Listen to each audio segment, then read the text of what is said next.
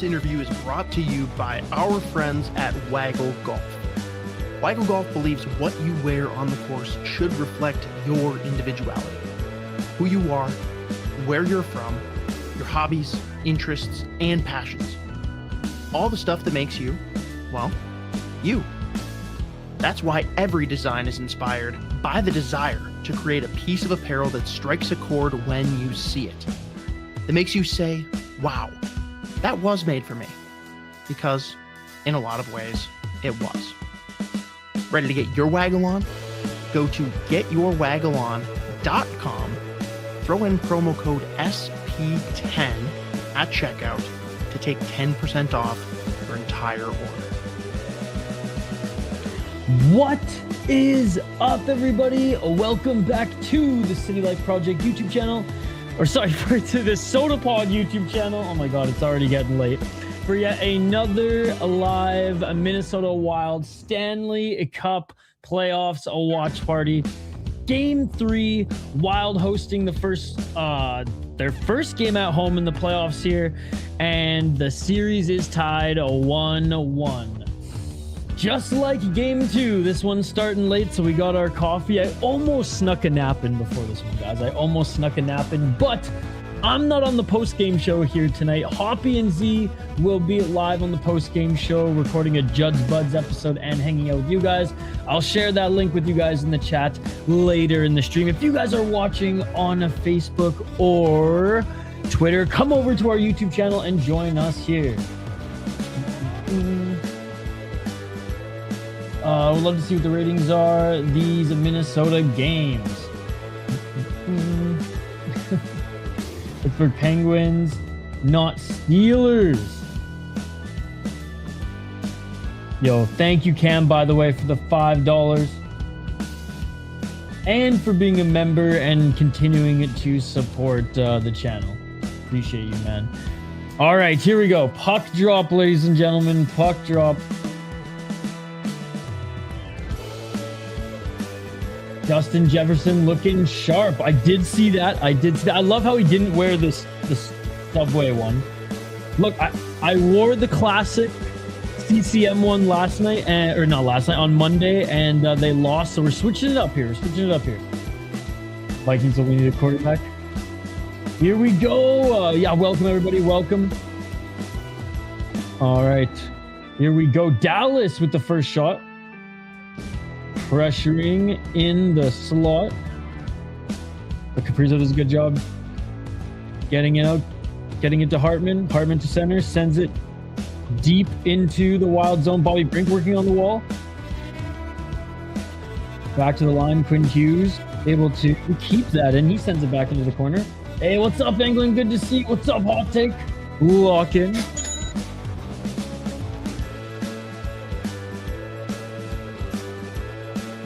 How you doing tonight, buddy? How's everybody doing tonight? Ready to stay up late? Glenn Gulletson, man. So many Canucks and Wild connections. Tarasenko with it in the corner. Minnesota Wild tonight gonna win? I don't know. I'll say this. And this is echoing what Hoppy said. The worst Wild look are their loss to Dallas Stars in the last one. Like, I'm not too worried, but... Oh, no. And power play opportunity for Dallas right off the bat. And this is one thing the Wild have to watch out for here tonight. And Brodin. And yeah, that's a trip. That's a trip right there. Brodin, who's usually disciplined. Each of them reached for that puck. Sanseal moved right, and Brodin got that stick in between the legs.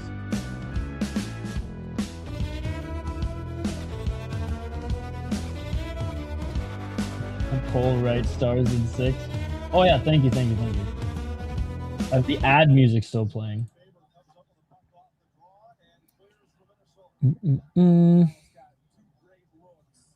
Oh, and the Stars score. Not a good start here in St. Paul. Not a good start here in St. Paul, ladies and gentlemen. Damn. And just like that, what an easy entry too. What an easy entry too. My goodness. Way too easy. Way too easy. Shit, guys. Shit is right. Shit is right. Damn, that one was way too easy, ladies and gentlemen. All right, let's see if the boys can get it back together here. Stars already leading in St. Paul 1-0. All right, doesn't matter what jersey I wear, so that at least is good. I'll go back to go back to the CCM one for the next game. All right, let's lock back in, ladies and gentlemen. Damn, I'm just as frazzled as the boys right now. I'm just as frazzled as the boys. All right, in the wild zone, battling for it in the corner. Rantanen. Beck. Hughes. Good job by Beck, getting it all the way back around corner. Blue line, Stars. Send it back to the corner. And I believe that was Fox for the Stars. He takes a tumble. The Wild, or the Wall of St. Paul looking like Swiss cheese. Yeah, that was a pretty soft one early. I'd say so far in the series, he's been just fine, but that one was not good. All right, 17-15. Hopefully I'm a little bit more caught up with you guys now. By the way, if you're watching on Facebook, come over, or Twitter, come over to our YouTube channel. Join our chat here. We got coffee here tonight, ladies and gentlemen. We're waking up and or staying up. Stars bully their way into the zone in the corner. Wild get it back, but unable to get it up the wall behind the net. Stars now behind the net. Tried to leave it back door, but that deflected into the wall. And Middleton battling with Ben. Middleton is able to get it up the wall. Dallas, quick retrieval. Neutral zone, but losing it. And Dallas are going to have to regroup. Playing fine isn't good enough for playoffs. Put Gus in. I mean, I don't think he's been the issue at all, but sure. 16-17. Hot Takes doesn't even watch the sport of hockey, so just ignore all of his takes. 16-11. He's only serious with his chat when Hoppy and Z are on. Oh, nice job by Robertson through center. And kind of drops it back, but it was actually a good defensive move by Spurgeon to force it up. Brodin, nice defensive move. Puck comes out to the right, and here comes Minnesota through the neutral zone. Kaprizov to Brink. Oh, Brink gets bulldozed into the wall while it was hung out on that goal. It was just bad all around. I don't blame Wally for game 1 or 2, by the way, at all. Or game 2, by the way, at all. And I think in game 1 he was good. All right, Dallas breaking out, but losing it. Good job by Nick Foligno at center. Wild hold on to it at the blue line. Middleton shot up through, and Dallas is forced to make a save. Here comes Dallas, pressured by the Wild. And Dallas had some really good forechecking last game. I keep wanting to say last night. Feels like last night. Dallas still within the Wild zone. Nice job at the wall by Caldwell, and nice save by Wallstep. Dallas forced to regroup all the way in their own zone, up through center. They dump it in. Chasing. Good battle by Brodin. 1-on-2. Brodin able to get it to Baldi. Can Baldi get it out? He's battling on the boards. He goes down. Dallas with a shot. Nice deflection by Wallstedt. And this puck goes all the way back into the Dallas zone. Dallas dumps it back in. Cleared it around the net. Wild get it back. Foligno around. Left wing. McCarron. Loses it. But Marcus Foligno able to break the man up. And the Dallas Stars shoot it in, but I believe... I don't know if that went up and out of play or offside or whatever, but this is going to be... This faceoff is going to be in the neutral zone. Good start by Dallas. Just goal aside, just good start by them here. Wild haven't really had any chance where Dallas has been able to show up their good forechecking, but their defense has been on point. They've just been attacking. I will say Brodin and Spurgeon have looked, other than Brodin's friggin' penalty, they've looked very good defensively, at least making up for that right now. This is the battle of Minnesota between the Stars and the Wild rivalry. Hell yeah, dude. I'm in those rivalry colors right now. Good to see you.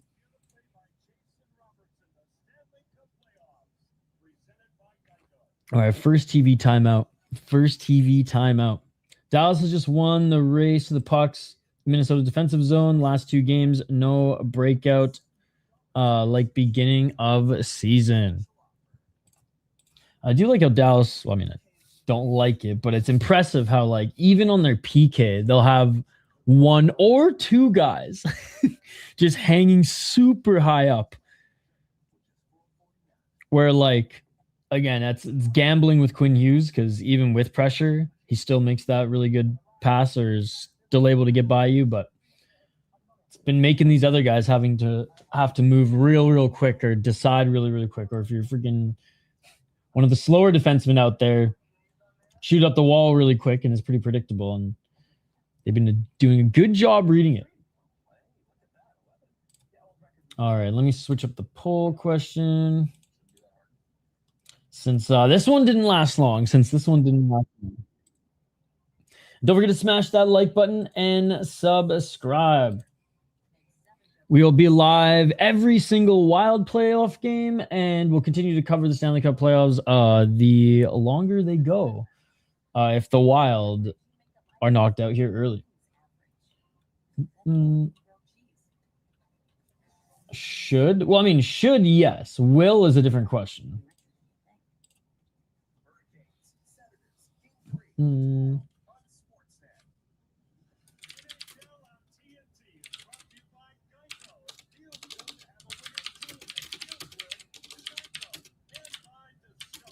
All right, I got one.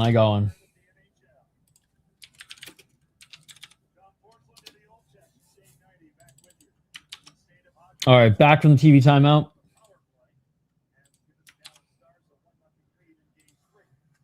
Hughes with it as Wild win the faceoff. 13-38. Again, there's that forecheck by the friggin' Stars, man. Faber leaves it back for Hughes. Zuggy's looking like a bigger piece of the offense than I thought. And here come the Stars through center, backhanded in. He's just a key piece of the puzzle.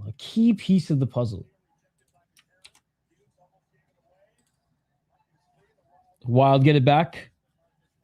Through center. Good job. That's twice now McCarron's been knocked off the puck.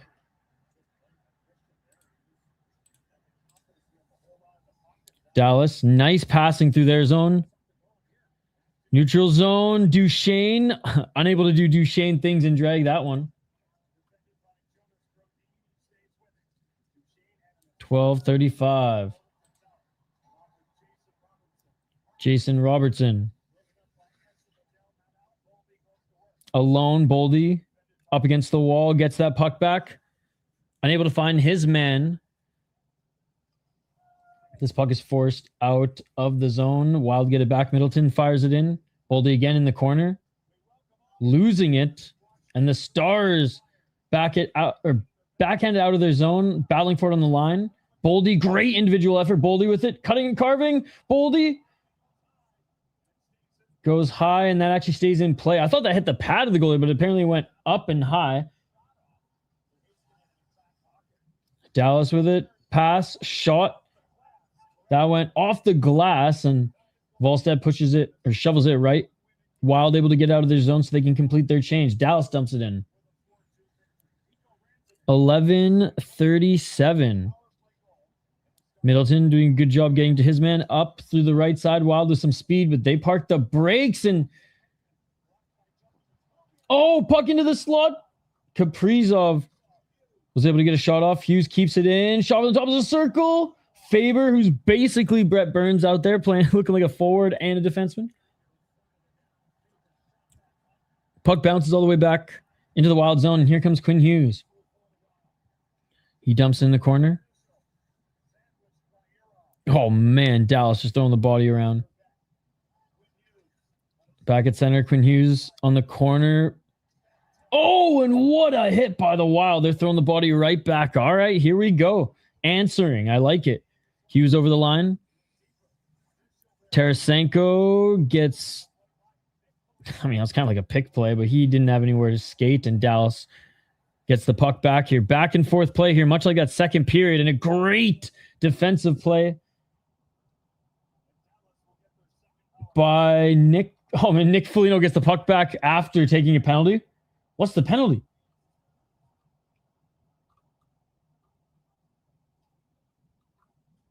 Oh, my God, bro.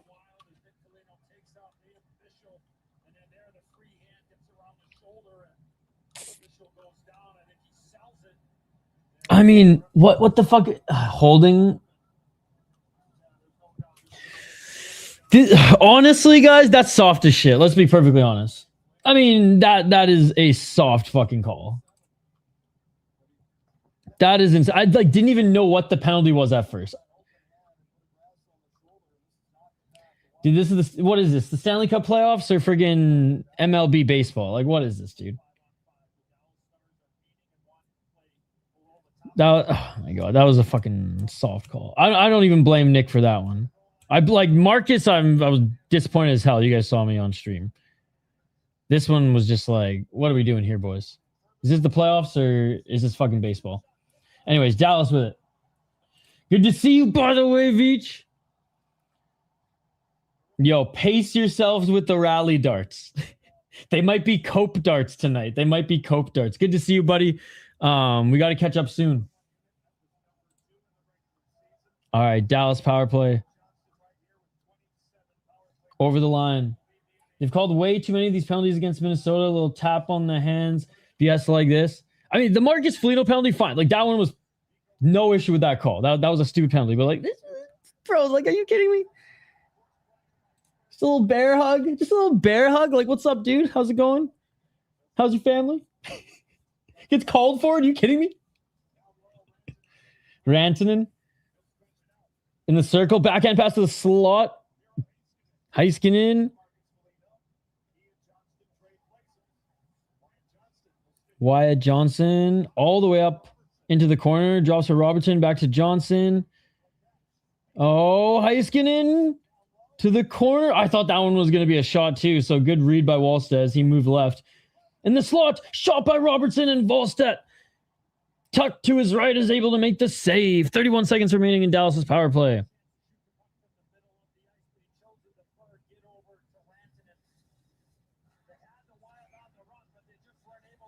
I mean, Dallas is just moving the puck really well. They weren't really even in front of them. Again, you're not even watching the game. How do you know if they're soft in front of the net if you're not even watching the game? You don't even watch the sport, Hot Takes.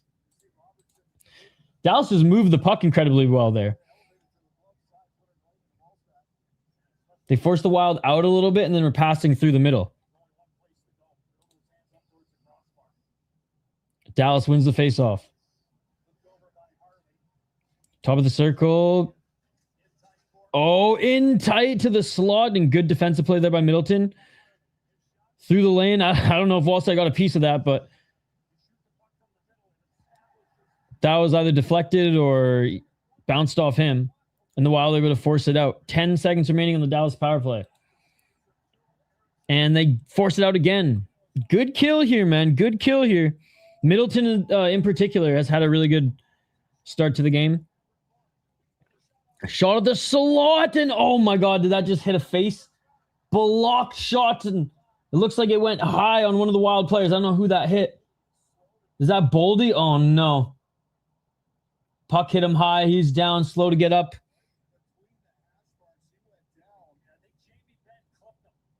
Oh, it wasn't a block shot. They're saying that Jamie Benn clipped him. He was in front of Yeah, I want to see the replay. All that happened so fast. So he's in front of the shot. Oh, okay. I thought he blocked the shot, but Jamie Benn with a dirty little shot to the back of the head there. Damn. Concussion protocol. Oh, that is unfortunate. Jamie Benn's like, oh, look, they're going to call the soft shit on the Wild, so I'm just going to take out Baldi, and they're not even going to call anything on us. The Vancouver Islander himself.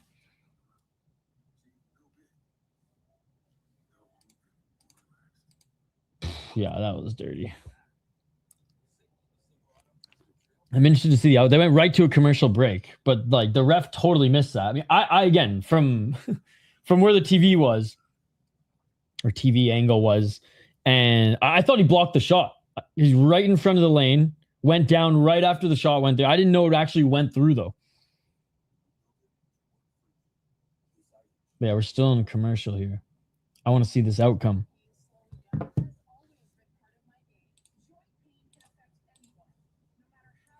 So the refs are calling some soft stuff, and they're blind to some of these dirty plays.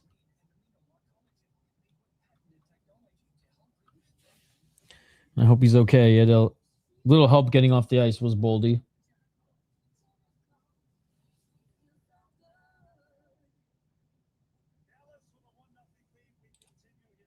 All right, back from TV timeout. If we don't go out in 7, I want to see Hartman do some dirty shit.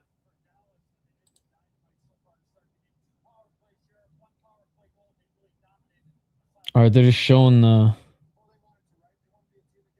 they're just showing hits from the first 2 games, actually.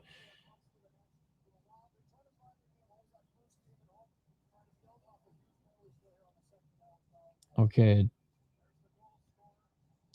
Looks like we're just going to continue at center and hope Baldi's okay. They haven't said anything on the broadcast.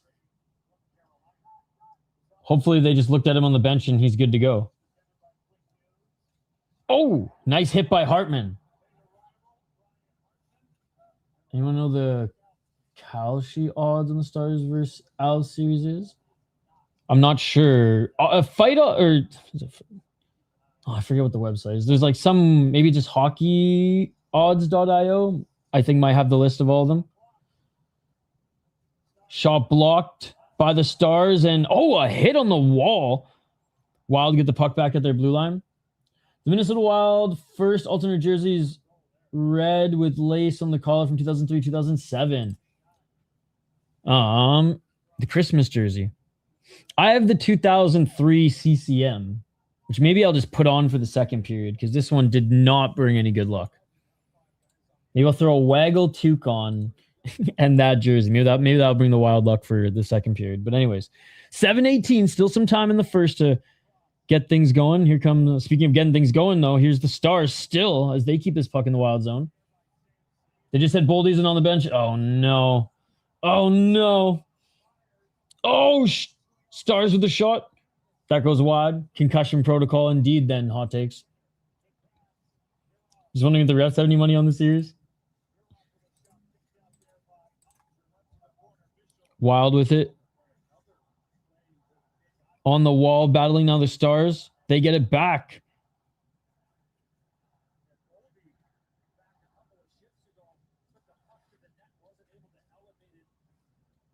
Stars dump it in.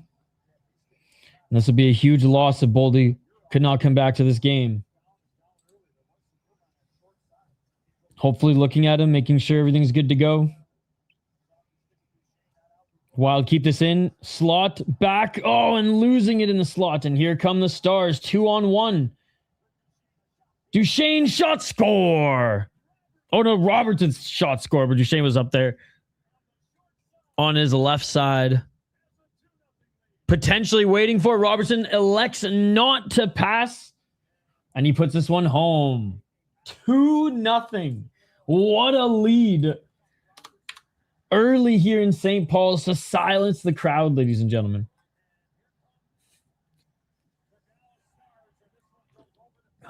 Everyone in our stream is going to go to bed soon. They're going to be like, screw this. Say this is wild. The Leafs complain about Wes McCauley. Oh, dude, I know.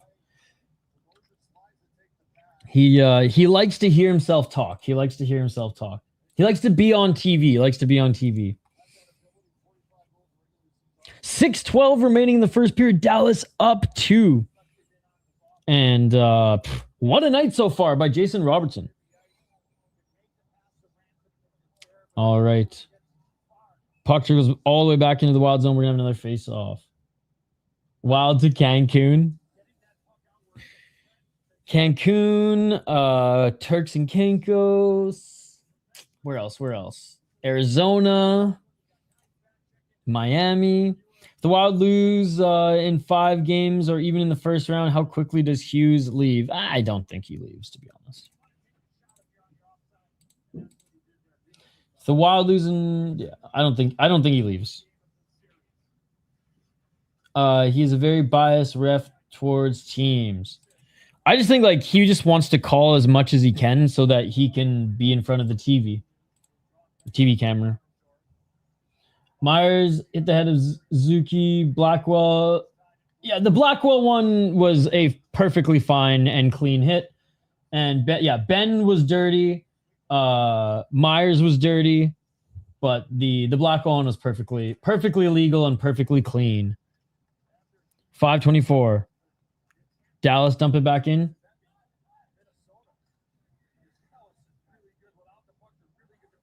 Wild waiting for reinforcements as they finish their change.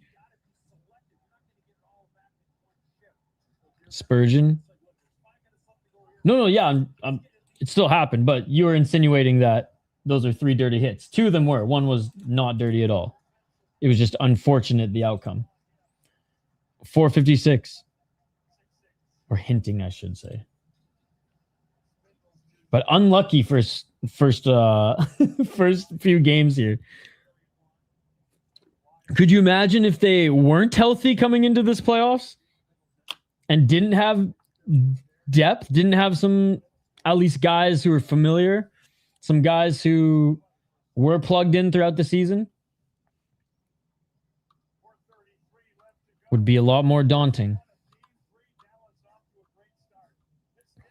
They're just showing the highlights again. I believe they'll probably sneak in one more TV timeout, but just over 5 minutes remaining. We're going to go to another TV timeout here. Run, Robertson. I don't give a fuck. Don't give a fuck if the decision's rigged, as they say. I mean, yeah, they need something. They need something here. But the thing is, they can't even they can't even reach their arm to give the guy a pat on the shoulder and like, hey, how's it going, man? Welcome to St. Paul, without getting a whistle. Those dirty pieces of shit. Yeah, that sneaky Ben shot was not cool at all. That was some Jacob Trouba type shit right there. Not cool. 4 shots of the Wild, 7 for the Stars. Stars are 1 for 2 on the power play. And Jason Robertson, man, what a start to the game for him as well. So yeah, Trenyan out, Zuccarello out. Baldi was not on the bench after taking that hit, so a good chunk of the period he was out, and who knows if he'll come out for the second. Knock on wood, they're just doing all the mandatory checks. But those shots to the back of the head, man, those are scary. Fucking Ben. Wake up, refs. Wake up, refs. Ben, making Vancouver Island look bad. Yeah, I don't remember if Wild fans liked Jordy Ben or not. I know Vancouver fans were like, yeah, he's all right. He was what he was. I think, didn't Jordy Ben have, 1 good year with the Wild? He had, 1 year where they're like, Jordy Ben's all right. And then it was like, oh, no.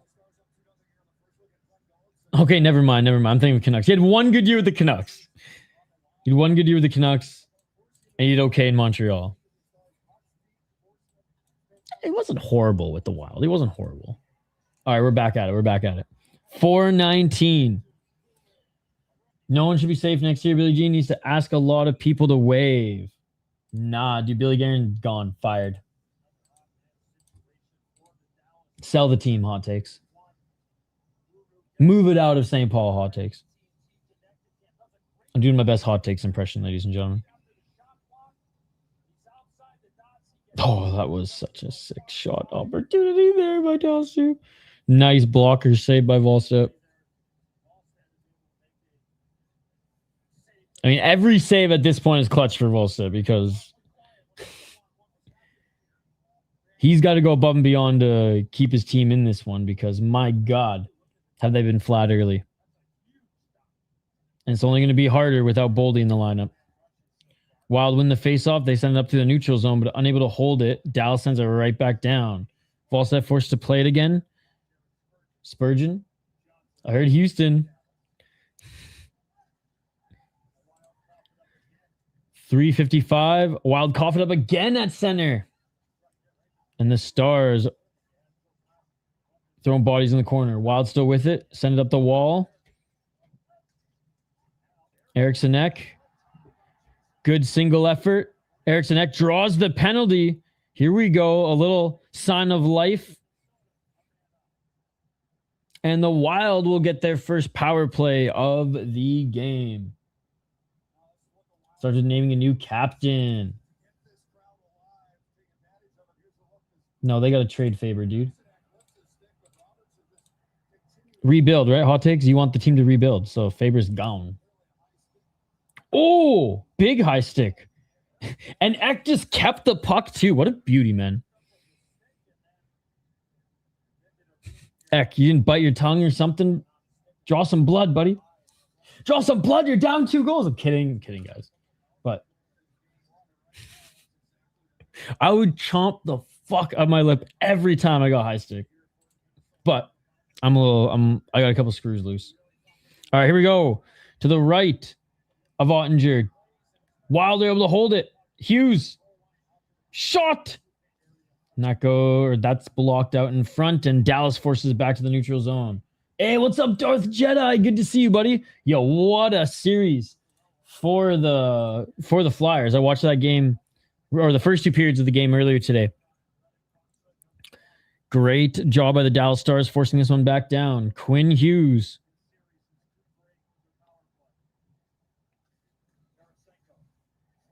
Just Tarasenko back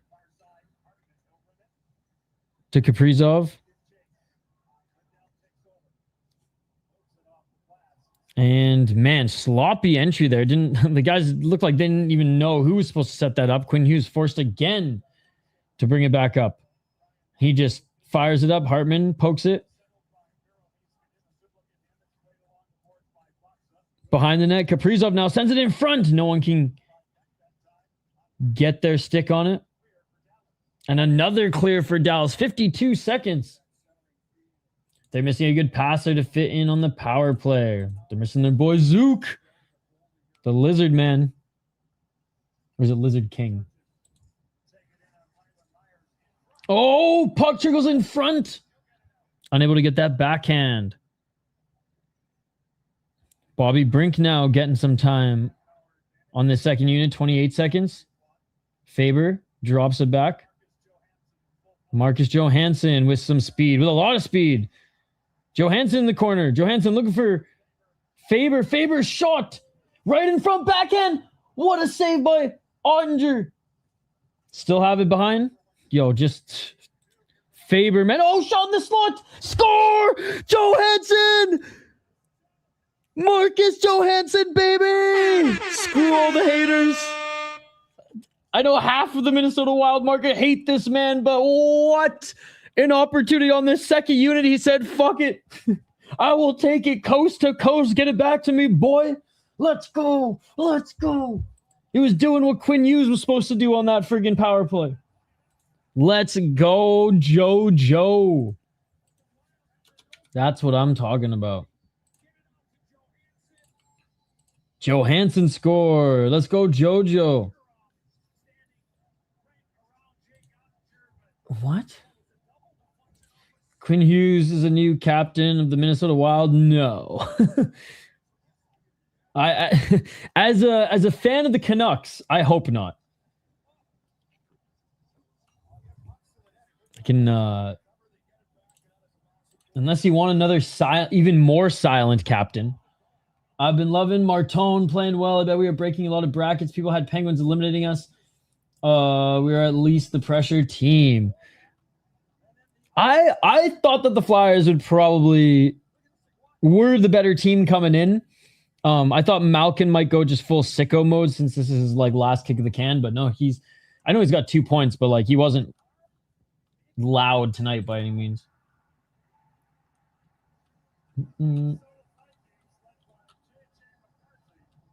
Last game, well, watch the first game. They are both very good teams. Let's go Wild. No, Crosby does. Why does Crosby need to retire? He got injured at the Olympics, so he needs to retire. Crosby's been fine.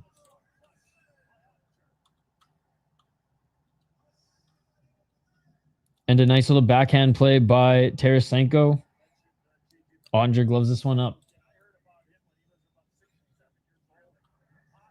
JJ McCarthy.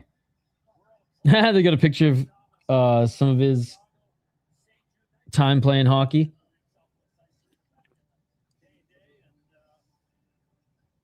The Metro is the easiest path to the conference final.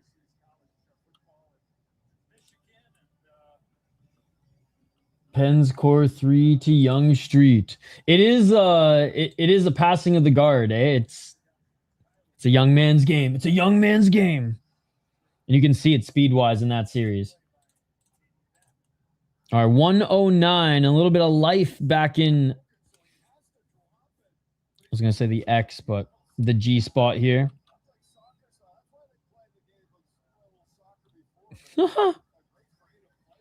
Nick Foligno passing it with his skate. And that's what set Tarasenko up in that play.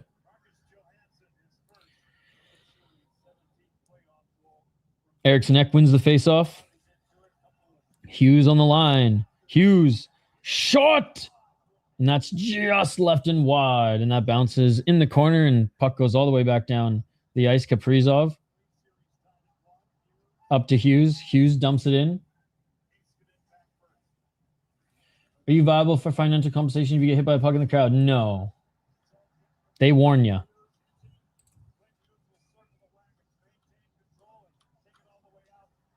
Eriksson Ek shot. Oh, in front. Pad save by Ottinger and scooped up by Dallas. Hey, I'm happy the progress is improving and slowly over a rebuild with the Sharks. Oh, yeah, they'll make the playoffs next year. As long as like Will Smith and a couple, and obviously celebrate, as long as you guys stay healthy, some of like the big young guys stay healthy, they will likely make playoffs or at least push next year. Like that division is up for grabs. Hurricanes will most likely sweep both rounds. And then just look like a normal plebeian team in the Eastern Finals, because Carolina's been like that for the last few years. All right, and that will do it for the first period, ladies and gentlemen. Whew. Well, we can breathe now. We can breathe now in Minnesota. I'm still like debating, do I switch jerseys? I mean, they scored, so we'll wait. We'll wait. How we feeling? How we feeling, Wild fans? Baldi, no update yet. I'm, like I said, been knocking on wood, just hoping that they are doing all the checks needed so that he can continue to play. But if we start the second period without Baldi, it's going to be tough sledding for this team. Holy moly, Baldi guacamole. This year's different for them. I like the Hurricanes, so I would not have a problem with them going far. Vancouver, their coach, Vancouver Island boy. One of the teams, the Campbell River Storm of the BC or the VIJHL, they have their rink up in Campbell River is named after Rob Brind'Amour. I think he actually helped like build it or renovate it, the Brindy It's a sweet little rink up in northern Vancouver Island. One of the best coaches in the NHL. He's a beauty. He's a beauty. I aspire to be that, like, just motivated, go, go, go. Working out with the friggin' 20 and 30-year-olds at, 40, 50. But yeah, he's a beauty. So, like, I and obviously, like, there's some players, Chatfield, that I really like to root for as well. It's crazy. We came out of nowhere and made playoffs. 20 minutes. So we'll go. It's going to be uphill and no chance if they start taking runs at Ben after the Baldi action.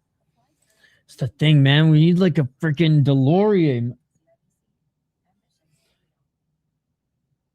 If Baldi's out, hopefully Marcus Foligno keeps it clean. That's the thing. It's like I want one or both the Folignos to take out Ben, but at the same time, like, Nick's wires don't cross as much as friggin' Marcus's. Like, the penalty that was called on Nick Foligno was the softest penalty I've seen called in the Stanley Cup playoffs so far. So, like, I don't even think, I'm not even blaming him for that one.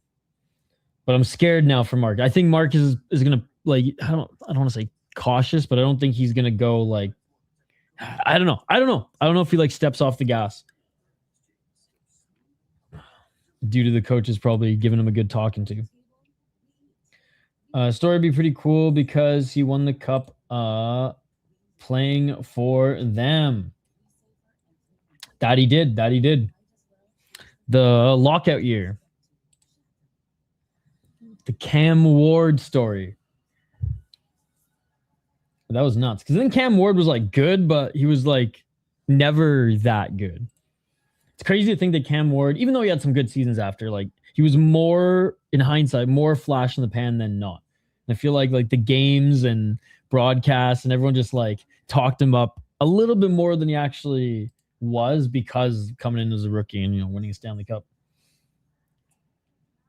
I'm not saying the Flyers will go far, but if they did, it will be cool. They're fast, man. They're fast. They're fast and skilled, and they're taking advantage, I think, of a slower team right now. It'll be interesting to see how they fare in the next round. Brink slash to the hands in game 1 was 10 times worse. The Utah Grizzlies ECHL is relocated to Trenton, New Jersey. Trenton Ironhawks right now. Okay, thank you, Stadium. I heard that the Iowa Heartlanders are probably gonna move too in the ECHL.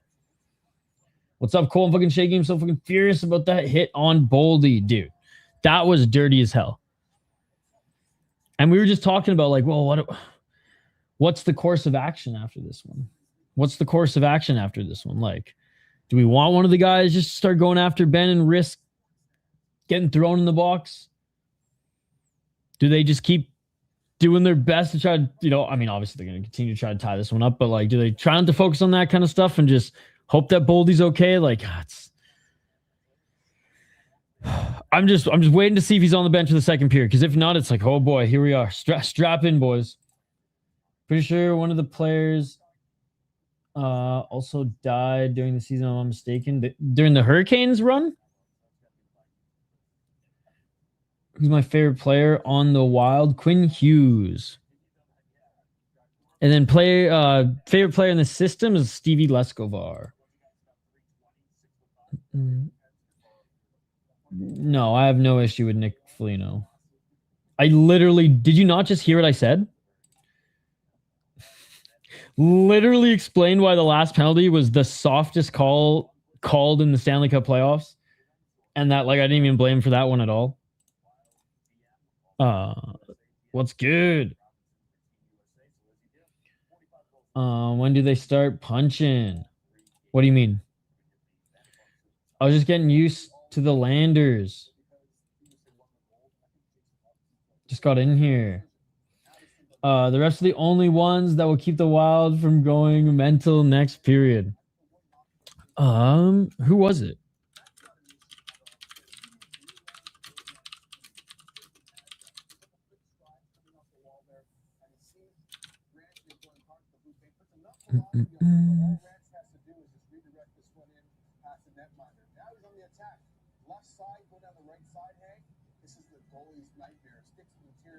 There's one that said happened in 1999 where a player passed away. Steve Chasson.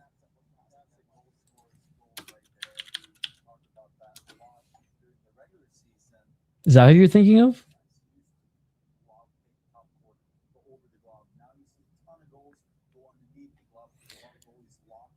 I can't find the story about one that occurred during their playoff run. Hey, what's up, Deadly Flames? I'm chilling. You golfing yet? I may have been speeding to get home from work. Well, don't encourage that, but glad you're back, Endless Bane. Glad you're back. By the way, I should talk about this right now. Vote in the poll question, by the way. Vote in the poll question. We'll check on it here in a bit. We're not going to be doing a post-game show on like this feed, but Hoppy and Z will start literally right at the end of the third period. So we'll be like crossover live for like a few minutes, but I'll send you guys over to their stream. Roughly they're going to start in an hour and a half. Moving target depending on how this game goes, but here's the link to it. So you guys can go and like and just comment right away if you want. I don't know, if it's a Tiger Woods type driving night, then you know there's like some pills and booze involved. And I know Endless Bane is he may go a few miles per hour above the speed limit, but he ain't he ain't popping the Xannies down and washing it down a little Bud Light behind the wheel like good old Tiger is. It's been an amazing story. The Mammoths making the playoffs for the first time and winning a playoff game as well. Series tied 1-1 for you guys. It's pretty cool. Pretty cool. So yeah, regardless, it's going to be a fun show. It's going to be a fun post-game show regardless, ladies and gentlemen. With Z and Hoppy. I don't know if they're going to have any other guests on. Like maybe Seth joins them later after his post-game show. I don't know, but we'll see. We'll see. Speaking of guests, if you guys are a fan of Fellowship of the Rink, if you missed their last episode, Hoppy and Joe Smith had an awesome guest on. Unlike Jamie Benn, this Vancouver Islander is not a piece of shit. He is a former Gopher and just an absolute beauty of a human. So I'm actually just going to grab, I'm debating more coffee or water. I'm like looking at my mug, water bottle. I will decide in a few minutes. But as I refill my drink here, and I encourage you guys to as well, I'm going to leave you guys with just a little snippet of the Matthew Wood interview. We've interviewed Matthew Wood before. I have even, as we've worked with the Gophers a few times in doing some content with them. Yeah, fun little interview a year ago, hanging out in at the Gophers facility, and it was cool that Hoppy got to reconnect with him here as well just a week ago. So here's the full link to that interview if you guys want to check it out later tonight, tomorrow, regardless. And yeah, we'll be back right on the other side to continue to take your comments and get all set for period number 2, play-by-play, commentary, reaction, the whole 9 yards. Back on the other side, don't go anywhere. We'll leave you with a snippet of our latest interview on Fellowship of the Ring. This interview is brought to you by our friends at Waggle Golf. Waggle Golf believes what you wear on the course should reflect your individuality, who you are, where you're from, your hobbies, interests, and passions. All the stuff that makes you, well, you. That's why every design is inspired by the desire to create a piece of apparel that strikes a chord when you see it, that makes you say, wow, that was made for me. Because in a lot of ways, it was. Ready to get your waggle on? Go to getyourwaggleon.com, throw in promo code SP10 at checkout to take 10% off your entire order. Joining the show today making his second appearance on Fellowship of the Rink. First solo effort, though. Many of us are born into one of us culture, while a select few choose it. Former Gopher, now playing for the Nashville Predators, Matthew Wood. Appreciate you jumping on with us, man. Yeah, no, thanks for having me, guys. This is great. And stick taps to the Minnesota Gopher shirt. You knew your audience, I guess, so you figured it out. Yeah, knew that this was coming, so I had to put it on. Perfect. Well, you know the name of the show is Fellowship of the Rink. Homage to our Lord of the Rings fandom here. Wondering if you're a Lord of the Rings fan, or if not, if you have a kind of a nerd itch, you like a movie series, TV series, Harry Potter, or if you're like a collectible guy, what's your go-to thing? Yeah, I've never watched Lord of the Rings. Big Harry Potter guy, so really excited for the TV series coming out. So, I just saw that. Like we've had a lot of people say that recently, and I just saw some of the trailers for that. So you are excited about that. You're not like worried they're going to go back and mess something up. No, I mean, I've seen the trailer. It looks great. I mean, it's just more detailed, so I'm a big fan. So anything's good. I'm always series over movie for sure. Yeah. No, yeah, and it'll be like series are so much more in detail, so it's gonna be great. That's awesome. Read the books too, or mostly just the movies? I haven't read the books. No, I've just watched the movies. But my family and sisters, they have all read the books, and big Harry Potter family. So we're excited. I understand the argument for like books are better than movies for people who are like super creative. I not me. Like I want you to show me what to see instead of me making it up in my head.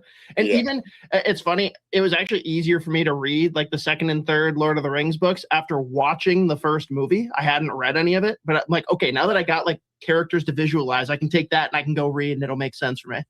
Yeah, no, that's actually probably a good strategy. I got to read the books sometimes coming up here, but no, I like the movies better.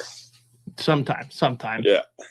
Well, let's start because of your beautiful shirt. Let's start a little bit more on the Gopher side of things. And I am curious, decision just to transfer to Minnesota, what weighed into that? I mean, it's just obviously, a top program in college. And, I really wanted to play on an amazing team and with amazing guys. And, I just felt like that was the best fit for me at the time. And I had one of the best years of my life. And, I'm super grateful that I was able to experience just the culture and everything at Minnesota. And, it was, it was a decision that I'm very happy that I made. And, it was so much fun. Obviously, you got to know Bob Motzko really well. Like, what was your reaction to him and the school parting ways? And I guess how much did he help you as a player?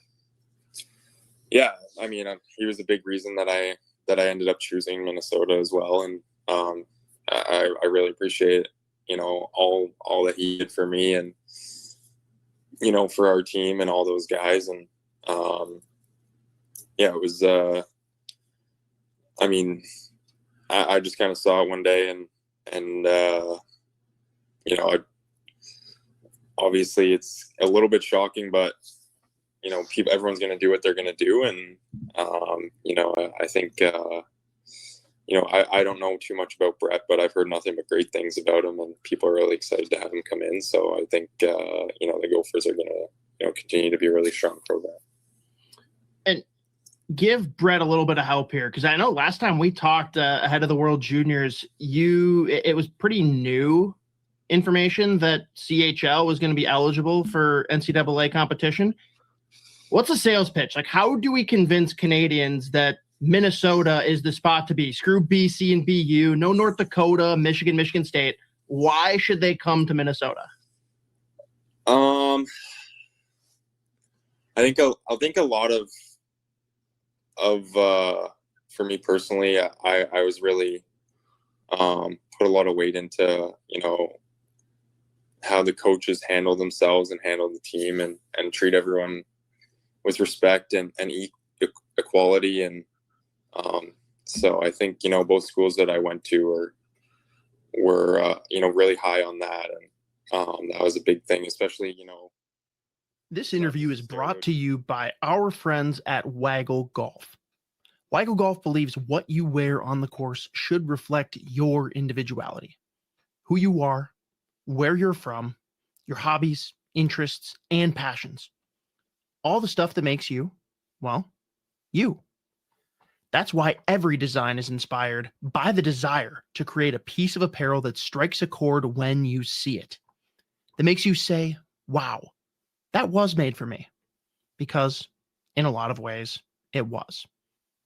Ready to get your waggle on? Go to getyourwaggleon.com, throw in promo code SP10 at checkout to take 10% off your entire order. And we are back live here on the Sota Pod YouTube channel for another Minnesota Wild Stanley Cup playoffs watch party. Period number 2 is just around the corner. Thank you guys for hanging out. Don't forget to smash that like button and subscribe. We do live play-by-play commentary, reaction, and of course, live interaction with all you amazing folks in the live chat. So if you're watching on Facebook or if you're watching on Twitter, come over to YouTube and join our live chat here. And don't forget to vote in the poll question as well.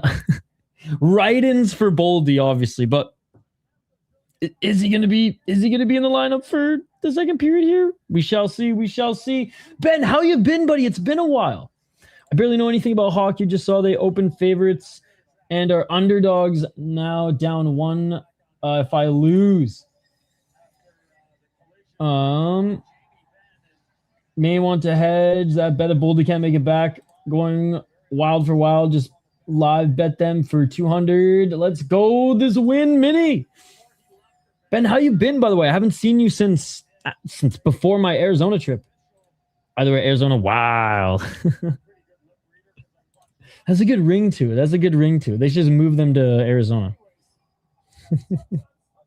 All right, we are back, ladies and gentlemen. Baldi back on the bench. Let's go. That shit beautiful than the motherfucker. Let's go. That is good news. We can breathe a little bit, chat. We can breathe a little. Thank you, Rob.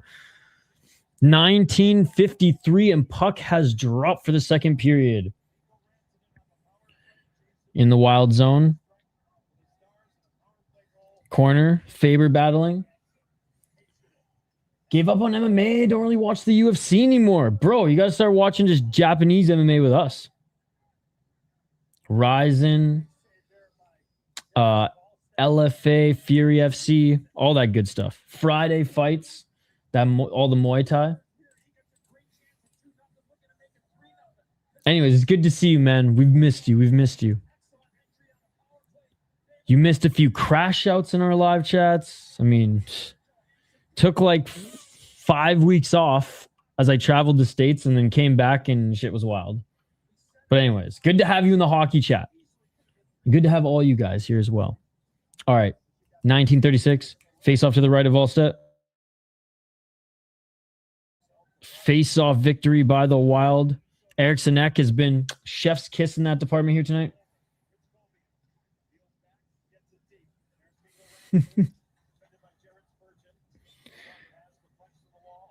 $19-12. Dude, let's go. Hey, well, lucky for you, I know someone who covers both every single week. Oh, one-timer tipped. That went high and bounced to the right of Wallstedt, but Dallas able to hold it. Wild chasing them. Dallas sends it deep, but Eriksson Ek gets it back behind the net. Can Eriksson Ek get it out of the zone? Yes, he can. What a beauty. Eriksson Ek gets it to center. Johansson back to Ek. Ek dumps it in. What a shift by Eriksson Ek. And there's Baldi out there. Good to see him back. 1839 Wild. Haven't been able to break out clean, and now Stars bring it back into the zone. Stars behind the net. Stars. I thought he was going to go for the wraparound, but instead he sends it to the circle. Shot. Nice save by Wallstedt. Oh my God. What Peanuts member would the Dallas Stars be, and why is it always Pig Pen? That shit beautiful than a motherfucker. 18-16, Tarasenko with it. He sends it up through center. Foligno backhands it in. Yurov, nice little forecheck, but 2-on-1, and that puck gets interrupted before Faber can get to it. Nick Foligno, good defensive play there. Gets it back to Faber. Hughes dumps it in. And they're going to change. Now I just got the Peanut song stuck in my head. Stars. They send it in. Brock Faber catches it. Back to Hughes. Hughes with a huge pass through center, but that's picked off by Dallas. And Dallas sends it into the corner.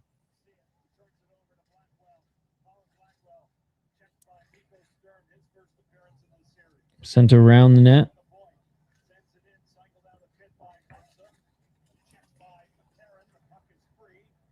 McCarron with a nice hit there. Puck is free, and here come the Wild. Backhanded in, but Ottinger was there first. Sturm, forechecks, the little hit. Foligno, back to the blue line. Spurgeon. Hartman, shot. That doesn't get through, but it will hold the line up the right side.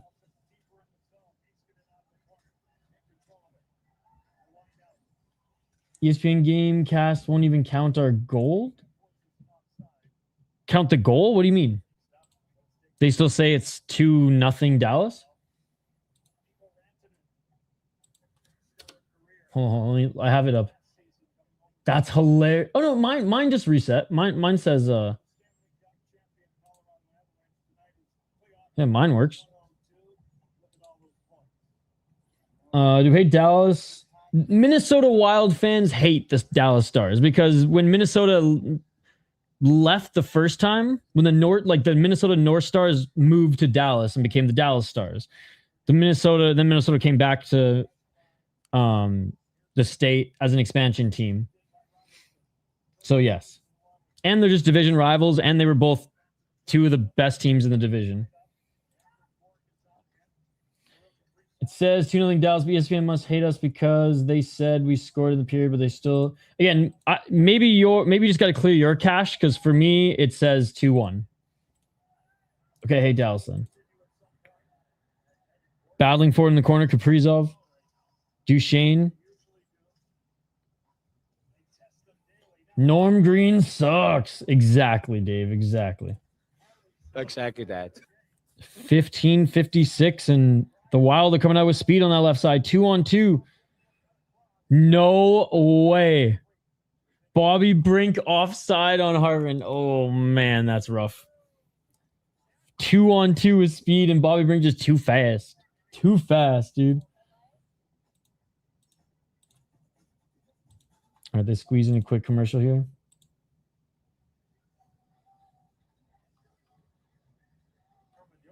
$15.51.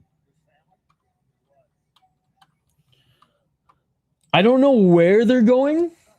They were having trouble even having enough money to put on and host games for the end of the season.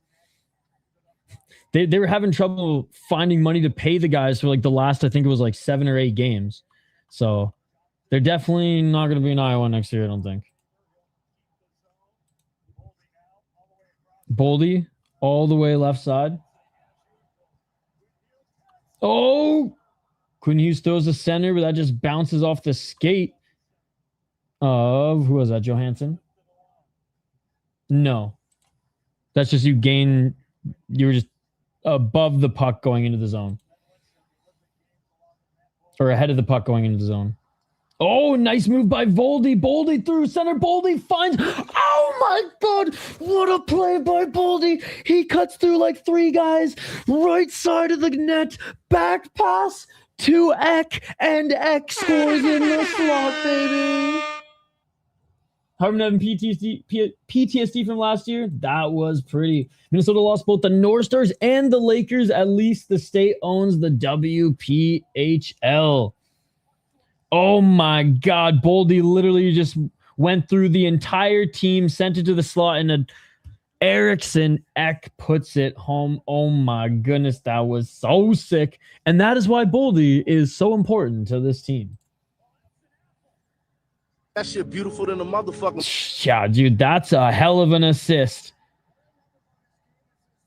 Bro, maybe Paul Correa out there right now. Okay, it wasn't that bad, but who knows how much of this game Baldi remembers, but he's going full on John's mom.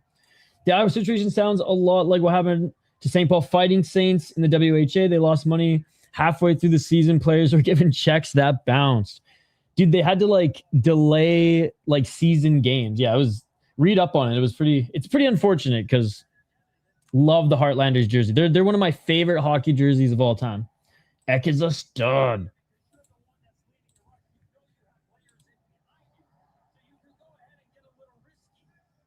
Oh man, Baldi literally went through 4 guys and Eck right there. It's way too close of a game right now for it to get like that. If Baldi was injured, then they probably would have ran the guy who hit him. Hit him with the dirty hit, Jamie Benn.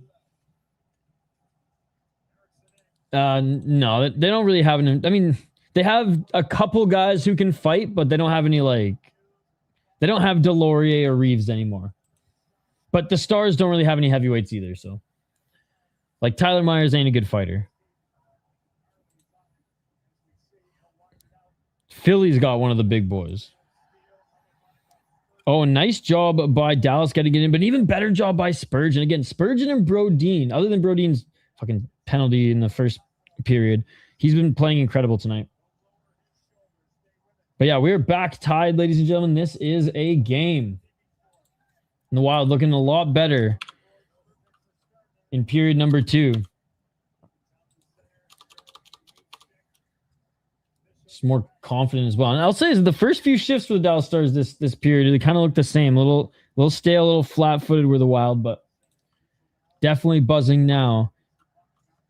And it coming from Baldi, given the circumstances and just the context of this game so far, is huge for this team. That's incorrect. National Hockey League. NHL does not equal the sport of hockey. In the NHL, and actually fighting is up this season and last season than the last 5 years. But yes, in the NHL overall, it's not part of it's not really part of the game anymore. Even though it's been strangely, and I love it. Oh, through the slot backhand pass, but not able to get that backhand shot. Hughes tried to keep this one in 12:56. In the National Hockey League, it's a fraction of what it was in the great years of the 2000s and like the 90s. But the NHL is really the only league other than like junior now that has phased it out. Like the LNH is still going strong. The UK league is still going strong. I mean, let's be honest, even in junior, the OHL and Dub have had some crazy ass fights during their playoffs as well. Can't wait to see Foligno screws this up. 12-23. Yes. Oh, great job by Kaprizov. Single effort there, blocking that potential 2-on-1, and Hughes able to force this puck back into the Dallas zone. Oh, nice pass to the slot, but Johansson unable to get that shot off. Wild able to keep it in. Marcus Johansson able to keep this in. Marcus Johansson looking for a slot shot by Johansson. Rebound, no one able to get it. Dude, what a fucking shift by Johansson. Johansson has a hit in the corner as well. He's buzzing out there tonight, looking like the Johansson from like the first 30 games of the season. Baldi dangles, keeps it in. Shot from the circle. Good save by Ottinger. Johansson with it. This line is buzzing. Quinn Hughes. Shot. Rebound, unable to backhand it in was Eck as he went down. Eck in the corner, though, lays a hit. Back passes and spin moves are good when you're not expecting it. Hughes. Spurgeon. Eriksson Ek shot. That goes up above the net. And that's going to go all the way down the length of the ice. And, oh, Dallas able to get it back here. A little puck leg for the Dallas Stars. Toe drag shot. What a save by Volstead. And Eriksson Ek, I tired Eriksson Ek behind the net. Does he draw another penalty? Does Eriksson Ek draw another penalty? Or did this puck just go up and out of play and I missed it? I don't think it went up and out of play. I think Eck, what a shift by Eck. Holy fuck, having to go all the way back down the length of the ice and battling for it behind the net. Who's your favorite Houston Rockets player? I don't watch basketball. If you're not allowed to fight in the sport, I don't watch it because to me it's a game, not a sport. But a very high-level game. Mid. What's mid?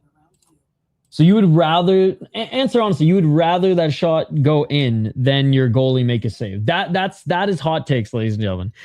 He watches hockey in such a fucked up way. He's like, if the save isn't like the greatest save ever, he'd rather the puck go in.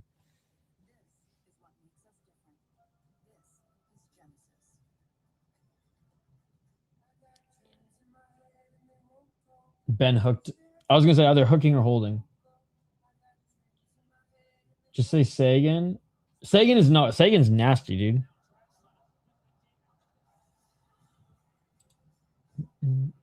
He doesn't like Volstedt. Hot Takes thinks the Wild should rebuild. Jamie Benn is enemy number 1 right now, and he's from Vancouver Island. He's my Vancouver Island brother. But he's dirty as shit this game. All right, still in the TV timeout, by the way, guys. And again, what a fun stream so far. I mean, whew, what a roller coaster of a game thus far, and still up for grabs. Oh, Sagan. I thought you meant Tyler Sagan for the, and you just misspelled it because you don't watch that much hockey. All right, Jamie Benn in the box. Let's go. It's not like 100% karma, but it's a little bit of karma because he's still fucking hooked deck there, so whatever. I believe he's trolling.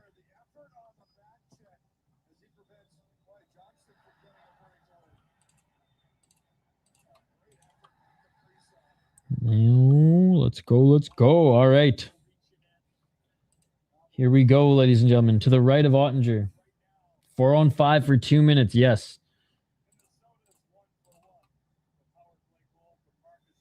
Double overtime inbound. I will end stream early and just let Z and Hoppy cover the overtimes if that's the case. Oh, Tarasenko, the shot in the slot that goes right and wide, and this puck's gonna be sent down the length of the ice. Volstedt up to Hughes. They actually play Shout by the Isley Brothers, which is a great goal song. I think a lot of Wild fans are like, oh, we needed to change with this new core. And hey, maybe it does develop. Oh, one-timer from the slot by Baldi, and that's blocked. And Dallas is going to swat this one back down. But I love Shout. I remember the Canucks had Holiday by Green Day for a long time too, and that was awesome. Baldi with a shot hits the post. Oh my goodness. Yes, dude. The Hershey Bears is one of the coolest and most successful AHL franchises ever. Quinn Hughes, nice job defending that potential 2-on-1 or forming 2-on-1. Eck was being checked there. Eck to Hughes. Or actually to Johansson, my bad. Dude, they're so nasty. He looks like a fucking lacrosse player out there. He's so smooth. Biggest teddy bear toss of all time. Oh! Shot in front of the net. Saved by Volstedt. Some extracurriculars.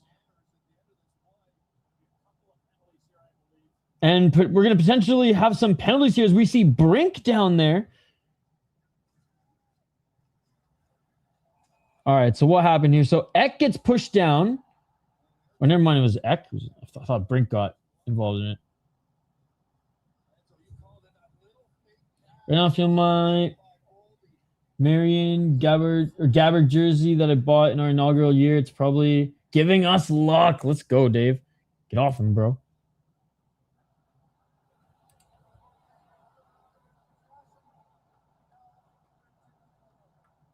All right, just offsetting. Sucks X going to the box, though, for roughing. It's bullshit. Yo, you know what's annoying, Benjamin, is usually the refs put away the whistles during the playoffs a little bit more and let the players police the game a little bit, but man, the refs have really wanted to be on TV. Exactly. So the one thing Hot Takes and I will actually agree on. It's like, this is the fucking playoffs, dude. Like, geez, stop calling these soft fucking plays. You're just ruining it for us. And how is Eck getting penalized for that?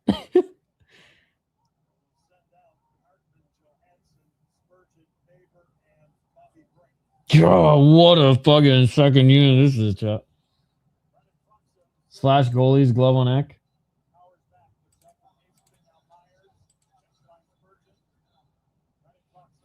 What is happening in the Stanley Cup playoffs, guys?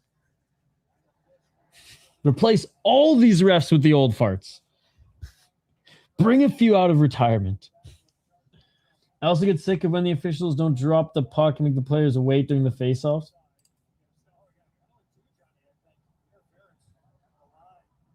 Oh my God.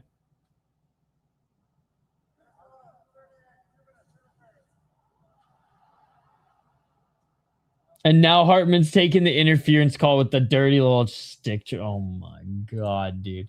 All right, so now we're going to have 4-on-4 for 17 seconds, and then Dallas will be on the power play. This is insane, dude. I've been watching the Stanley Cup playoffs my entire life, and as long as I can remember, so we'll say like memory-wise, like 28 years of my life, I have never seen a softer performance by the refs.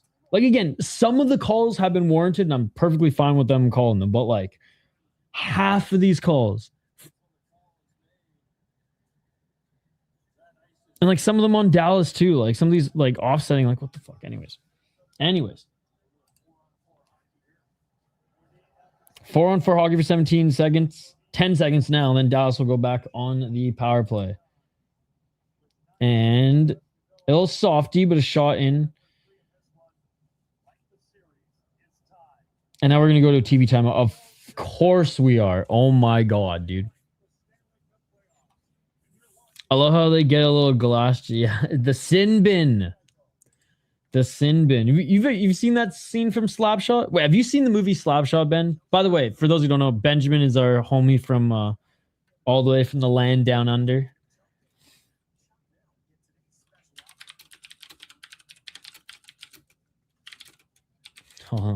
You go to the box. I think if I play too much, it'll for sure the whole stream will get fucked. But I think I can find that one part where he talks about.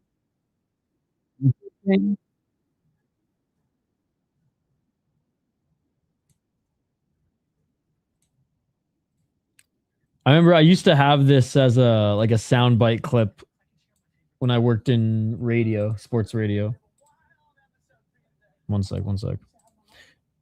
Oh, dude, it is the whether it's your cup of tea or not, because it's, it's pretty corny. It's an older hockey movie. It's still just like, it's legendary. It was the hockey movie for the longest time. It was the only hockey movie for the longest time. Hook like this, and for spear, like that. All bad. You do that, you go to the box, 2 minutes by yourself, and you feel shame. You feel shame. But he didn't feel any shame in Slapshot, let me tell you. I think he's my favorite character. I think he's my favorite character from Slapshot. And honestly, the goalie in Goon, he's my favorite character too. 2 rules, son. Don't touch my Percocet, and you got any Percocet. Or when the Russians are Doug Glatt, they're trying to like initiate him in as the rookie. We should sign his dick. I've been playing my hockey my whole life. I've never signed anyone's dick, son. 8:58 as we are back. And then Duafy. What is this officiating? I know. Thank you, Robert. Oh my God, it's been insane. I'm back from the Panthers Flyers game. It's batshit insane. The Gritty's going to give me night terrors now. What a crazy game that's been. And Philly's just been kicking ass and taking name. I never understand why the refs let the game get squirrely just to slow it down like this. Exactly. Exactly that. For how soft the refs are calling it, you'd think they will call cross-check on Baldi the first period. I just think they missed it, Dave. I just think they completely missed that. The brothers playing with their toys. Yep. Must be so annoying to watch your team concede from the sin bin. Oh, dude, I imagine that's where you'll feel the shame. All right, 8 minutes on the clock. Youngblood's another really good hockey movie, by the way. Oh, shoving the stop. Beautiful block of the shot. Oh, but he's hurt. He's hurt. And we're going to have a whistle because of it. Oh, no. Marcus Foligno blocked that shot, and he's hurt. I know there's one person in the live chat who's cheering right now. Back of Marcus Foligno's leg. He blocked that shot. Oh, and now Foligno wants to fight? Nose is bleeding? Did he block the shot with his face? Wait, what is going on here? Foligno's pissed. He's throwing his helmet on the ground. Like, what is going on here? Did Duchesne clip him? Hold on. Okay, let's look at the shot.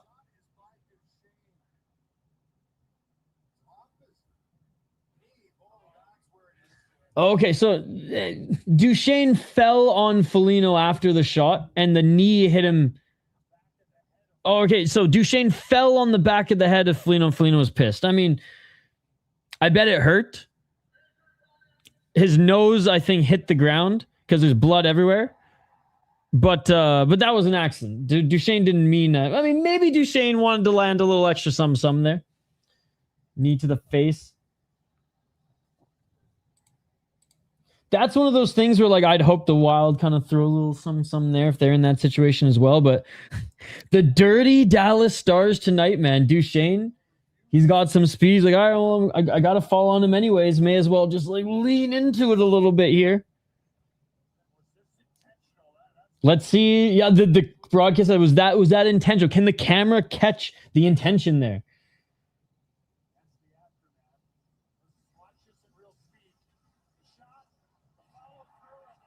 I mean, you know, I don't think it was egregious. I mean, Matt Duchesne isn't that dirty of a player either. I saw the mascot yeeted a penguin costume, multiple brawls, and I recall broken glass. It was literally a battle of Pennsylvanians. I think the broken glass was in the LA game, but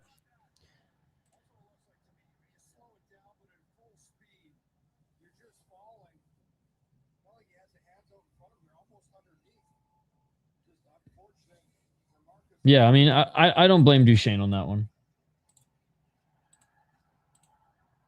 That is just unfortunate.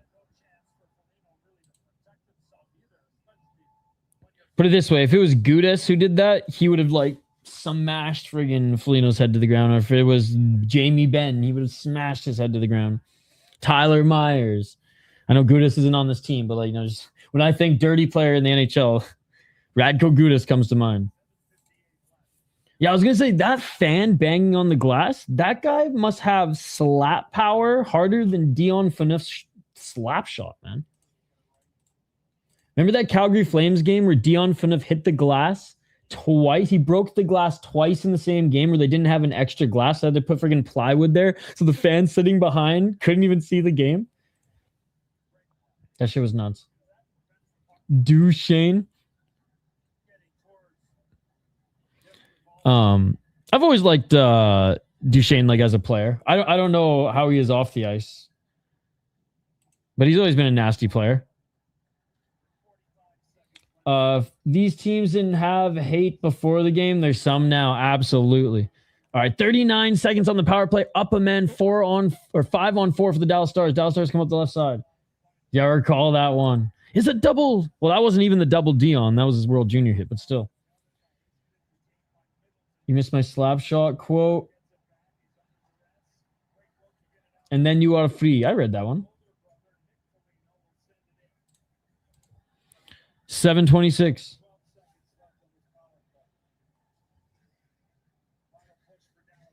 And here comes Dallas. Final push. 5 seconds remaining over the line. Back to Robertson. High slot. Nice defense by the Wild. In the corner. Can Dallas get it back? Enough to make a pass. They send it up the wall and Dallas gets it back. Big hit. by Brodeen. Baldi gets it. Baldi able to send it back out, and there's a good kill. Short but sweet from the Wild.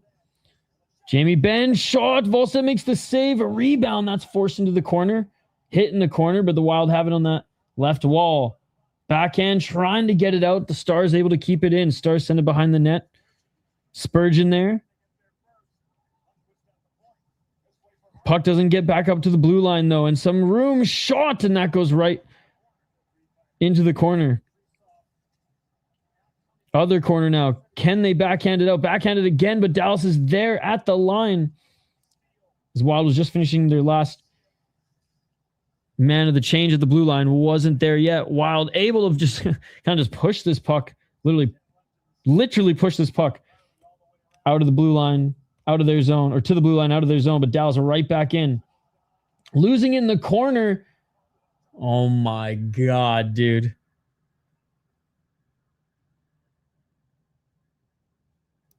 Cross-check.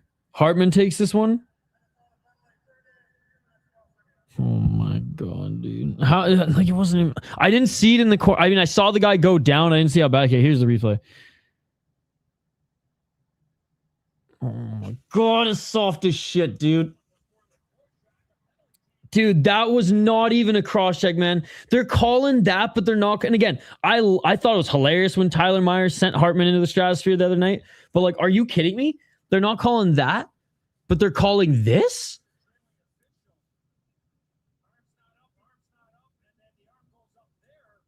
Dude, that's garbage. That's garbage. That was a push. This is the Stanley Cup playoffs. It looked like Ben just tried to take down Baldi just as Dallas entered the zone. Dude, what is going on? Went down 30 seconds after the contact. No consistency. And back on the power play of the Dallas Stars. Again, I'm pretty unbiased and I call what I see, and I'm just saying that it has been, this is not Stanley Cup playoffs NHL that I remember. Let me tell you that much. All right, and huge kill here for the Minnesota Wild. Momentum changing kill. Like, this could be the TSN turning point of a kill, ladies and gentlemen. Rantanen, circle, tried to hit his man in the slot. Faber takes a whack at it and sends it down the length of the ice. Great opportunity, or great job by Brock Faber. 131. And here come the Dallas Stars. They drop back. Why did Sportsnet... Okay, I'm watching Sportsnet right now, and they're just going nuts with these camera angles. Player safety. Robertson. Back to the blue line. Back to Robertson, top of the circle. Oh my God. Trying to set up a backdoor play. Dude, Middleton's been great tonight. Slot. Left side. Back to the goal line. Oh, Rantanen tried the dirty toe drag to backhand, forehand shot, but unable to get a good read. Shot. Volstead with a save. Glove save by Volstead. Let's go. Woo-wee. 48 seconds remaining on the power play. 4 minutes and 49 seconds remaining in the period. Mr. Stanley Cup playoffs, not some Pee-wee hockey, right? Man, Pee-wee hockey. Like, fucking the Minnesota State tournament was rougher hockey than this shit. Seriously. Like, I'm not even being facetious. The Minnesota High School Hockey State Tournament, the refs let them be more physical than this shit. Let's go, Wally. Huge save. Or huge... few saves here. Ooh, great save as Duchesne was trying to... I mean, Duchesne picked his shot there. Wally was able to read it. 4:47, Wild. Able to send this one down the ice. No way. Down the ice and out of play, and this is going to be a delay of game on Baldi. He can't even believe it. Okay, good night. We'll see you, when's the next game? Saturday? Oh my God, dude. What is going on? And this one goes up and out of play, and Baldi's in the box. 5-on-3 for 41 seconds, and then back to the kill without Baldi. Man, what do the hockey gods have against Baldi tonight? What do the hockey gods have against Baldi tonight? He's concussed, ladies and gentlemen. Now he's throwing the freaking puck out. All right. I take it back. The last kill wasn't the most important kill. This is the most important kill in the Wild to get it all the way down.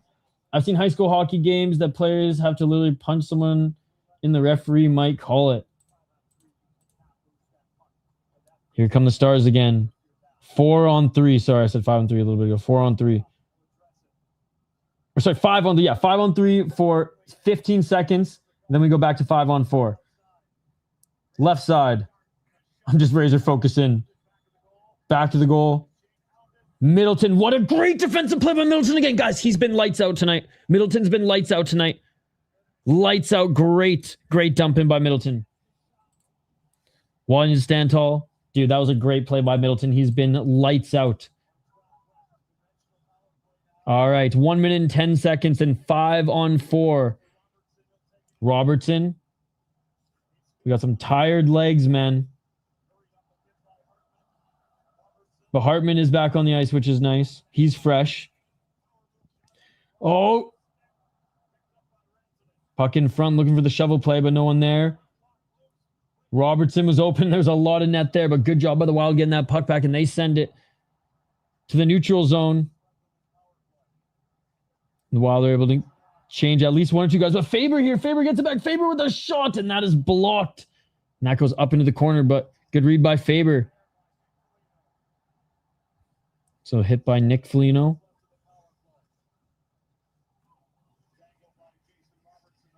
Robertson sends this one in, and Wallstedt's going to cover it, and we're going to get a whistle. 19 seconds. Great penalty kill here for the Wild, man. Woo-wee. What a second period, man. What a second period. Edge of your seat playoff hockey. Now, I just wish the wrestlers put their fucking whistles away for a little bit, but my goodness. Breathe.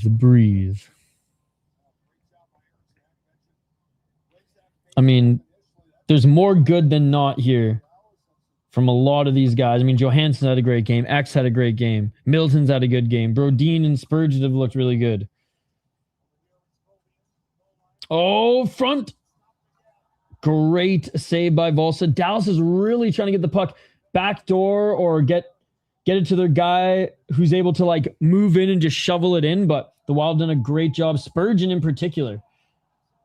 And the Wild kill off the power play and shot, score! What a sequence! Oh my goodness! Literally right after killing the power play. Right after killing the power play. Up through the neutral zone. And McCarron scores a beauty.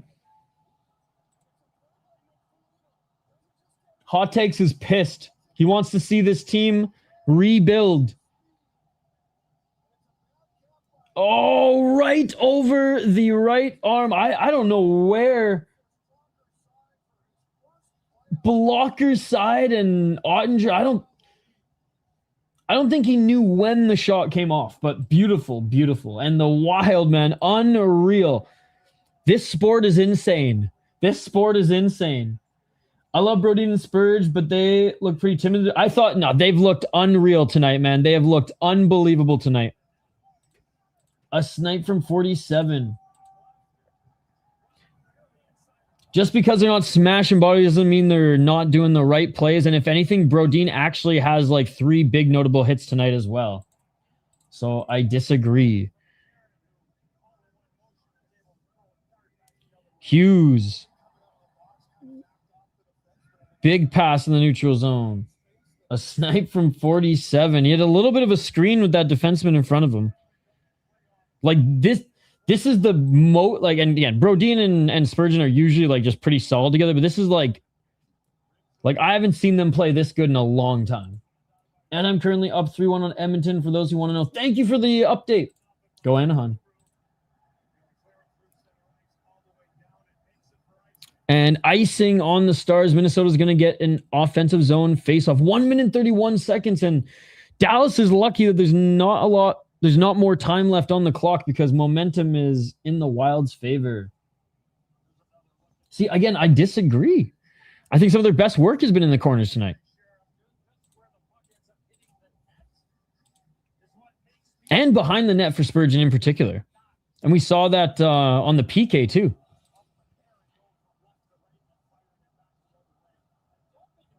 Battling in the neutral zone. Back right side. Wild skated up. Oh, I was going to say they just dump it around, but no, just a little shot on net. Goes a little wide, and here come the Stars.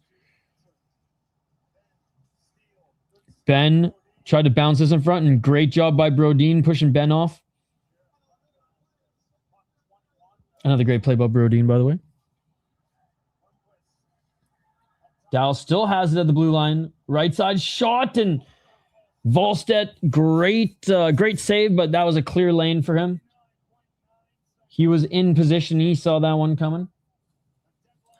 I cannot believe that the Wild are, again, knock on wood here. Are they really giving us a TV timeout? There's 1 minute left. Oh my God, they're savages. The broadcasters are savages, ladies and gentlemen. Absolute savages. TV timeout. TV timeout with 1 minute left. Are you kidding me? Crazy. So yeah, I'm not saying that the Wild are going into the third period up one yet. We still have a little bit of time. By the way, if you guys are watching on X or Facebook, come over to our YouTube channel. This is where our chat is buzzing. This is where all the sports talk is and hockey talk is.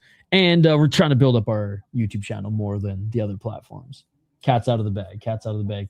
And you can vote in our poll question, which we'll finally check in on here. I was going to stop it and then add Baldi, but I was going to wait till the second period and see if Baldi's back. And, other than flinging a puck over the glass, he is so back. He is so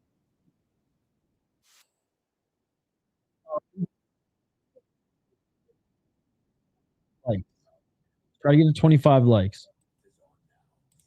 There's like 50 people of you in the live chat, so I think we can get to 25. And you know what? Let's see. Can I give out? Let's see if I can give out more. I don't know if I can give out any more memberships. Okay, I can send 1, 2, 3, 4, 5 memberships. Boom. The least you can do is like the stream now. Shout out to Hot Takes, Rob, Tanner, Mr. Blackjack, and Cyclone. Sorry, Corby. These are random. Hope you get in the next one. I think I have 5 more to give out in April, and if not, it's gonna reset in May anyways. Thank you to all you guys who support the channel. Appreciate you guys. All right. Let me just refresh this anyways. Good old Geico commercials. Which player, I should have said which player does Wild miss more? Matt Zuccarello, 77%. Yakov Trenin, 23%. I tend to agree with Matt Zuccarello as well. I mean, helping run the offense, and though Trenin brings a lot of the extra things you need in playoffs, I mean, it's been evident that Kaprizov is a lot more quiet without Zuccarello in the lineup. We'll get a new poll question ready for the third period here. It's random, my friend. It's random. Hey, thank you, Rob. There are some videos that are just for members. We're gonna do more of that like next season and obviously in the summer. So thank you all who just go above and beyond to keep the lights on, keep the internet, keep the StreamYard account paid. Hot takes now is something nice about the Wild, right? Nah. Hey, what's up, Wild fan? Good to see you. 19 seconds. Don't lie. He just came from watching Heated Rivalry. Oh, and an opportunity from the Wild there. A puck just sliding in front like a freaking curling rock. And no one able to dig that home, but we will get a whistle with 8 seconds remaining. And of course, yeah, no call there. Looking at this replay. The refs blind as a bat when the Dallas Stars are poking their sticks around there.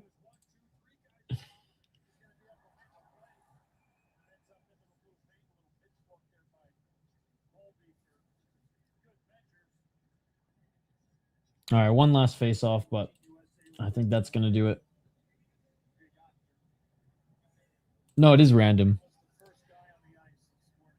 The only way I could buy, even if I bought one from my other account, it would go to a random person. You can't choose.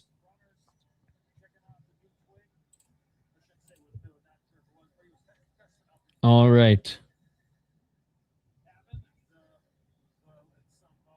And there we go. 5, 4, 3, 2, 1. That will do it. I don't know why I waited so long, chat. I don't know why I waited so long. All right. TV timeout here. Not TV timeout. End of the period. And if you would have told me that the Wild would be up a goal going into the third, I'd say you were crazy. But killing off penalty after penalty after penalty.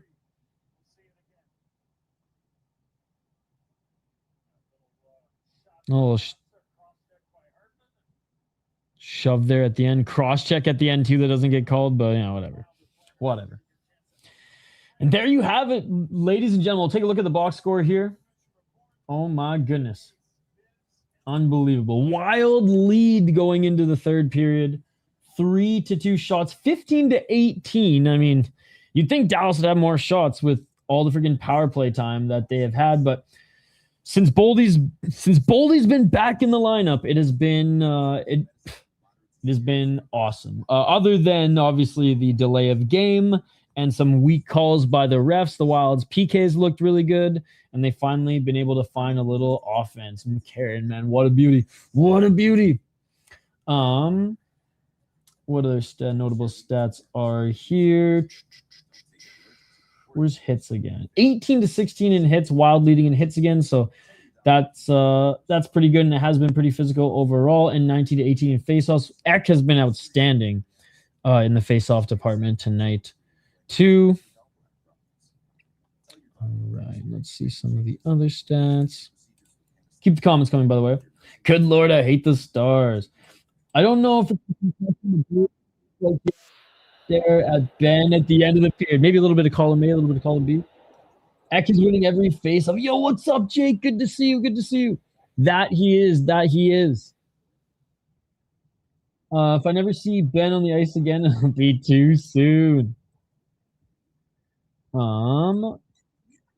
Whoops, sorry, my mic went a little wonky there for a moment. All right, so the Minnesota Wild. Yeah, Baldi, I mean, pretty much just played a boatload of minutes. Like, I think he only played like 3 in the first period, but he's up to 11-27 right now. Ek 13-29. Kaprizov 14. McCarron 10-30 with all that PK time, man. We're seeing some of these guys' minutes elevated a little bit. You're off only 6, man.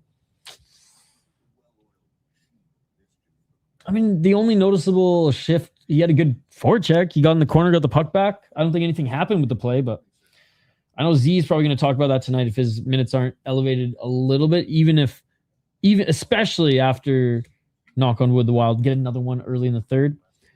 And yeah, the defensemen, other than Bogosian, which I am perfectly fine with, the rest of the guys have been eating a bunch of minutes. Spurgeon 15, Faber-Hughes 18, Brodin 11, obviously had 2 in the box as well. And Middleton, I think, has had an outstanding game on the penalty kill and 5-on-5. Only 9 minutes, but nothing but good things from Jakey Middleton.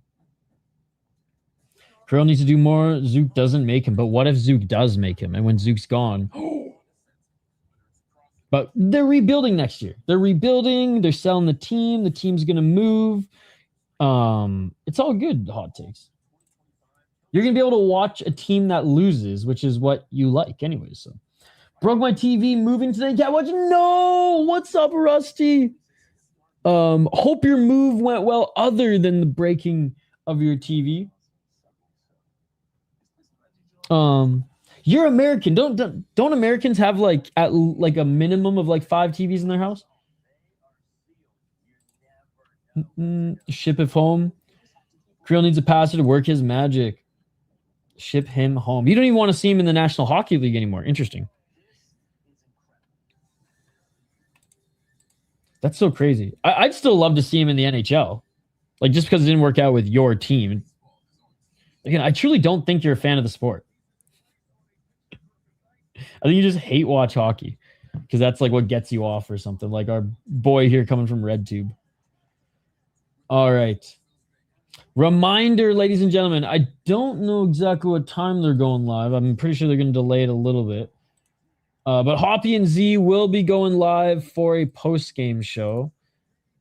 I don't think they've changed the time, so I'm just going to change the time for them. Because they're already past their start time right now. And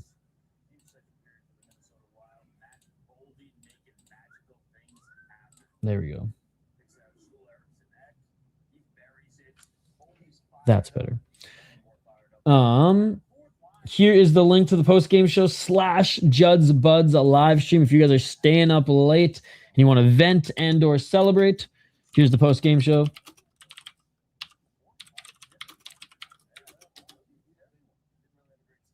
And speaking of Judd's Buds,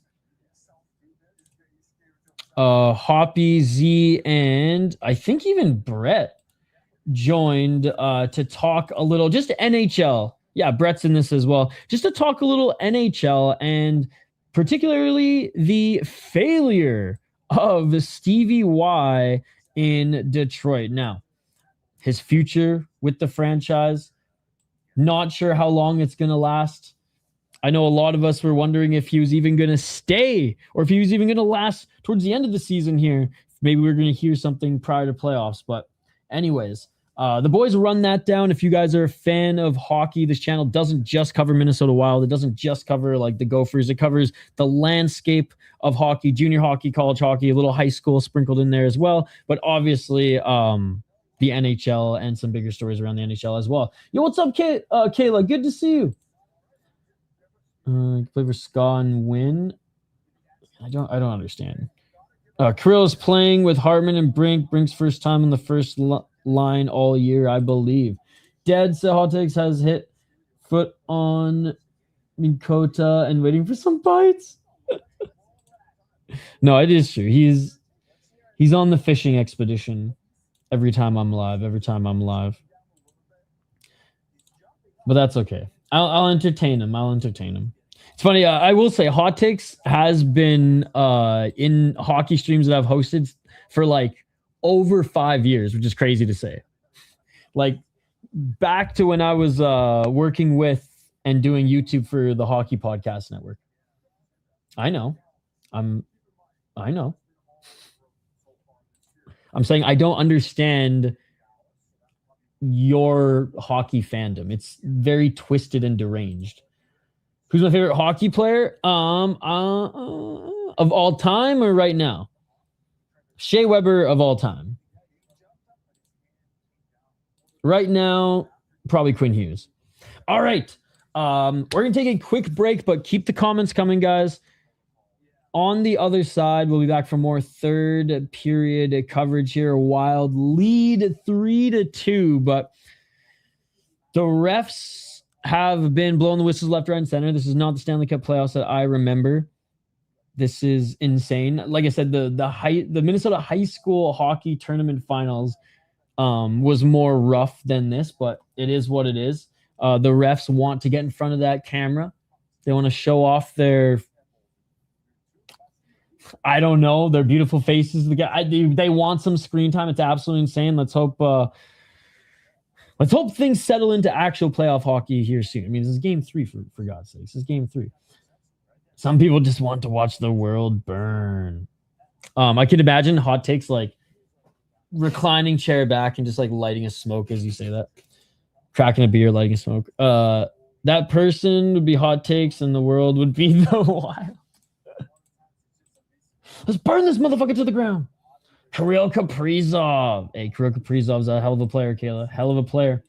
All right, quick break. On the other side, we'll be back to provide more coverage, full play-by-play game coverage for the third period here. Again, if you guys want the full video / episode, of Judd's Bud's last show. Here's the link and here's a snippet of it. Enjoy this, and I'll be back on the other side. What an absolute fucking disaster in Detroit. The comments, let's see, we gotta pull them all up because they're fun. The latest one that came in was Two-Toed Sloth. Speaking of non-playoff teams, gosh, do the Wings fucking suck. And dang, Bones off the top rope.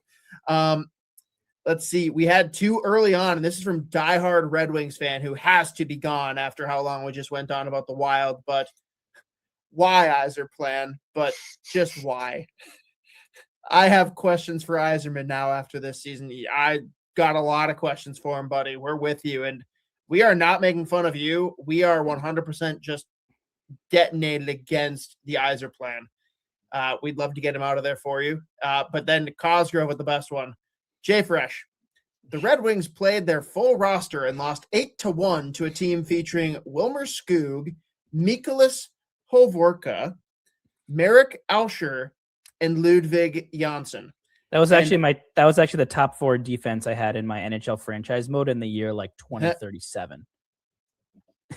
Hell yeah. I was actually like half convinced Jay Fresh was going to slip in a couple of his like draft ranking guys in that there. Is one of my favorite names. Bits every year. That because people actually every year fall for it, and it's good for him. But yeah, I mean, and I asked Russo, like, he's like, yeah, you don't think Billy's going to fucking call about Dylan Larkin? Oh, I'm bet sure. your ass. Yeah, the Detroit thing's weird to me because yes, they missed the playoffs, and ultimately that is what happened. But again, like look at the they'd be in the playoffs if they played in the Pacific Division, and they'd potentially be the 1 seed. Like the East was so good this year, and I do think there are going to be teams that overreact to missing the playoffs. I think Columbus could be one of them. I think Detroit could be one of them. But I think where it gets interesting for Detroit and Columbus, like both of these teams melted down when it mattered. Like these teams weren't losing heartbreakers where they were playing really well necessarily. Like they were winning games and then just collapsed. Like it's the thing with the Wild, like that game, like completely derailed the season. Patrick Kane takes probably one of the stupidest penalties, I think, in the history of the league when you consider what was on the line in that moment. Like you were down 4-1. You just battled back to score 3 times to tie. I've watched it 700 times. So I'm like, and he owned it right away. He's like, I'm embarrassed. Like I can't believe that happened. It's fucking crazy. And but like when that's one of your leaders doing that, like I still think Detroit's got a great prospect pool. I think there's a lot of great pieces. Like Mo Seider is going to be an incredible defenseman in this league for a really long time. I think Lucas Raymond was Sweden's best player at the Olympics, and he's only going to continue to get better. Do you think Edvinsson's better than Quinn Hughes? No. But you know, they have some young pieces in there. So like I can see the vision of the Yzerplan, but does it need an overhaul, or does it need a tweak, or does it need to be thrown all together? I think is the question. I rule it needs a tweak, whether that's a coaching change, like maybe a significant shakeup to maybe like a veteran addition, like a solid good, you know, they were in on Quinn Hughes, like he was fishing around, just, you know, he couldn't land it. But yeah, they will be a fascinating should not team be allowed to sign or trade for defensemen not named Quinn Hughes, because everything he has done outside of drafting to that blue line has been an absolute unmitigated disaster. And it's not like it was like, oh, couldn't see that coming. Like Z and I are sitting here like, what the fuck did you just do? Yeah, them not doing something bigger at the trade deadline was really surprising to me. And then they give up legit assets to bring in Justin Falk, and then he plays with Ben Shaw, and that second pair continued to be a fucking disaster the entire time. And like they have that one set goal that they can throw in the loop. Yeah, he had it's just the Justin Falk experience. Every once in a while, he does something cool. Yeah. But that was like a massive fucking miss. And I mean, like I like a lot of the players that they've drafted at the same time. Like they've drafted pretty much the same player for fucking like 5 years in a row too. And that's me saying that as the biggest Bronseg Nygård fan on the planet.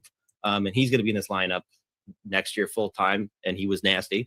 And they've got some young guys coming too, but I just look at some of the decisions that were made over the past few years, like the Sherratt signing and then the extension, and then again, like never finding anyone that could possibly like play with him and even those minutes out. Like that was a fucking giant black hole in that roster. And then obviously the Dylan Larkin injury also was just catastrophic for their season too. And that wasn't even anything like just like a weird like gravity situation there. That was brutal. And then he comes back, he's playing clearly like 60% maybe.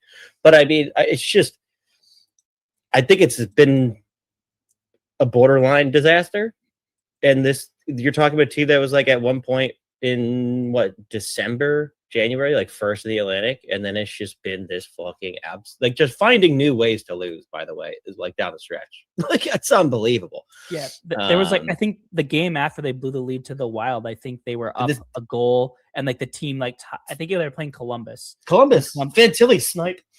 Yeah, with like 20 seconds left in the game, and then brought it to overtime. Like, just you look at how, like, if they win those two games, like how different does this conversation look right now? Yeah. But yeah, I mean, again, I still think they've got some big questions, obviously, to answer, even with some of the players that I do love on that team, but we'll see what happens. It's just, I mean, I can't believe it's been this bad. When you look at like the droughts, like Sabres obviously end theirs now, which rules. Detroit is later. And it's crazy that they're the team now. It's nuts. And hockey, it's a better league when they're good, by the way. Like that fucking, that Barnes never had playoff hockey. What was their streak before the drought? Because wasn't it like 20? It was them and the Brewers like 20-something years. Yeah. 23, 25, somewhere in there. Yeah, it was way up there. So yeah, that's yeah. So I think, if you're a Detroit fan, like you're used to being winners, and all of a sudden you're, for the whatever 10th, 11th year in a row, you're not watching your team start of the playoffs. Like they are kind of in that wild holding pattern where like not bad enough to rebuild, but not not good enough to be a true contender. Like it is the true mushy middle, which is what I do wonder, what the big, like there has to be a big shakeup there this summer, I think, in Detroit. Like I wouldn't blow a hole through the prospects, but I would start figuring out, hey, which of these, like what is their Quinn Hughes trade where we can package, Z, to your point, they have a bunch of the same type of player. How can we take some of these players where the role's already filled and flip them for an impact player? Or, what do they get in a Dylan Larkin return if, with, whether it's with the Wild or elsewhere? Everything. Yeah, it'll be interesting. But I think the comment mentioned the Rick Bonus meltdown too. That was something. We talked about his first meltdown last by our friends at Waggle Golf. Waggle Golf believes what you wear on the course should reflect your individuality, who you are, where you're from, your hobbies, interests, and passions. All the stuff that makes you, well, you. That's why every design is inspired by the desire to create a piece of apparel that strikes a chord when you see it, that makes you say, wow, that was made for me. Because in a lot of ways, it was. Ready to get your waggle on? Go to getyourwaggleon.com, throw in promo code SP10 at checkout to take 10% off your entire order.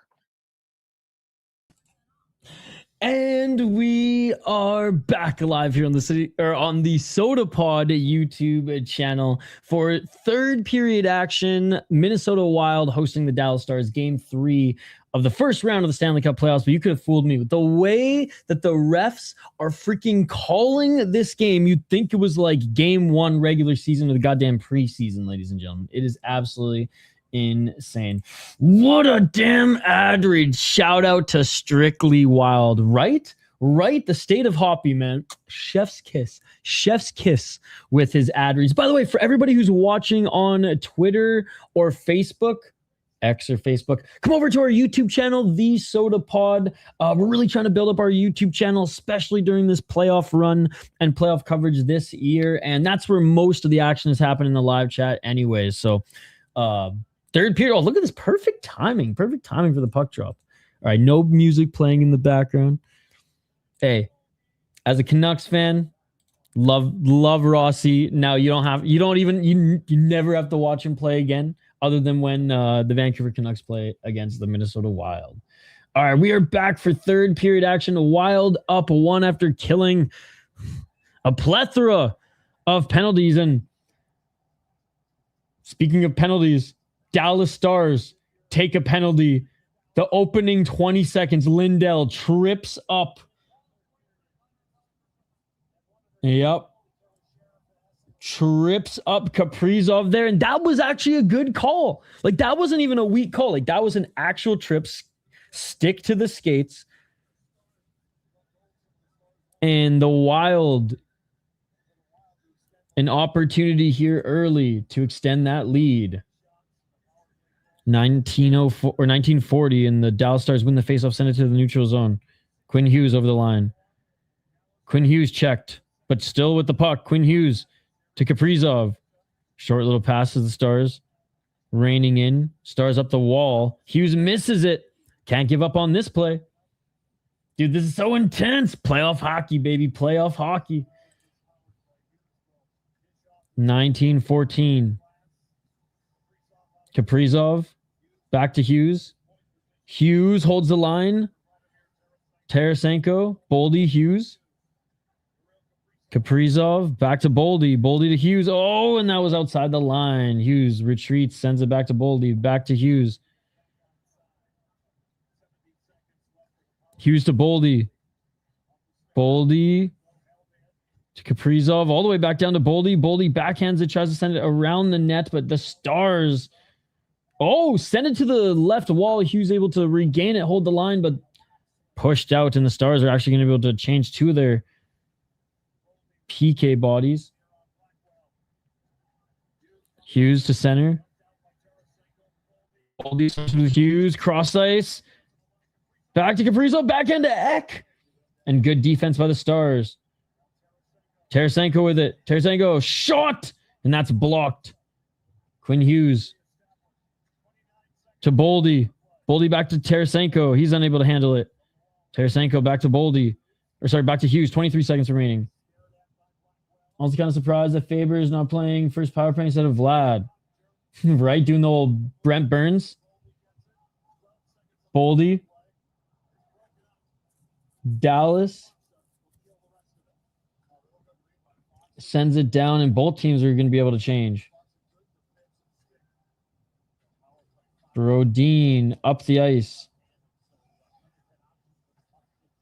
Brodin sends it in.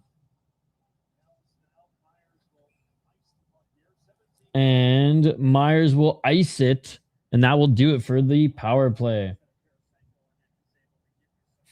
I know it's like it's an easy comparison because of the like Brent Burns played for the Wild, but like literally that's who he reminded me of, like a young Brent Burns. Got a 5-leg parlay in Kaprizov for over 3.5 shots now. Never thought he would have 0 shots going into the third. He played too well last game not to be. 17-25. And Myers sends it up the wall. Wild able to hold it. And Myers is going to have to calm this one down again, but right in his face. Minnesota. 2 on Myers. And Wild doing a good job holding their line. Wild get it back.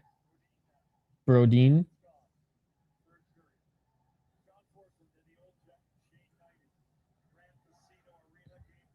Spurgeon waiting for all of his troops. Big pass through center, over the line.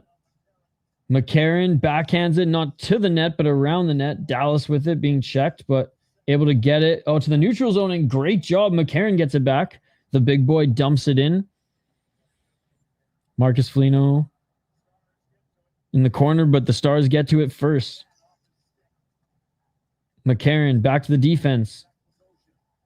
Bogosian up the right wall, doing what he does best, sending up the wall, baby. Nice little hit by Middleton. Man, again, Middleton, he's been great tonight. 16:08, and this is going to be icing on the... Actually, I don't know if it was offside or... I think it was icing. I missed if there was a guy who maybe was over the line as it went, but I'm pretty sure, yeah, this is icing.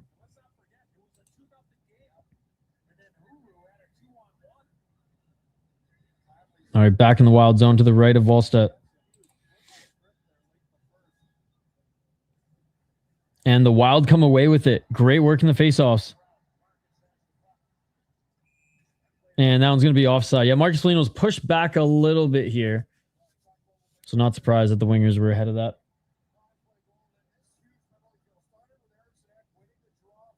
Dude, what am I saying? They're showing Middleton right now. I'm telling you, Middleton's had one of the best games I've seen him play in a while, especially on that PK, man. The whole defense. I mean, again, haven't seen Bogosian do much, but that's okay. That is okay. Get the puck out of the zone, dude. Do whatever you got to do to make that happen, Bogosian, and don't lose the battles in the corner. Yurov almost blew it. 15:47. But he didn't.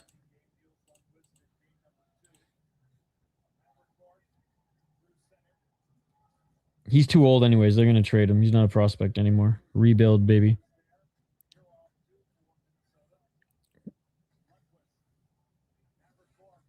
Behind the net. Faber, that right side. Back to the blue line. Duchesne. Ooh, behind. Oh, that was almost just like a ricochet behind the net to whoever was there back door, but puck trickles back to the blue line. Puck trickling all the way into that left corner. Dallas able to retrieve it again back to the blue line. Oh, backhand opportunity by Dallas. And Wallstedt dives on it. I mean, there were two guys in front of the net anyways, making sure that was clear, but calming things down was Wallstedt.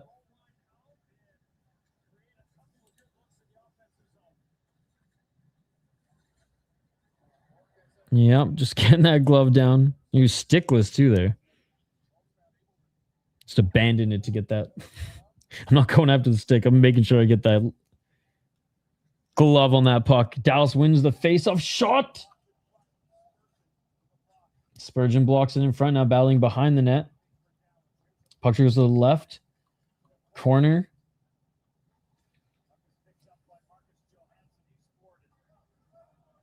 Back and forth as far as possession goes. Puck goes at center. Shot, top of the right circle. And Wallstedt with a save. And great defensive play as the Wild's forced to push their man down. Here we go, one-on-one. Shot. And Baldi unable to get that on net. Heiskanen doing a good job defending him. Not taking chances after that weird bounce last game.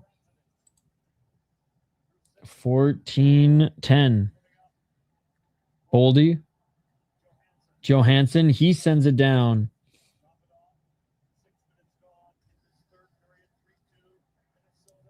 $13.58.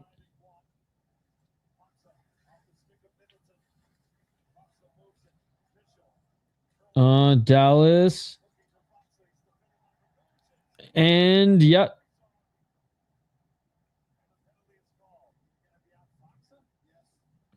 And that's Fox going to be tripping. Did he trip Kaprizov there?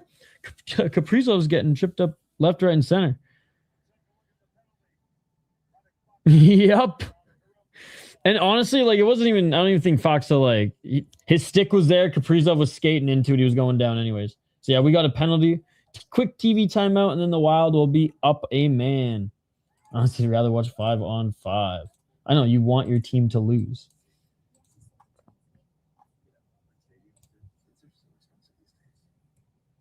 It is. Not a little, a lot, but what can you do? What can you do?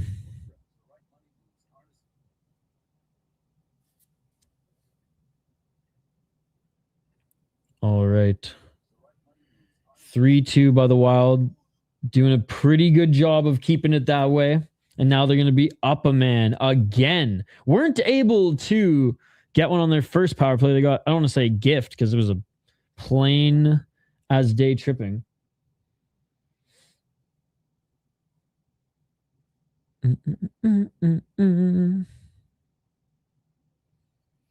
Sad to think that this will be the last win of the year. They're going to lose this game, hot takes. I want to see another goal distance here. Huh? Goal distance. Killdeer.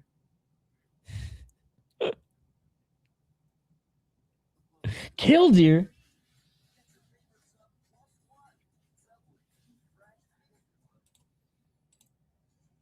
It is a breath of fresh air watching the Sportsnet feed.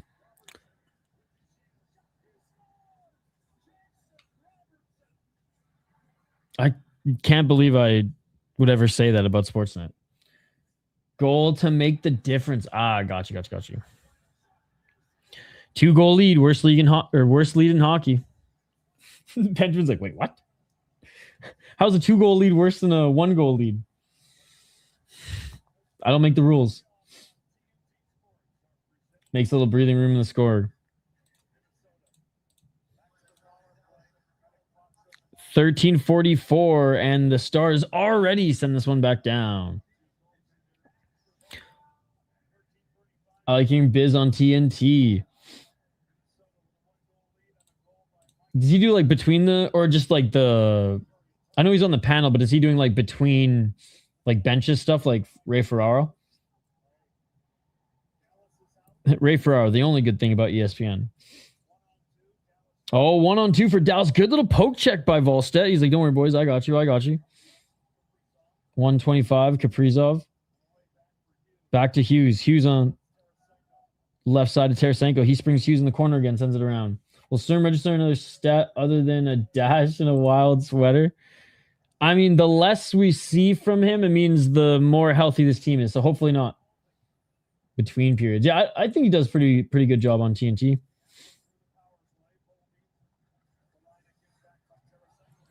Oh, and turning it over. Hughes is trying to get it to Tarasenko. And short-handed here with the Stars. He tried to spring his man in the slot, but that doesn't work. And puck's going to go back to center where the Stars were able to send this in. The last power play for the Wild looked pretty damn good. The first one in this period, but this one looks flat as hell. And the Stars doing a great job on their PK, which again, I have to praise them for their PK in the game 2 as well.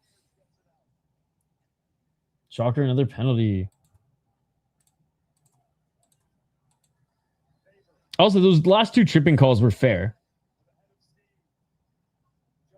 Johansson through.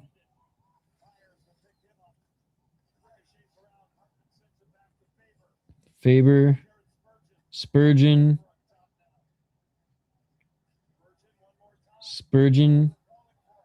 Back to Faber. Spurgeon. Slap shot. That goes high. Oh, and there it is from Faber, eh? Oh no, it was a trip. I thought they were going to call that on Faber high, as Faber did have a nice hit in the corner, but it's Bobby Brink tangling up with his man, and they're going to call tripping. Here, I want to see this. Yeah, here's the replay with Faber. Yeah, Faber's stick does go high, so I thought they were going to call high stick on Faber there. But no, it was a little trip on Bobby Brink. That's not a weak call. All right. The Minnesota Wild have done well on their PK thus far this game, ladies and gentlemen. Where it's counted the most. I mean, shoot, even a little 5-on-3 action they're able to kill off. Face off to the left of Wallstedt. Let's see if they can get it done here again. Big shout out to everyone watching, by the way. Appreciate you guys. Dallas with it. Left side. High. Rantanen almost bumblefucked it out of the zone, but they still hold on to it. Blue line, shot, blocked in front, bouncing puck, and Volsted's helmet pops off. That hit him in the mask, and the backstrap fell off, and we're going to have a whistle. Dude, for a first-round Stanley Cup playoffs game, asinine. Disgrace. And he shakes off the helmet after it hits him. I didn't even think that puck got through. Oh, right on the mask.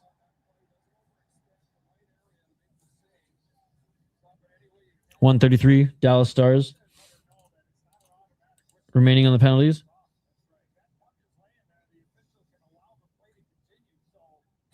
The Sportsnet commentators going full old school Canadian, like, oh, it's not an automatic whistle when the helmet comes off. They can choose, the refs can choose to continue play, but don't even give the refs any ideas, man. Don't even give the refs any ideas, because the refs would allow that shit, given how they're going this game. He doesn't have a mask on? Fuck it. Goalies didn't used to have a mask, huh? 123. Stars enter the zone. Back to the blue line. Oh, Baldi. 2-on-1. Pass. Backhand Baldi attempt. Couldn't shovel it in. And here come the Stars, but only 1-on-2. And oh my God. Wait, are they calling that? Are they calling the trip on Baldi? No way. Are they calling that trip? There's no way they're calling a trip. That was Buddy just falling down. Dude. Baldi gets freaking cross-checked in the back of the head. Misses pretty much the entire first period. Comes back in the second period. And is just an absolute beast.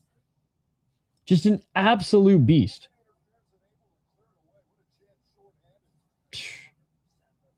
What a chance. Short-handed indeed. I'm glad that wasn't a call. I thought that Baldi was maybe going to get called on that, but good thing Buddy just fell down. Oh my God, and the Dallas Stars just score. Duchesne, bro. You've got to be kidding me. You've got to be kidding me. Oh my goodness, what a pass. What a pass.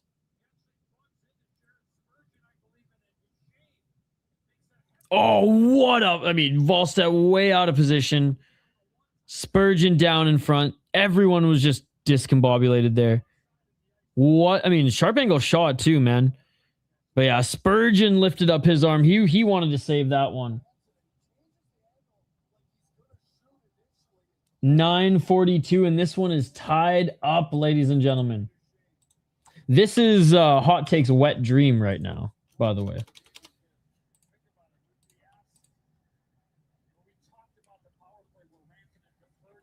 All right, 9:39, and we got a game, ladies and gentlemen. Shots 22 for the Dallas Stars, 19 for the Minnesota Wild. And just when we thought, okay, we're coasting through this one, we'll be good. We just killed off a big penalty.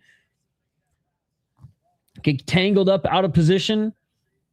And a beautiful shot by Duchesne, who has been pretty noticeable tonight as well and throughout this series. No, you're noticing the changes that the coach made. You haven't noticed Trenin and Zuccarello being out of the lineup? Interesting. Interesting.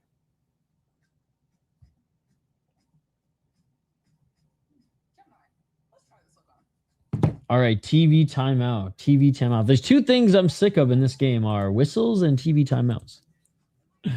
Dallas Stars, man, come back and tie this one up. Sick goal by Duchesne. I mean, Volstead was out of position and caught up with Spurgeon. Spurgeon tried to just do his best Volstead impression, but no dice as Duchesne put that one home. Top left, too, from that right side. Beautiful stuff, beautiful stuff. So, yeah, 19 shots for the Wild, 23 for the Stars. I mean, penalties galore in this freaking game. It's too much, man. It's fucking too much. Dallas Stars 2 for 7, the Wild 1 for 5. What is this? What is this? The Wild 21 in the faceoff dot, 27 for the Stars. It's basically just if X in there, he'll win. If not, it's a coin toss.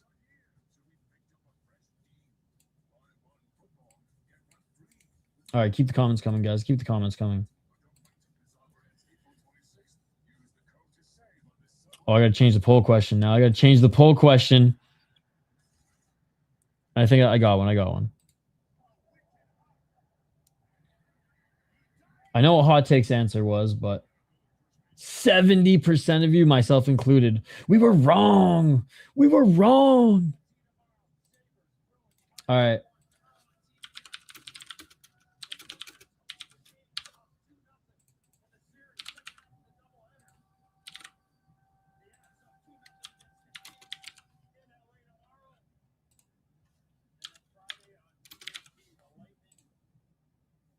All right, new poll question. Does this go to overtime? Face off to the right of Wallstat.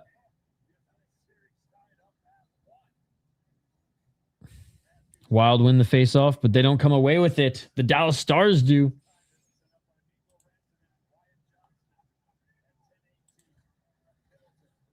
And Middleton able to get this to the line. 3 for 3 on polls.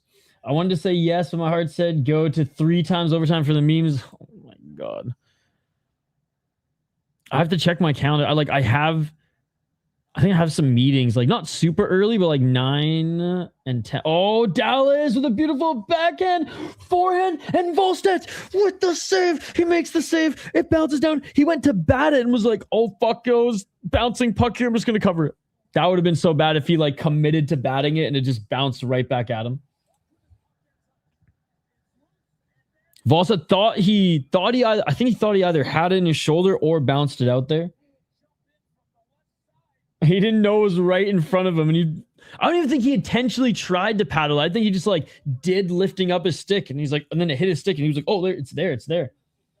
Times 2 OT. The wall. 8:57.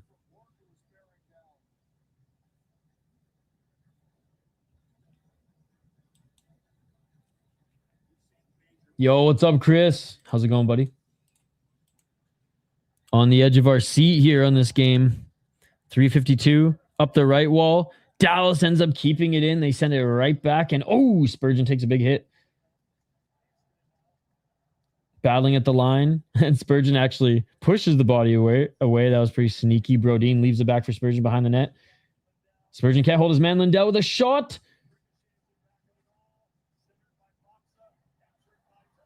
And the puck bounces up in front. I don't even think that hit the pad as that went wraparound back door. But able to get that puck back into the Dallas zone, even just for a moment there. Was the Wild able to hold it?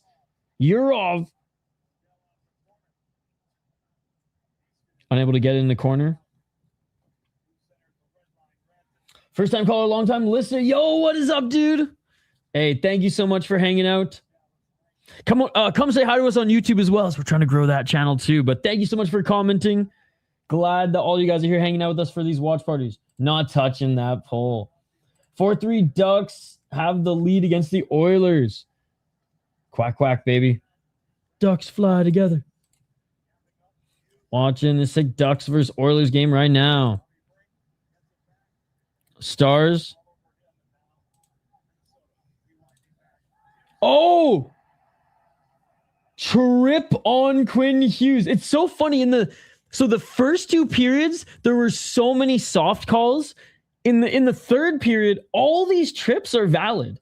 Every single one of these trips are clear trips. It's just so funny that like they went from soft calls to just now like you get your stick out of the feet, guys. Hughes actually might have sold that one a little bit. Now that I'm looking back, Hughes might have sold that one a little bit. With the Mokayev hat? Yes, sir. I like the Ducks are fun. And they've been rebuilding long enough. All right, Wild. This is your chance. The Wild's last power play did not look good. The one before that looked good. The one at the start of the third looked good. Their second one in the third didn't look good. Yeah, Hughes might have sold that one a little bit. No, I can't afford that shit. Are you kidding me? Come on, 97. Quadrillionaire. No, I mean, I am on streaming duty on this channel covering the playoff games. So, like, unless someone wants to tag in, like, I'd go downtown and, like, just hang out.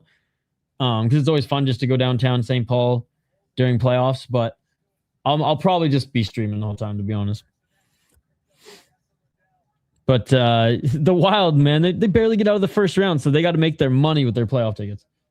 I brought a red Olmark, or I bought a Red Bull Olmark, praying for 3 OT. It's so funny how your auto text goes Olmark instead of Red Bull. That means you are a real hockey fan. That's actually hilarious. That shows how much of a hockey fan you are. They need to call an embellishment penalty. That will settle things down. Yeah, that one wasn't embellishment. He sold it, but I don't think it was embellishment because like the stick still hit the skate. I think he was going down anyways, but he went down with a little bit more flair. But I am down for the league to call more embellishment. That's fair enough. It's hell expensive for pretty much every team in the playoffs for hockey, sadly. I mean, it makes sense. I think it's more sad for regular season than playoffs. Playoffs, they got to make your money. Make your money, owner. Back to the blue line. Wild win the face-off. 125. And you can get in the door to a Wild game for like $60, so no complaints there. Oh, shot from the blue line and not able to poke it back in, but that did go through. Big hit in the corner. 109. Dallas trying to clear this. They send it up the left side, and they do clear all the way down the ice. Volstedt holds it for Quinn Hughes. Hughes drops it. Here comes Baldi. Baldi gets bulldozed. And they're going to have to reset one more time. Power play just terrible. It really has been. And Hughes up the right side. They just cannot get anything going. And Dallas, great job getting that back. Quinn Hughes shoves his opponent, but waiting for reinforcements. He gets it back and back up the left wall. 17 seconds left and just a discombobulated Wild group here. They can't get anything going. And the Dallas Stars send it back down the length of the ice. Some miscommunication there. Yeah. He is going to be helping to promote Ice Wars, though, which is pretty cool. He's had a long and good career. I remember watching him on The Ultimate Fighter. A shot by Johansson as things settle down, and another stinker penalty. Or another stinker power play for the Wild. Again, the first one in the period, the one that occurred like 40 seconds into the period, they look good. They were able to set up, get some shots, move the puck, hold the zone. Nothing in this one. Nothing. And we go back to a TV timeout. Literally just 2 minutes of action. We're already back to a TV timeout. Yeah. That's where our boy Zuccarello comes into play. The X Factor, which crazy to say that Matt Zuccarello is the X Factor, but he unlocks Kaprizov. The thing is, like, we're gonna have to find a new Zuccarello soon. We're gonna have to find a new Zuccarello soon, or hope that one of these guys coming up will become just that, because goddamn, man. It's funny because, like, on paper, it doesn't necessarily reflect in, like, his stats, even though, like, his stats have been great. Obviously with Kaprizov, but like, I mean, obviously the 79 and like 60-point seasons in particular when he's plays more than 65 games, but it's just crazy. Yeah, what it does for Kaprizov. Hell yeah, dude. I'm hoping that like up in Prince George, like CN Center in Prince George, bring them. I could see them do an event there. It's like it's a CN Center. I want to say like 4,000 people. Let's see. That's where the Prince George Cougars of the WHL play. 5,582 or 5,900 with standing room. So like that's perfect for BKFC. Love seeing Chuck Liddell seemingly doing decent, being the corner of Chris Camozzi for a while now. He is doing decent, but I don't know if you listen to his podcast and YouTube channel.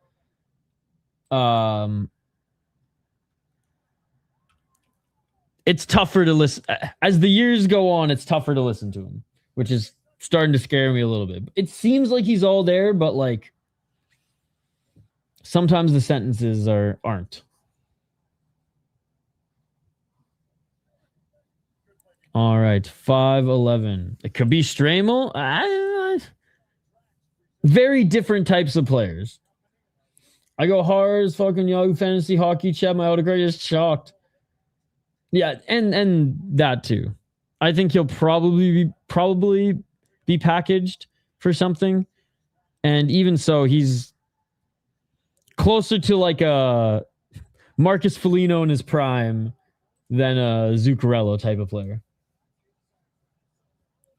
Oh, Baldi. Oh, nice nifty moves by Baldi, holding on to that puck. Send to the left side. Shot that does get through. And Onger with the save. I mean, it's true. I'm not saying that as like a bad thing. No, what are you talking about? Marcus Foligno in his prime? 20 goal scorer? Bona fide third liner? And Stramel can play center, so he's got a little bit more upside.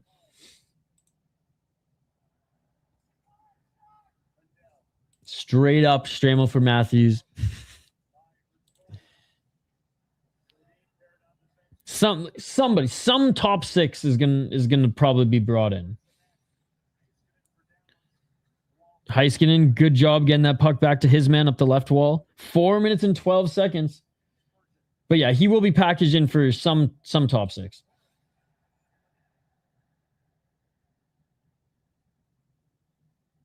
.405, we're gonna have a whistle as this goes down into the wild zone. Yeah, I've seen some clips on his Twitter with Mark Coleman. It's sad sometimes for sure. Oh, who's that one fighter? He was on the Ultimate Fighter, I think GSP Koscheck season, the Asian guy. What's his name again? His is really bad. I need Flower to come in and play a prank on Otter by putting X last in his drinks for game 3. With absolute warriors in the day, your favorite fighter kind of guys. Absolutely. Will we go after another center in the offseason? Who would you want? It depends who's available, and there's not really many people available, so I don't know. I don't know. But I mean, Matthew sounds good. After Brady Kachuk, give Kaprizov Brady Kachuk on the wing. Or is there just a plan for Jack Hughes to come over? Who knows? Who knows? 332. If Matthews is open to leaving Toronto, then like, how do you not pounce on that? Battling in center, Foligno, he's got to keep his stick down, man. Who will win? I have no idea. It's 3-3 and looks like we're going to go into overtime. I should know. It's like on the tip of my tongue, but you know who I'm talking about. He scored 21 time win saves. I didn't say, I said in prime. The best version of Marcus Foligno is probably what Stramel is. It was a pretty like easy thing to understand.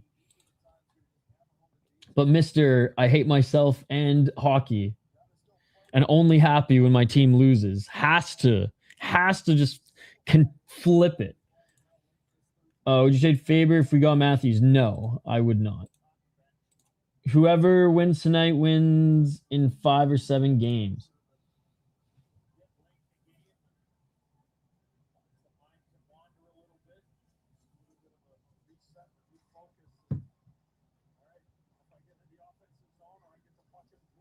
And the Dallas Stars send it in. Hughes with it. This is going to OT. Whoever wins tonight wins in 5 or 7 games. 244. I mean, if it's straight up Fabers for Matthews, sure. But like, I don't think it would be straight up. I think the Wild would have to add more, and at that point, try to work in some different assets. Mathematically not wrong. 228. I'm going to have to make some more coffee if we go to overtime, which I think we will. Dallas up through center. They send it in, looking to dump and chase, and they are chasing. Faber eats a big shot, but does get this to Hughes. 206.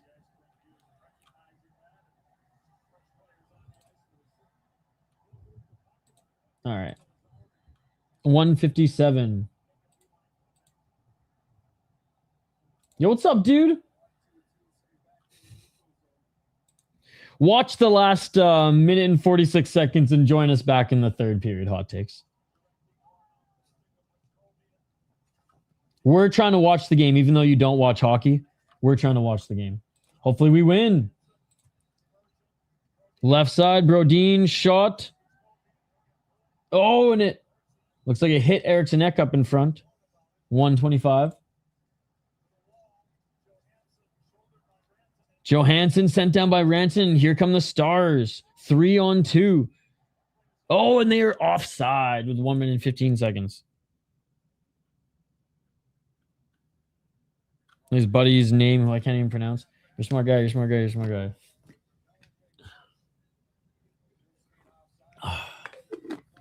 11:25 on a friggin' Wednesday. And Hot Takes is just confusing the guy who I answered his question. I was watching my NHL, but decided to come here. Hey, well, appreciate it, man. 1:15. Huge face-off. Wild win it. Up the right side. Behind the net. Puck comes out the left side. Big hit by the Wild as Dallas Stars dump this one back in. Final minute. Good forecheck by Dallas. Still battling in the corner. Dallas with it. Hell yeah, dude. Unable to get that shot off. Nice block. And Minnesota sends it back to the neutral zone. 35 seconds. Minnesota's going to get their last change of the period. I don't know what it means, but it's not cutting time. Give your balls a tug. 25 seconds.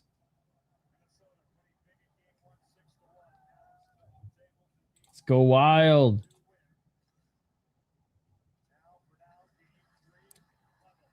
See if the Wild can even get a rush going. That sounds good. Yeah, I haven't even had dinner yet. I don't even think I'm going to have dinner.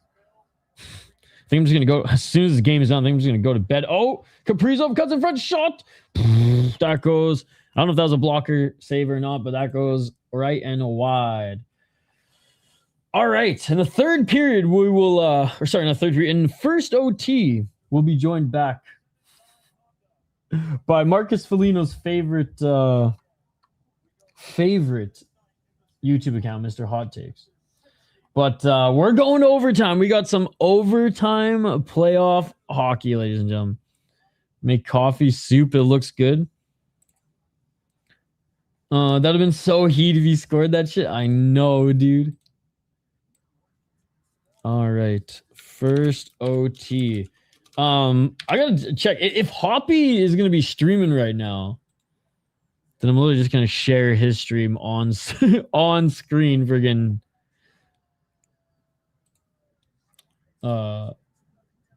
let's see. Okay, yeah, he has not. He's keeping us posted. Minnesota hopefully we'll win it. 20 minutes. Take it out of your hands and give your balls a tug, boys. Ain't no pretty ladies trying to hit you out there. Shout out to Letterkenny. Here we go. I mean, it's not a playoff series. It's not a good playoff series. We don't go to overtime at least once, ladies and gentlemen. The Wild taking this to overtime in St. Paul in game number 3. No, it's 20 minutes. 20 minutes. They got to re-Zamboni the whole thing. In the regular season, they just give her. But 5-on-5 OT. So first OT, and this is tied. Mine too, fishing. Mine too. He's probably like, what the hell are you doing right now? What the hell are you doing? All right, Baldi, it's crazy. Baldi was out almost the entire first period. He only played like 3 or 4 minutes. He's got 20 minutes. So they've been absolutely hammering his line. Ek with 21 minutes. Kaprizov with 22. Which, not as noticeable, given he's had 23 shifts out there. Michael McCarron with 13 minutes. Tarasenko with 16. Again, he's been pretty quiet tonight as well. Brink with 13, pretty quiet other than that tripping call. And And again, Middleton, for only playing 12 minutes and 25 seconds, has made the best use of his time and his 19 shifts. Bogosian not out there a lot. That's okay with me, especially since there's been a lot of special teams play. Faber 25, Spurgeon 22, and Hughes 28 minutes. Hughes has almost played 30 minutes of hockey already. That's all power play time too. There you go. There you go. Puck equals dinner. Exactly. Who needs dinner when you got puck? 100%. Yeah, so much power play time because there's been so many fucking calls. And you know what's crazy, chat? In the first 2 periods, there were so many soft calls. As soon as the third period starts, like all the calls other than the Hughes one were like perfectly fine. The Hughes one was a little soft just because Hughes like dove a bit, but like the stick still hit the skate. I'm so nervous. Who's the favorite to win the cup? That's a good question. Oh no, god damn it, man! I can't stand the freaking Oilers, dude. Oh, I feel bad for the Ducks. I feel like if the Oilers had tied at 4-4, they're probably going to take it. All right, let's see. Who's the favorite to win the cup? Colorado. Colorado, Carolina, Tampa, Vegas, Edmonton, Dallas, Buffalo, Wild are the top ones.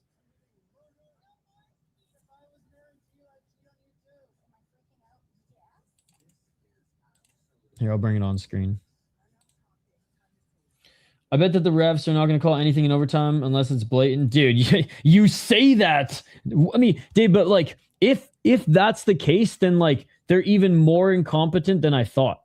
Because like that just shows that they don't even have a lick of consistency. It's just like, why would they not call anything in overtime if they called every single thing so far? Like, I don't even know if I hope you're right on this. I don't even know. My brain is literally flabbergasted when it comes to how the refs have been calling this one. But I hope that they just start calling the game right in when we go to game 4, and like just don't call like the weak sauce stuff. Like Nick Foligno's penalty was in particular was like the softest call I've seen in the series. No.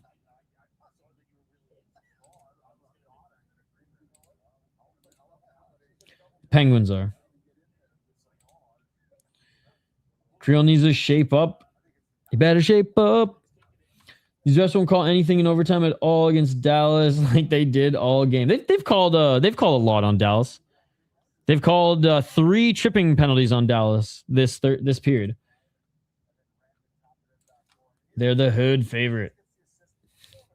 Hood favorite and good favorite. No, the ref didn't see it though. I will say, like, not that I'm like siding with the ref. Like, it's not like they saw it and didn't call it. Like a lot of what's happened tonight, that one they just straight up didn't see. I didn't even see it at first either. That was like a Tyler Myers cheeky one on Zuccarello. All right, reminder: Hoppy and Z are gonna go live. I have no idea what time. So when you see them live, they're live.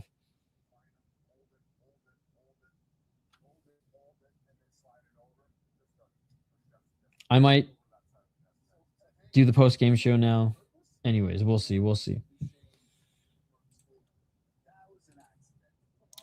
The Hurricanes are good. Yeah, the Hurricanes have been good for like the last 5 years, but they just haven't been able to get over the hump into the finals. More than 12 minutes, 12 penalties.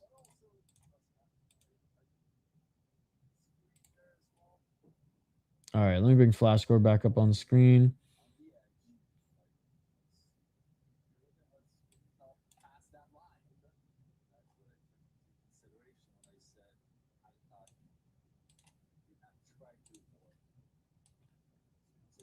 Dude, what a suit for Hank. So I was looking at Henrik Lundqvist right now on the panel.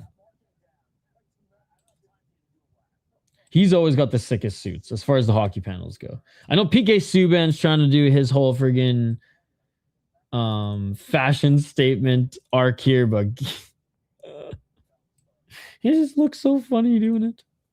Red Bull baby, a bottle pop, chew, wild, fuck. I'm having. I need to get. I like. I need to get some rally darts, man. I need to get some American spirit. The case is empty, bruh.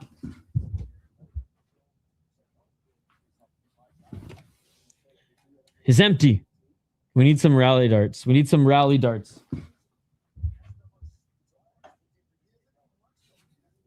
Cannabis won't help in this situation. It'll do the opposite. Yeah, Paul Bissonette. Biz nasty. All right, let me find something to keep you guys entertained here while I grab some more water. I'm going to see if I have any coffee left in the pot, but I only made one small little pot. I'm not going to make more for overtime. Oh, you know what? He really was. Fucking love Don Cherry. I actually have a Don Cherry bobblehead in here as well. Check it out. He's in the screen. That one right behind me. Right there. That's Don. I got a lot of Canadiana shit behind me. Bro, can you? Oh my God, that would be hilarious. That would be hilarious. Hold on. I mean, you can do like Uber Eats from 7-Eleven. Oh my God, hold on. I'm literally looking up cigarettes. I don't even smoke, but I feel like I kind of have to have one for overtime, right? Oh yeah. Yo, let's go. Quack, quack. Being ready for Minnesota Wild to win. That's hilarious. Okay, hold on. American spirit. You get booze, but you can't get ciggies. Discrimination. I wonder if you can get cannabis. Dude, the day Uber Eats or Uber whatever allows cannabis, that's the day dealers are really going to go out of business. Okay, you can't get... That's hilarious. No, I don't like Twinkies. Those are gross. I still have to get some Pop-Tarts, Chris. We still got to do that. I don't think it's gay. That doesn't make sense, sir. I'm just looking at some of these highlights from the... Oh my God, what a shot for Edmonton when they tied it up 4-4. Oh my God, and then an equally nice goal by Gauthier. Man, that series is straight crack cocaine. Yeah, it's not gay. That's a dumb thing to say, dude. That's a fucking stupid thing to say. I thought you were a smart guy, but kind of sound a little dumb now saying shit like that. Making a Pop-Tart cake for my birthday Sunday. Bosh, a happy birthday. I knew you were April born. Let's go. Maybe for your birthday, I do the fucking long-awaited Pop-Tart stream. I'm literally going to probably puke after because I've been eating so, like, just healthy, no sugar. And then I'll just, like, eat all the sugar possible. Because I think at my, like, local Hy-Vee, they got, like, 13 different kinds. And there's a Target nearby that has, like, the specialty kind. So... We'll have to see. All right. What else can I share with you guys? You know, we don't got much new content. You know what? We got a little new content. Actually, we got some Gopher hockey. Oh my God, it's getting late. Emotional damage. Baldi's 5 million underpaid and Krill's 5 million overpaid. Krill just misses his boy, dude. He just misses his boy. No excuse. Yeah, you should at least try 2-3 different legendary American flavored Pop-Tarts on... Dude, let's do it. If you have like a 20-minute window on Sunday, you let me know what that window is, and I'll do the fucking Pop-Tart stream for you. There's a delivery service called Dank Nugs, dude. That shit beautiful than a motherfucker. Let's go. Explain the scheduling on that series. How did they start a full 2 days later? Because they want to do it Saturday. so that I fucking can't cover it live because stupid UFC's on. That's why. That is why, Rusty as fuck. They want to do it on fucking UFC day where I can't cover the Minnesota Wild because it starts half an hour before UFC. That's why. I think maybe the city probably wants it on Saturday too, so they can make sure that everyone's there. Like even just in St. Paul. I mean, people are there right now anyways, but you know what I mean. Hell yeah. Yeah, let me know like Friday or Saturday what time. I mean, I'll be live Sunday. Krill's contract is until next year for the 17 mil, and it'll be a steal in 2 to 3 years. You're not wrong. You're not wrong, Rob. I think just some fans are just they really want to see more of them in these playoffs, and I agree. I want to see more of them as well. But I'm not to the point where I'm like my contract sucks, as Roberto Luongo would say. At least there's no crossover with the Timberwolves. There you go. There you go. Maybe that's a reason too. If they were allowed to fight in basketball, I'd watch it, but the days of Bill Lambier are far from gone, ladies and gentlemen. Are far from gone. And if you can't fight in the sport, I'm fucked in the head. I just really don't have interest in it. It's weird, man. Box lacrosse, calcio storico, Muay Thai, kickboxing, and hockey. And I say curling because if you've I mean, Minnesotans know. Minnesotans and Wisconsins know, man. You see more fights at your local curling fucking club than in any even UFC card combined. It's absolutely insane. Crazy hosers and crazy Midwesters fucking rolling rocks and getting wasted. Guess who's back? All right, quick break here, guys. I'm going to refill my water bottle and do just a quick stretch, and then we'll be back for the first... Oh, wait. Is OT back? Never mind. No, we might not even need to take a break. I don't know how much time I've been talking here. Has it been 20 minutes? Okay. Hold on. It might have just been 20 minutes. I have no sense of time right now. I am starving and tired, but also kind of wired because of the caffeine.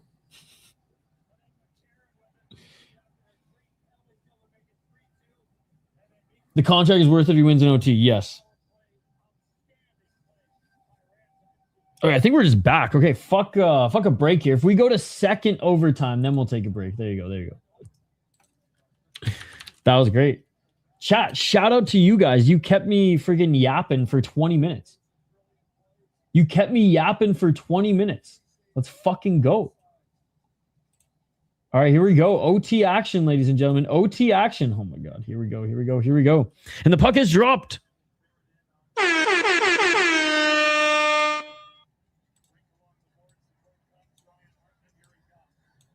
And Wildhaven in Dallas' zone.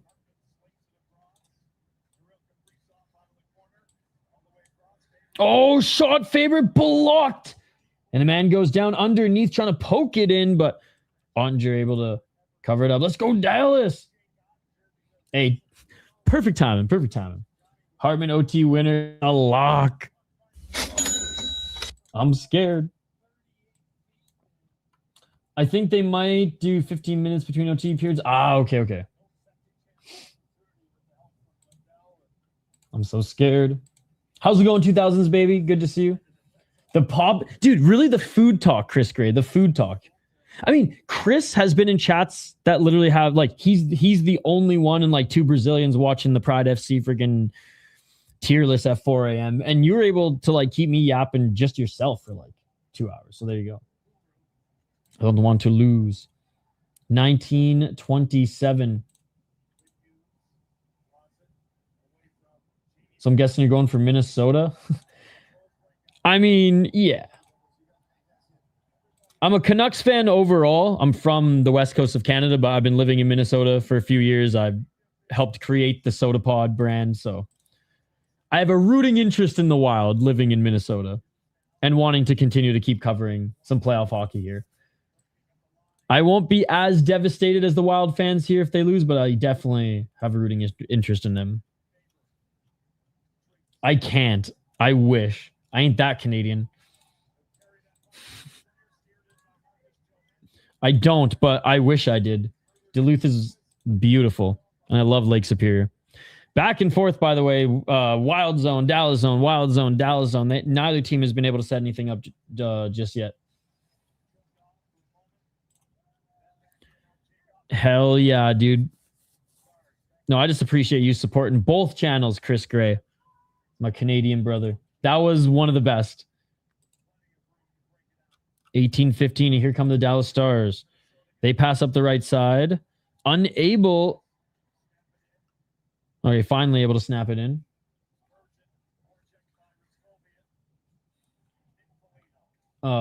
Super easy YouTube short to learn it. You want to like learn it right now in overtime?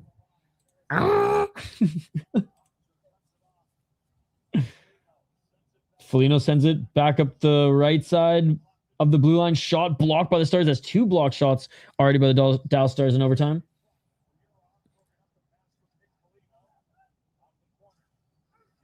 $17.35. Tarasenko sends it into the corner, battling. Yurov, 2-on-1. Reinforcements come in. The crazy wolf. I don't know what you guys are talking about, bro. Do the canary call.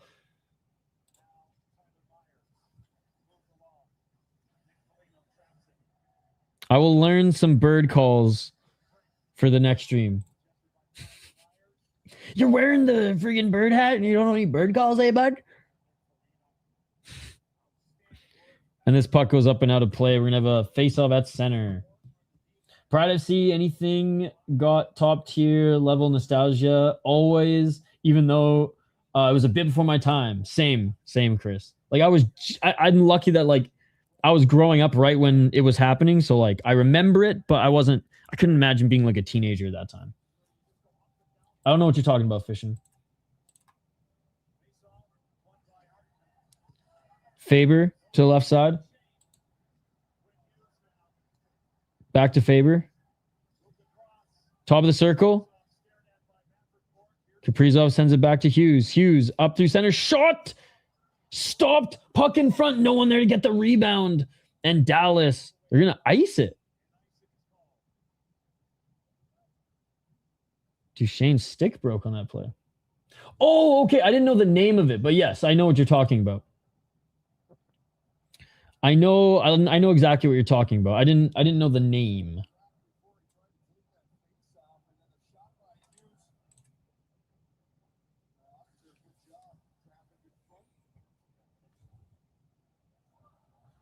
Yeah, we drove through Wisconsin and Iowa.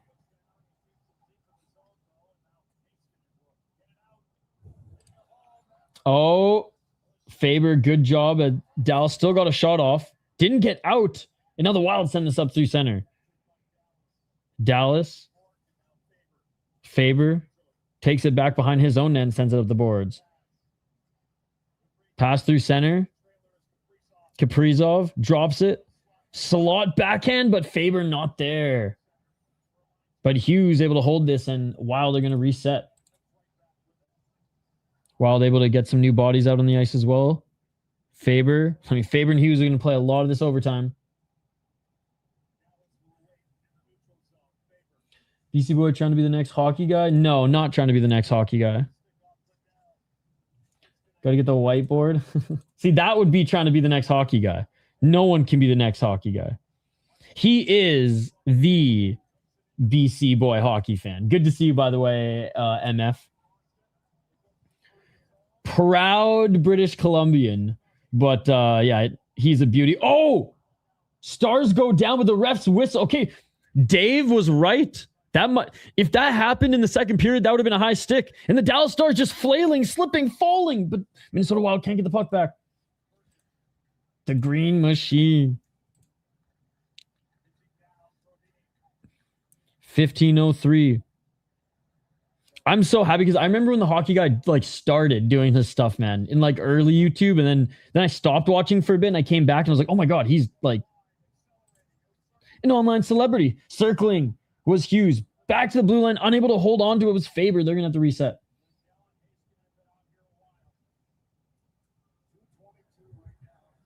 Dude, cheese curds are amazing. They're not that hard to make, to be honest. They just take a little bit of time. And you can make some fresh putte. Back to the blue line. Wilder in the Dallas zone. Hughes, top of the circle. Trying to set someone up in the slot, but that hits the skate of a Stars player. Puck up and out. I mean, Wild have been dominating this overtime so far as chances and offensive zone control time, but it only takes one.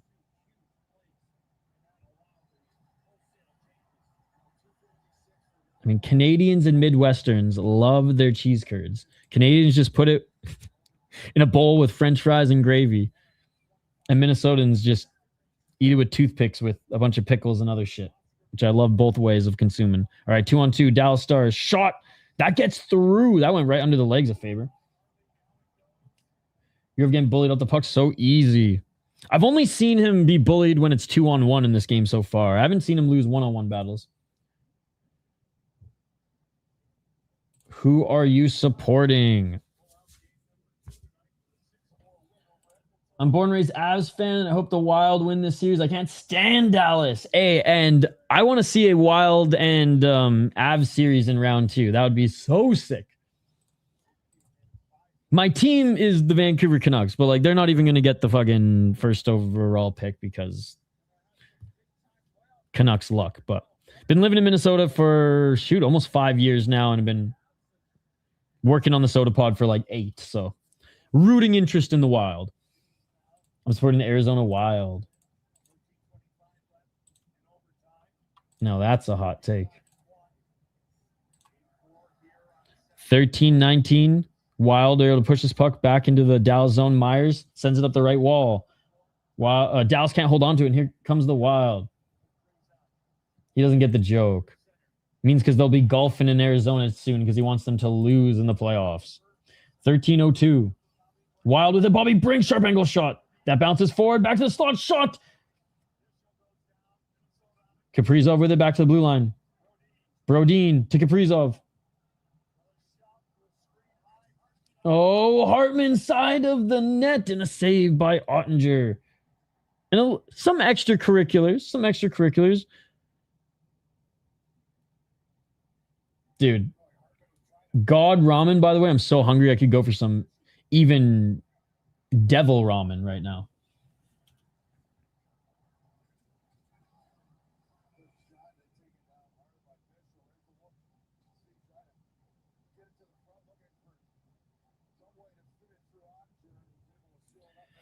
Canuck luck, if you will. Yeah. Let's go. Quack. I was wearing the hat. Let's go. Get out of here, Coilers. Let's go, Ducks, baby.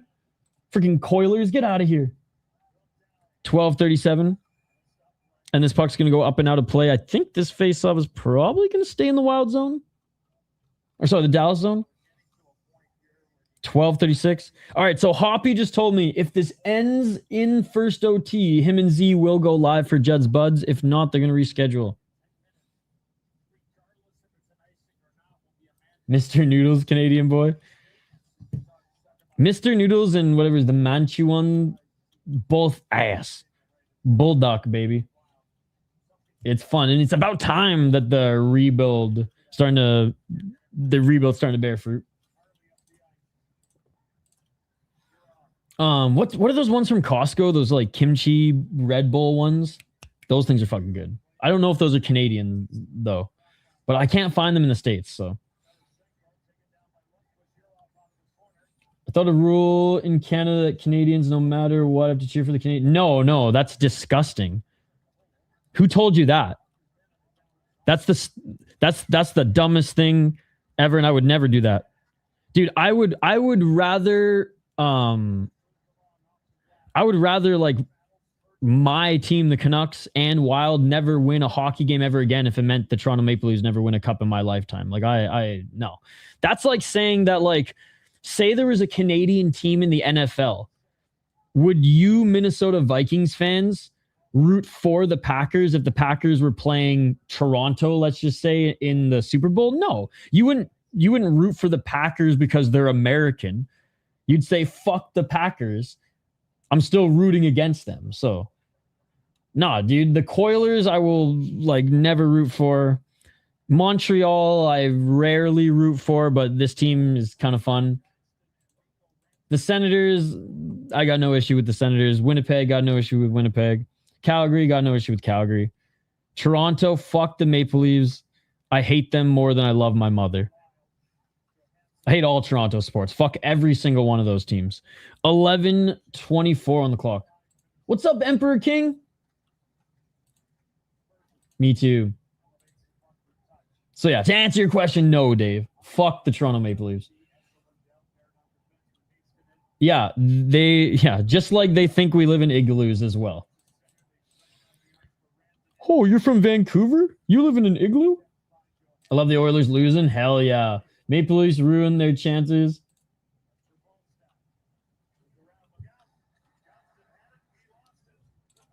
That's an insane take, but also Minnesota has adopted all dress chips. You're welcome. Dude, Minnesota has a lot more shit that I like in Canada that even some provinces don't have. Minnesota's like everything I like about Canada and the States all wrapped in one state. It's great. 10:32. And here come the Stars. 2-on-2. And great defense by the Wild as they're able to force us back through center, battling top of the blue line. Able to force this one in. If you think Flames can get a good place in the draft, need another player, it can be a huge step, would you say? I mean, the Flames need a few pieces. I don't think one draft is going to fix the Flames. Wait, what's an insane take? So you're saying as a Minnesota Vikings fan, you would root for Green Bay over Toronto? You're lying. Then you're not a real Vikings fan. Because if you're a Vikings fan, like I'm a casual Vikings fan and I hate Green Bay. I'd still root for Green Bay over Toronto though, because fuck Toronto.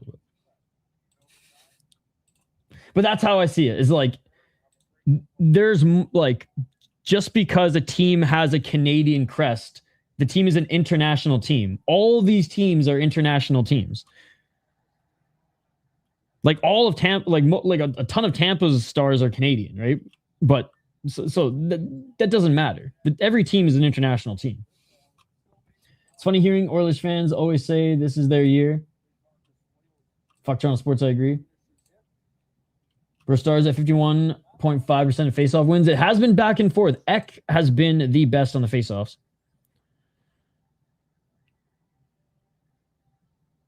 All right, we got a long ass whistle here, by the way, guys. Which is why I've been reading heavy chat as they're cleaning the ice here.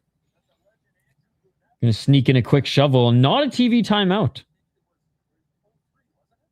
Oh, and Trent or Tarasenko retaping his little forearm guard. Ooh, that's a great question. I've definitely drank more Grain Belt. I never drank a lot of Molson in Canada because there was just cheaper and as good options. But I don't dislike Molson. I would say Grain Belt, but if you said Grain Belt and Kokanee, I'm going Kokanee all the way. Kokanee is one of the best Canadian draft beers. Hey, what's up, Midnight Solar? Good to see you. It hurts me. I thought Columbus would have made the playoffs. They were close, but as Rick Bowness said, everything. Do you want Rick Bowness to come back after what he said, by the way? Yeah, but I really enjoy Grain Belt. And it's reasonably priced. Hams is my favorite Minnesota beer, though. Or I'm just going to say Midwest, because people will be like, oh, what about Spotted Cow? Bro, as good as Spotted Cow is, and it is good. And again, that's not from Minnesota. That's why I said Midwest. Hams all the way, baby. It's actually Mokayev, the MMA fighter who's ducking Yurin Gapov, but tonight it was for Anaheim. Oh, shot from the blue line by the Wild and saved by Ottinger. Brent Burns is still playing, dude. No one has forgot Brent Burns. Fishing, you're not hanging out with casual hockey fans here.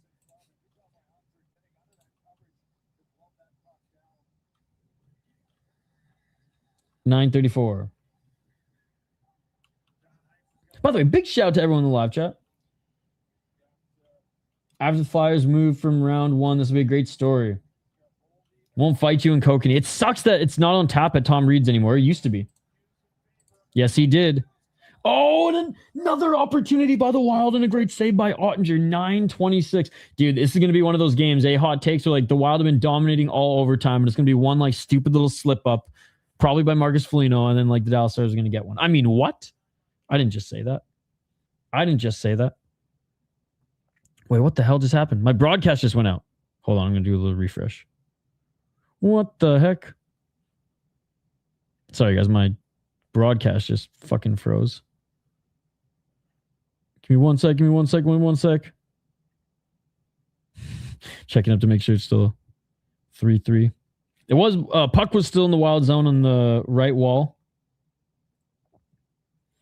Okay, it wasn't even me. It was Sportsnet that fucked up. My bad, chat. We're back. I might be a little bit behind. I'll refresh the better one here in a sec. But yeah, 9:23. In the corner. Baldi still with it. Hell yeah. Hey, cheers, buddy. And here comes Hughes.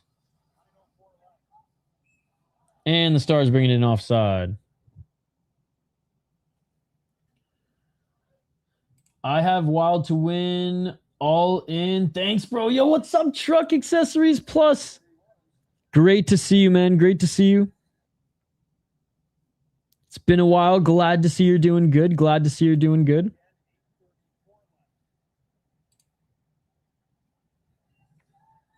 All right, another whistle here. 8:34. Another icing by the Dallas Stars.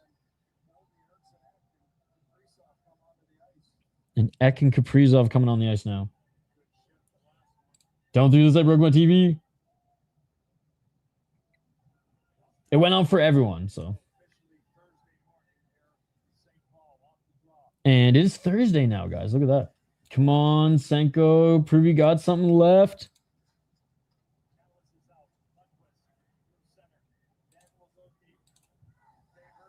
.820, back behind the net. And here comes Faber. Faber up the right side. They're working up the ice. Probably Hughes and Ovi. I have to leave for work in 4 hours. Are you staying up or are you going to bed? Because at this point, it's like point of no return. Baldi strips the man from his puck, trying to force this back out as Dallas have it in the Wild zone. Dallas can't get it to that right side, and they lose the offensive zone. Back to neutral zone. They slow it down at the line. Have to dump it back in, and there's Eriksson Ek doing a great job backhanding that, but that goes up and out of play. We'll have a whistle. Hey, what's up, Universal Habs? I'm doing good. How are you? Fun series, Habs in Tampa. Fun series.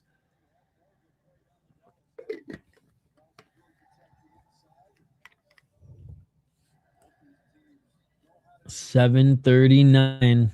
You're getting your money's worth if you went to the game in St. Paul.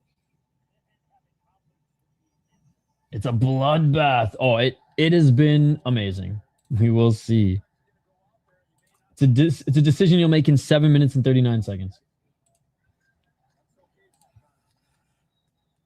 All right, up the left wall. Wild, forcing, and Foligno unable to get the puck back, but now he does behind the net. Great job keeping the zone. And Thomas Harley for the Stars able to get the puck back and lead the rush up center, but Foligno there to bat it back out, and Dallas gets it back, shot off the glass. Hartman, Spurgeon fighting for it. Brodin gets it back. He sends it up the left side, center ice. Wild dump it in as they finish their chain. This is the second 4-hour game back-to-back. Kings/Avs were it last night, and now this. I hate the Maple Leafs, and I'm not super keen on the Habs, not super keen on the Oilers. The other teams, I'm indifferent. They're just like all the other American teams. Like, I don't hate Winnipeg, just like I don't hate the American teams. Don't hate Senators. Don't hate Calgary. I don't cheer for the Oilers. Oh, shot! Nice. I don't know if that was blocked by Tyler Myers or if that got through. And now the Dallas Stars send it back. It's center and Quinn Hughes. Oh, wait. Yeah, Quinn Hughes with it. Yeah, so the Canadian teams that I don't cheer for are Montreal and the Oilers, and I hate Toronto more than anything on this planet. Hughes up the left side. Like, I hate the Maple Leafs more than I hate gas prices right now in both countries. I hate the Montreal Quebec Habs. Free hockey, as they say. Draw passer Baldi in the corner. Faber. Shot. That was tipped up and went high and wide. Faber to Hughes. Hughes up the left. Hughes. And a penalty. Hughes may have dove a little bit on that one too. I'm not gonna lie. I want to see the replay, but they were both skating pretty quick on that one, so he might have dove a little bit on that one too. Gelickson is saying it's a dive.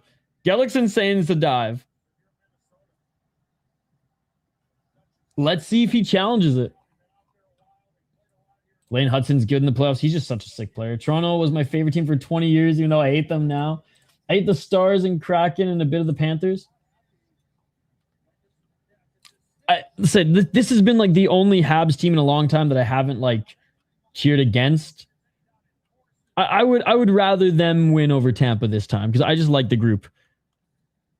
All right, let's see Hughes here. He was in stride. Oh yeah, that one hit the knee, dude. Hughes, I think, flippity flopped on this one. It didn't hit the skates. It hit his knee. If I was the Dallas coach, I'd be pissed too.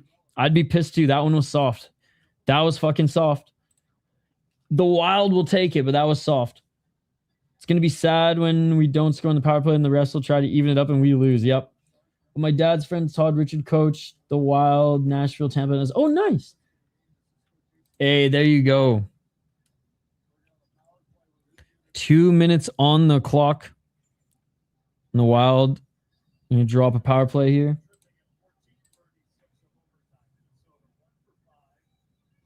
One for 5 on the power play for Minnesota. Jeez.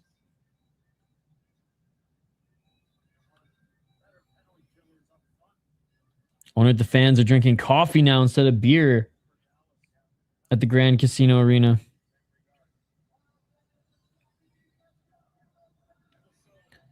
All right, Minnesota on the power play. Sam Steele in the box. Can they wrap it up here? Will Hoppy and Z go live?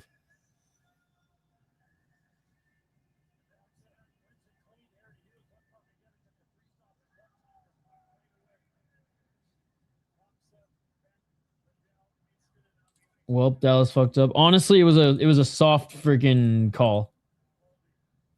It was a calculated dive, but how many back of the headshots should have been double minors? That's not what we're talking about, though. 130. Apples to oranges, my man. I'm not making excuses for someone who dives. It happened. It was a dive. The Wild are lucky that they're on a power play right now. It might. 122.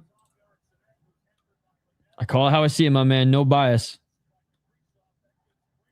My reaction might be biased to stuff, but I'm not gonna lie. Hughes. Back to Baldi, back to Hughes. Because they're on the west. Or actually, that's a good question. I don't know.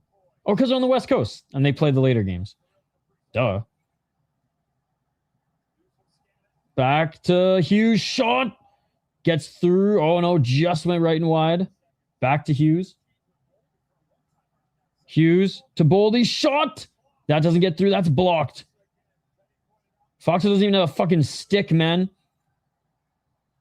Baldi. Shot. Right side hits the post. That's the second post of the game. Baldi hit a post in the second period. And Kaprizov hit the post here in the third. And this puck's going to be pushed down the length of the ice in Wallstedt. Damn, Foxa broke his stick on one of those opportunities. And then Kaprizov hit the post. Johansson with some speed. Johansson sends it around. And goes all the way around to Quinn Hughes outside the blue line. Hughes up to Kaprizov. Kaprizov backhand. Unable to find his man in the far corner, but he goes around. Faber, backhand, back into the corner. Down goes, I don't even know who that was, but Tarasenko able to keep it in. Oh, it was Johansson. Myers gets it back for the Dallas Stars, and that will do it for the power play. I mean, at least they had some chances on that one, but in OT, if you don't put it away, these chances don't mean squat.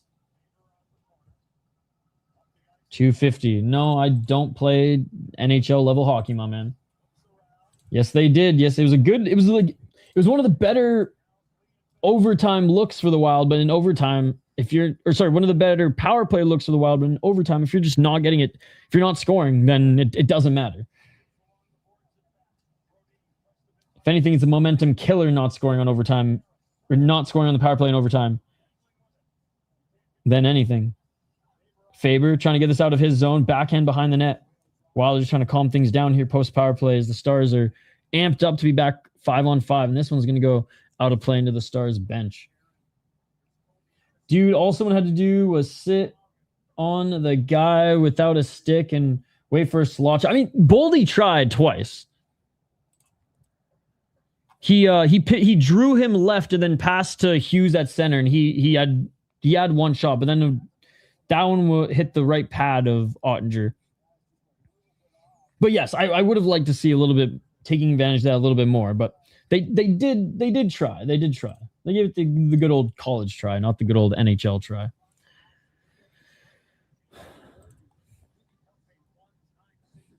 All right, 2:15. And Eriksson Ek wins the faceoff.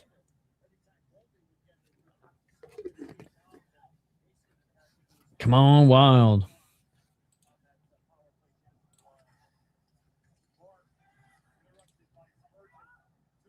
Dallas. 2 men enter the zone, but Spurgeon gets it back. Just under 2 minutes remaining. All right. Dallas keeps it in. Duchesne tried to send it back to the blue line, but he sends it back into the neutral zone. Dallas sends it into the corner. Spurgeon, Duchesne battling for it. Back to the blue line. Dallas setting up. Duchesne shot through traffic. Wallstedt save. Wild come away with it. Through the neutral zone. 119. Speaking on behalf of all of us.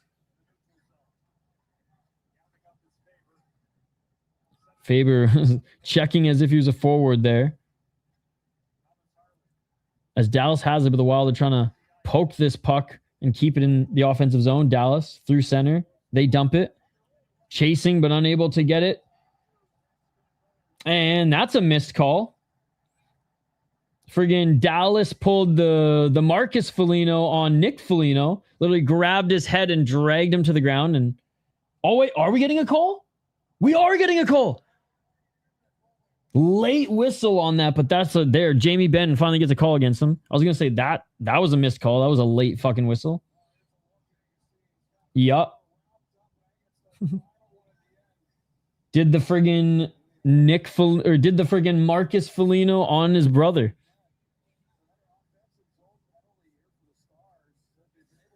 And here we go. Another power play for the Wild. 50 seconds left in this overtime period. Hughes talking to Baldi. They're trying to set something up.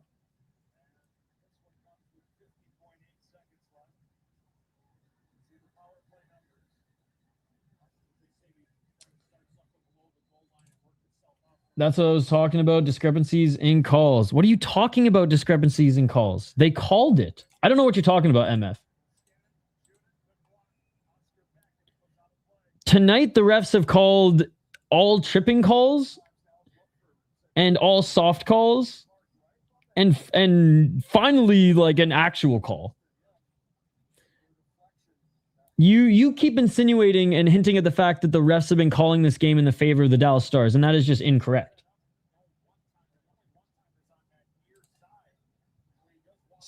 71 2 shots per period. All right, Wild win the faceoff. Hughes, left side. Back to Hughes. Baldi.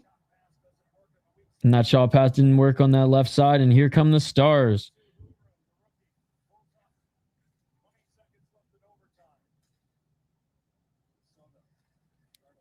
Minnesota. 15 seconds left. This will be the last breakout of the period. And good stick by the Stars. They're able to knock this one back. And we are going to a double overtime. Like I said, St. Paul, if you're in St. Paul right now, I don't know what bars. I mean, all the bars are probably having to stay open for this one, eh?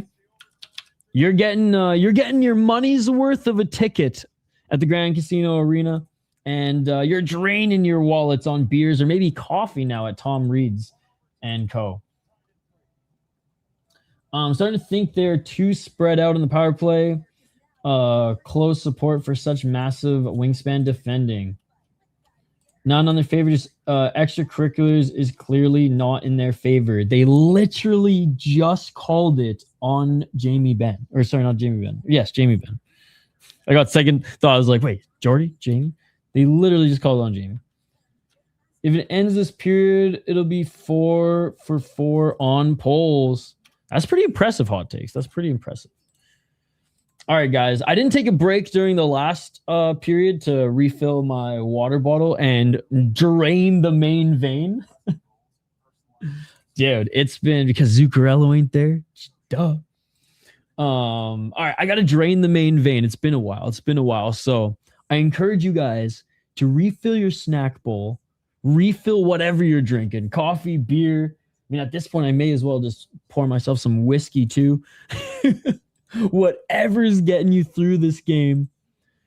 I know we're all on the edge of our seat right now, but whatever's getting you through this game, refill, recharge. I'm gonna drain the main vein because I didn't think this was gonna go double overtime. I didn't bring any friggin' Ray from Trailer Park Boys piss jugs here under the table. All right.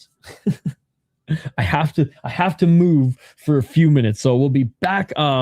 Judd's Buds tonight officially canceled. The boys aren't going to go live for a post-game show. I don't know if I'm going to do a post-game show or not. Probably go to bed as well. If Seth is live, I'll send you guys over his way, but we'll just treat Judd's Buds tomorrow or whenever they do it as the unofficial official post-game show. The next game's not till Saturday anyways, right? All right. So what are we? Third? It's not often we write third intermission.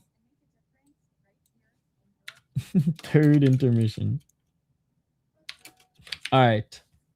We'll go over any stats that pop out that I see, if any, in that period. But I also want to hear from you guys.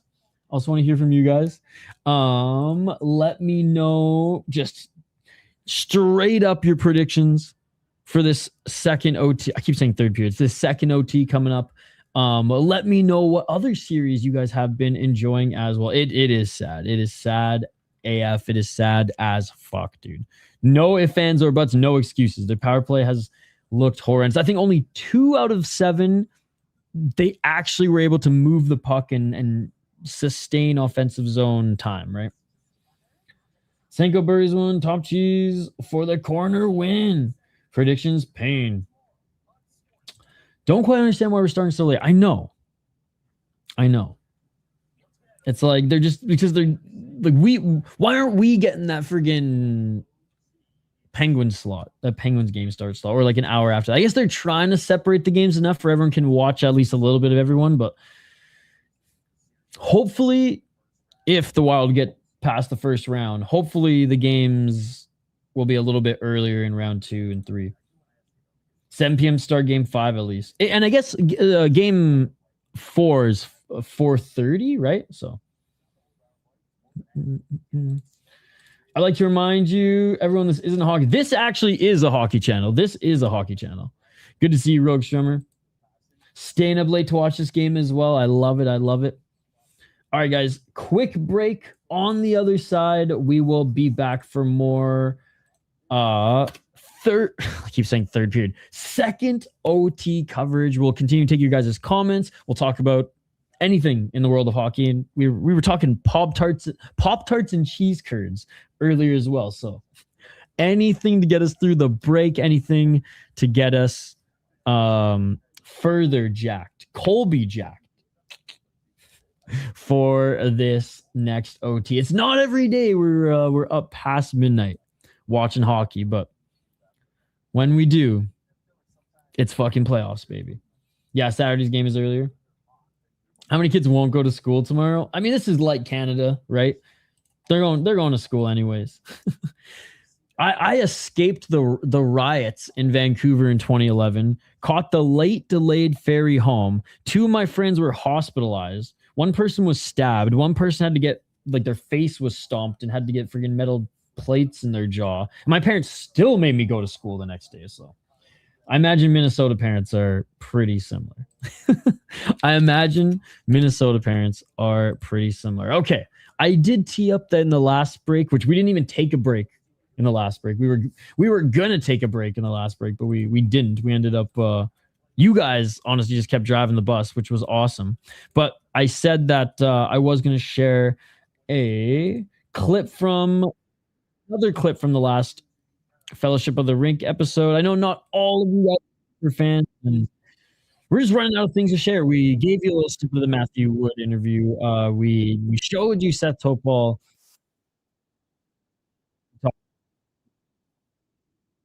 Played a little we played a little bit of our talk about the Detroit Red Wings, and honestly, there's just not anything else to talk about. There's not any other content that we're caught up with because we've shared it all in this very long stream. But if you guys haven't already, and I know I've talked about it a few times, this is the latest Fellowship of the Rink episode.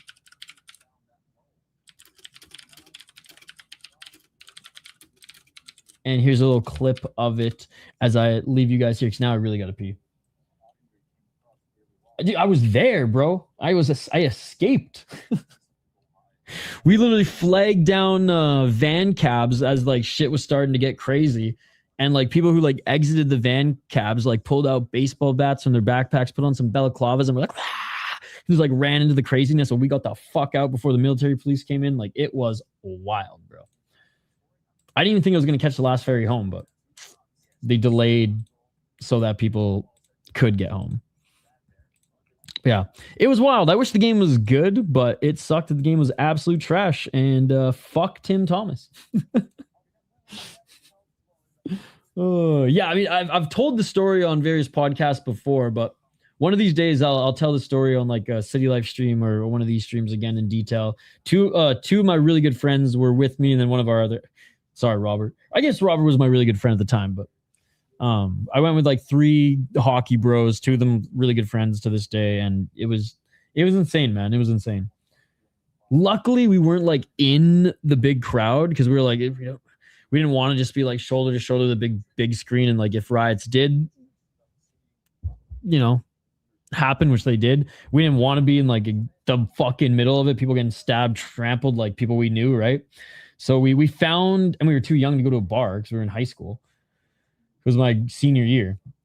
So we found like some Asian, I don't know if it was karaoke or like bubble tea place. Maybe it was both. And like they had the game on there, and we just fucking posted up there. And then, so like we're there all day and like had the vibe of the town and city, and then just found some other place to watch it. Oh shit, if you download GoPuff, you can get 6. Okay, for next stream. It's too late now. But for next stream, 100%. Okay, guys, I got to piss so bad. So here we go. I'm leaving you guys with a snippet from the college hockey segment of the last Fellowship of the Rink episode. Back on the other side for second OT, play-by-play commentary, reaction, and of course, interaction with all you amazing folks in the live chat. Smash that like button. I'll still have chat up, so comment away, and we'll be back on the other side for second OT action, baby. Gopher hockey. Matthew Wood, what a beauty. Hand up, he's one of the guys that I had kind of in my middle ground area coming out of last year, whether it made more sense for him to come back versus go. I was really hopeful that he'd stay, and it sounds like it did come down to the wire, but he's impressed. He's been one of the few bright spots looking forward for kind of a Nashville Predators organization that's in a bit of turmoil. Great season. I mean, put up his first hat trick, which is incredible. But great kid. Excited to watch him continue to grow. Jimmy Snuggerud, too, hits 21 goals, surpasses 50 points. Awesome rookie season. I don't think anyone was shocked that it was his time to make the jump to the NHL. You're not here for that, though. Let's talk about what's happened this offseason. Everyone knows, of course, the big news was that the Gophers were moving on before his contract expired from head coach Bob Motzko. There's been a lot of conjecture, and anyone that has not yet been able to catch any of the Brett Larson media appearances, there have been plenty. He'll be jumping on here at some point as well, but go check out our good friends over at Gopher Puck Live. They had a great sit down with him. Just an awesome dude, going to bring some interesting life into the organization, but I was one that was critical early on of just what are we doing with this hiring process. I did not like how rushed it felt and how few candidates were actually interviewed. I do not have any issues with the coaching hire, barring that side piece, of course. I do think that Brett Larson could be an awesome fit here, and we're already seeing some of the fruits of the labor, first with the coaching staff being bolstered. Assistant coaches officially now, Ben Gordon and Paul Martin staying / being promoted, and Corey Leyland from St. Thomas coming in as the other assistant coach. Matt Cullen, who I'm just so happy that he has pivoted from St. Cloud to the Gophers. That nothing makes me happier. I love Matt Cullen from his NHL days, and most importantly, back-to-back Stanley Cups to the Pittsburgh Penguins. He is director of player development. I'm sure he's going to be the quasi GM of sorts in ways. And then Jacob Leroy, director of operations. Also bringing back Brennan Potterzay as the goalie whisperer within the org. Now let's talk about the player movement. Gophers actually had 7 total players hit the transfer portal. At forward, Eric Paulson, who has now moved on within the Big Ten. Let me know if I'm a record scratch here, but there's going to be several guys going that way. Eric Paulson to Ohio State, Jimmy Clark to Michigan State, and August Falloon has not yet announced or committed, at least as far as I'm aware. On defense, Leo Gruba headed to Notre Dame, Max Rude going to Alaska, and Finn McLaughlin going to St. Cloud State. And goalie Nathan Airy yet to be confirmed, at least to my knowledge. There were 2 in this group that really stood out to me, and there's a few that remain on the roster that I was a little surprised by as well. But saying goodbye to Jimmy Clark and Leo Gruba, that very much caught me by surprise. I've really liked Leo Gruba's game. I think he is a heavy hitter. I think the offense is there. I think he's a guy, at least from what you can see, that guys will rally behind. I don't like Notre Dame, but I still wish him the very best moving forward. Leo Gruba was an absolute beauty. And Jimmy Clark, I apparently am getting in a lot of fights with people online over this. I don't understand where the hate is coming from. First off, yes, I'll acknowledge he took a step back from what he did his sophomore year. He had a great sophomore year, surpassed, I think, several people's expectations. He is a player that is going to do a little bit of everything for you. I'm not going to sit here and make him out to be some first-round draft pick in the NHL. Like, he told us when he came on with us that he was out just playing hockey because he didn't think he'd be drafted. Went to the Minnesota Wild in the 7th round. But this is a Swiss Army knife. He is such a balanced, well-rounded player. And he really is a guy that he's not going to lead your team in points, but he knows how to play with good players. And that is something that just doesn't get talked about enough. Everyone takes for granted, like, oh, of course you put up numbers when you're playing with Kurth and Wood. Like, no.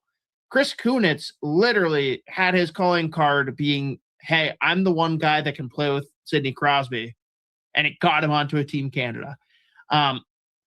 Jimmy Clark, it's going to be interesting to see how he's utilized at Michigan State. But again, that one really caught me by surprise. I thought that he absolutely still had a place on this roster. So tells you how much I know. And we are back live here, ladies and gentlemen, for double overtime Minnesota Wild Dallas Stars Game 3. First game at home in St. Paul for the Minnesota Wild, and what a crazy game it has been. Big shout out to everyone in the live chat. Smash that like button if you haven't already. We've already hit our like goal, so let's try to get to 40. Let's try to get to 40. We hit 20, then we hit 30. Let's try to hit to 40 now, ladies and gentlemen. We are so close. We are so close. Appreciate all you guys hanging out with us here tonight. If you're new to the channel, we do live play-by-play, commentary, reaction, and of course, live interaction with all you amazing folks in the live chat here. We're all on the edge of our seats, both Wild fans and Stars fans, ladies and gentlemen. We'll be covering every single Minnesota Wild game during the playoffs and more games as well as the playoffs go on, ladies and gentlemen. Vote in the poll question 2. Who ends this one? Here we go. Puck has dropped.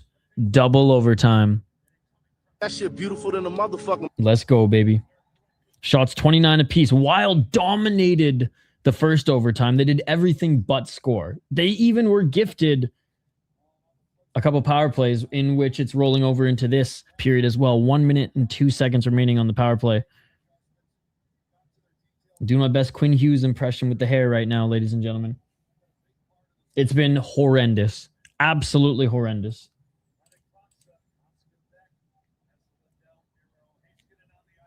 All right.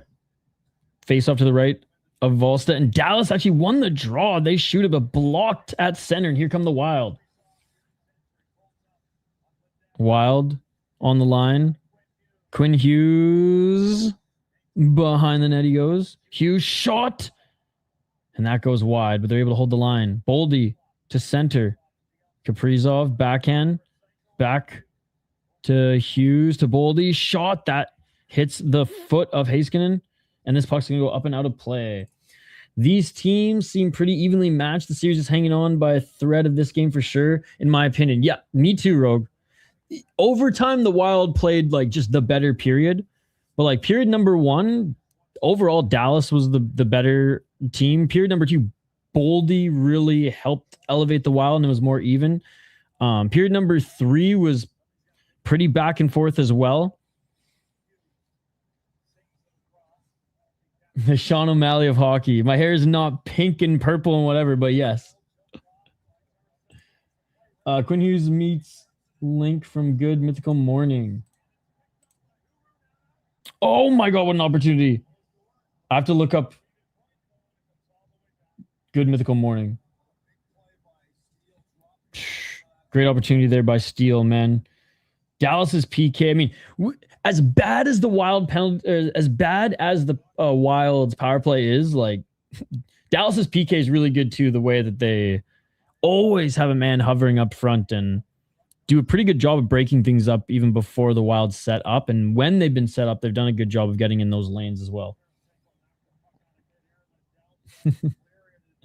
Maybe 5 for 5.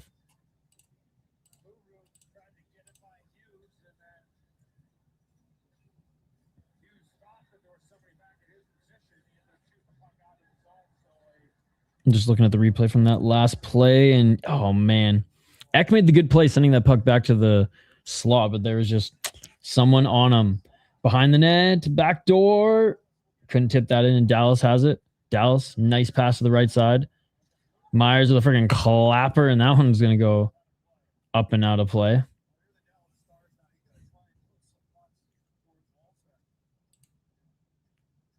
$18:32.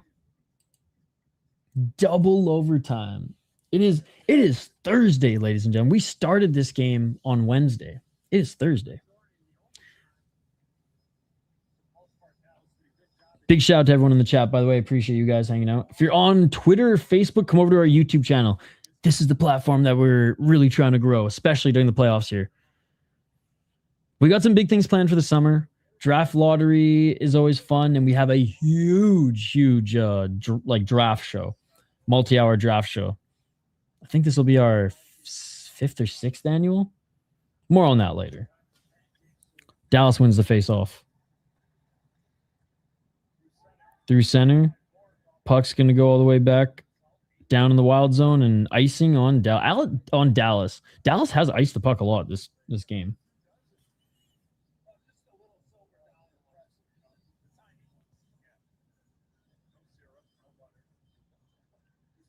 And Duchesne, who had the tying goal on the ice right now. Love both of the goalies' masks, by the way. Ottinger's mask is dope.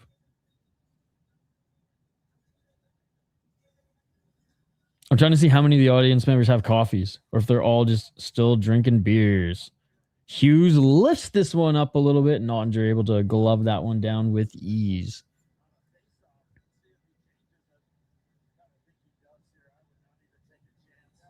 18-16. I think Jocelyn Edwards is going to cook Norma Dumont, the cone man. Is fight talk forbidden here? I won't mention it again. No, it's not forbidden. It's just, I'm not going to get into it too much given that this is double overtime and tie game Stanley Cup playoff, but favored Kaprizov shot, and I say by Ottinger. I've never been high on Jocelyn Edwards. I think she's gotten better. She's developed nicely in the Ultimate Fighting Championship, but I've never thought that she's been that good. Very much her range and just athletic build has carried her a lot. But she has gone a lot better.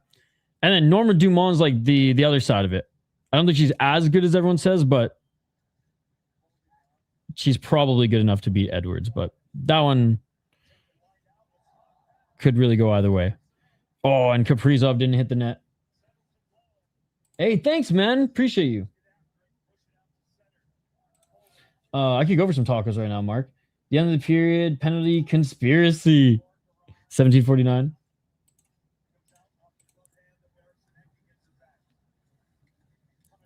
And they can't get it over the line. And here comes Dallas.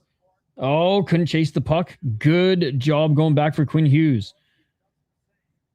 Dallas able to dust this one to the corner, but a great defensive play by Kaprizov. I will say this, ladies and gentlemen. I know that we're not paying Kaprizov to play defense, but like, holy fuck. Two-way, he's been not just fine, but great tonight as well. So like, it's kind of like what I said about Baldi last year and the year before. Like when he goes on some of those streaks where he doesn't score, like at least he's doing all these other things right. And at least Kaprizov is not a liability tonight.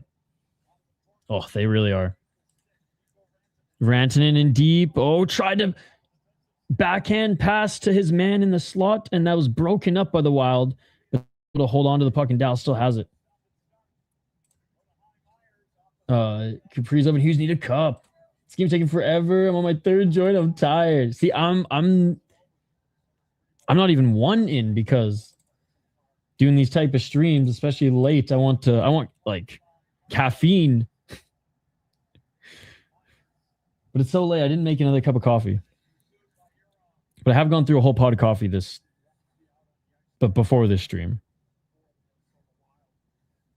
16-19. But I'm at that like point where I'm like overtired. I'm like still like stimulated by the caffeine, but like I'm like bedtime, and then there's like dopamine from this game. So good old late night streams, man. All right, Wild battling on the left wall in the neutral zone. Dallas gets it back, and they're able to slow things down. Coming through their zone. But a joint to period's pretty good. Well, I guess you're almost. We're 4 periods now, but that's not bad, 2000s, baby. And we're having a rare icing call in the Wild, man. Dallas has been icing the puck left, right, and center, but a rare icing call in the Wild.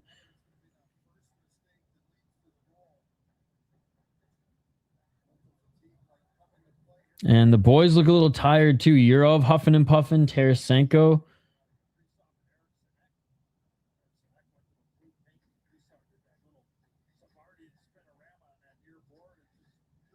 Key face-off win needed for the Wild. They don't win it, but they're able to poke this puck down into the Dallas zone so they can get new bodies on the ice at least. Dallas chips it in. Oh, shot by Dallas. That gets through in a nice save.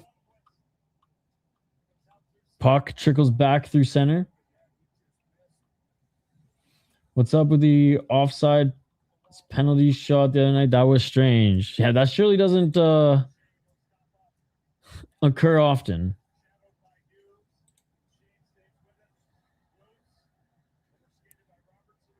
And there's a nice backhand shot or backhand clear as the Wild try to regroup. And the Dallas Stars are going to come in offside.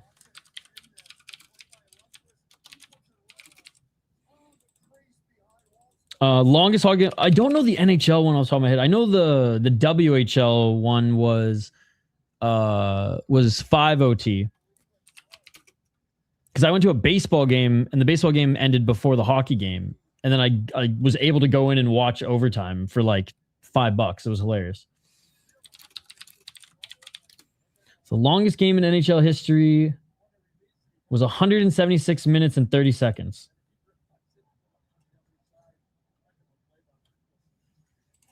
(1936) semifinal, Detroit against Montreal. And then 1993 semifinal, Toronto beat Boston in 6 overtimes.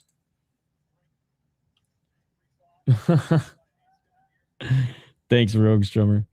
I have a meeting at 9 a.m. tomorrow, and I was going to work out and eat after this, but now I think I'm just going to eat. I don't even know if I'm going to eat. I might just roll into bed. But anyways, big hit by the Wild on the Stars. Thank God no calls. A nice hit into the boards, and here comes the Wild. Kaprizov weaving, waving, back to the blue line. Shot. Oh, and that goes just high. I was feeling that one, Wild fans. Who has the deepest roster to handle multiple overtimes? Honestly, like, it's playoffs, so everyone's a little banged up, but it's National Hockey League. If you can't go multiple overtime rounds, what are you even doing? I would say, Dallas. We got a penalty here. Quinn Hughes. Bro, it's the hockey god's karma for some of his flops. High cross-check by Quinn Hughes, dude. Quinn Hughes starting to lose his cool. I feel like it's like too late to eat, where like if I eat, then I won't be able to sleep well. I don't know. I don't even know what I'm talking about right now. We are fucked. Hey, if anything, the Wild's PK has been good. Now it's the Dallas Stars' opportunity on the power play here in overtime to see if they can silence the crowd here in St. Paul. Oh, Dallas won the faceoff. Dallas tried to set up that slot shot. Shot from the blue line. Nice save by Wallstead. He bats this one to the right in the corner. Wild trying to get this out. They can't. Wild out of position here as well. Shot from the top of the circle. Oh my God. Wallstead didn't even know where the puck was. Wallstead out of position too as well. Dallas gets it back. Wallstead finally able to reset. Oh my God. That could have been dangerous. Dallas looking really dangerous so far at the start of their power play. Shot that goes left and wide. And this ricocheted out. And Wild, Eriksson Ek getting it to Baldi, but Baldi turns back as he bats this into the offensive zone. 1 minute and 16 seconds.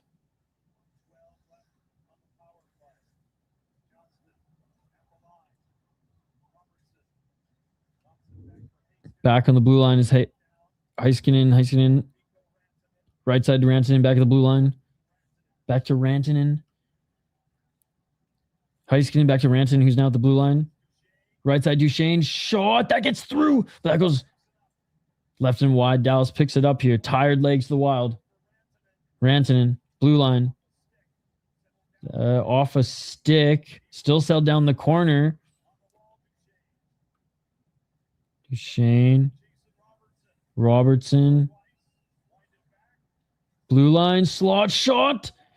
And Volstead with a big left glove save, bro. Man, Jason Robertson had time to, a few seconds to light that one up, and Volstead with the glove save. Huge save by Jesper Volstead here in the... I keep wanting to say third period, chat. Second OT. By the way, no post-game show. We're going to bed after this. Don't know when it's going to end, but we're going to bed when it ends. Brodin gets tagged from behind, and they call that nonsense. Wally, yo, thank you so much for the donation. Here's a good look shot of Wild Turkey whiskey. Oh, next whistle. I don't got Wild Turkey, but I got some Japanese whiskey. All right, Eck gets it. Oh, gets it back. Great job by Dallas. Hauling over Eck. I mean, that might have been a little interference if you ask me. And what a save by Volstead again. Oh my God, with 2 seconds left. With 2 seconds left in the power play, Volstead makes the craziest save, man. Nah, dude, it's too fucking late for that shit. I feel like we've been breaking down this fight between, or not this fight, this game between all the periods as well. I don't think there'll be much more to say.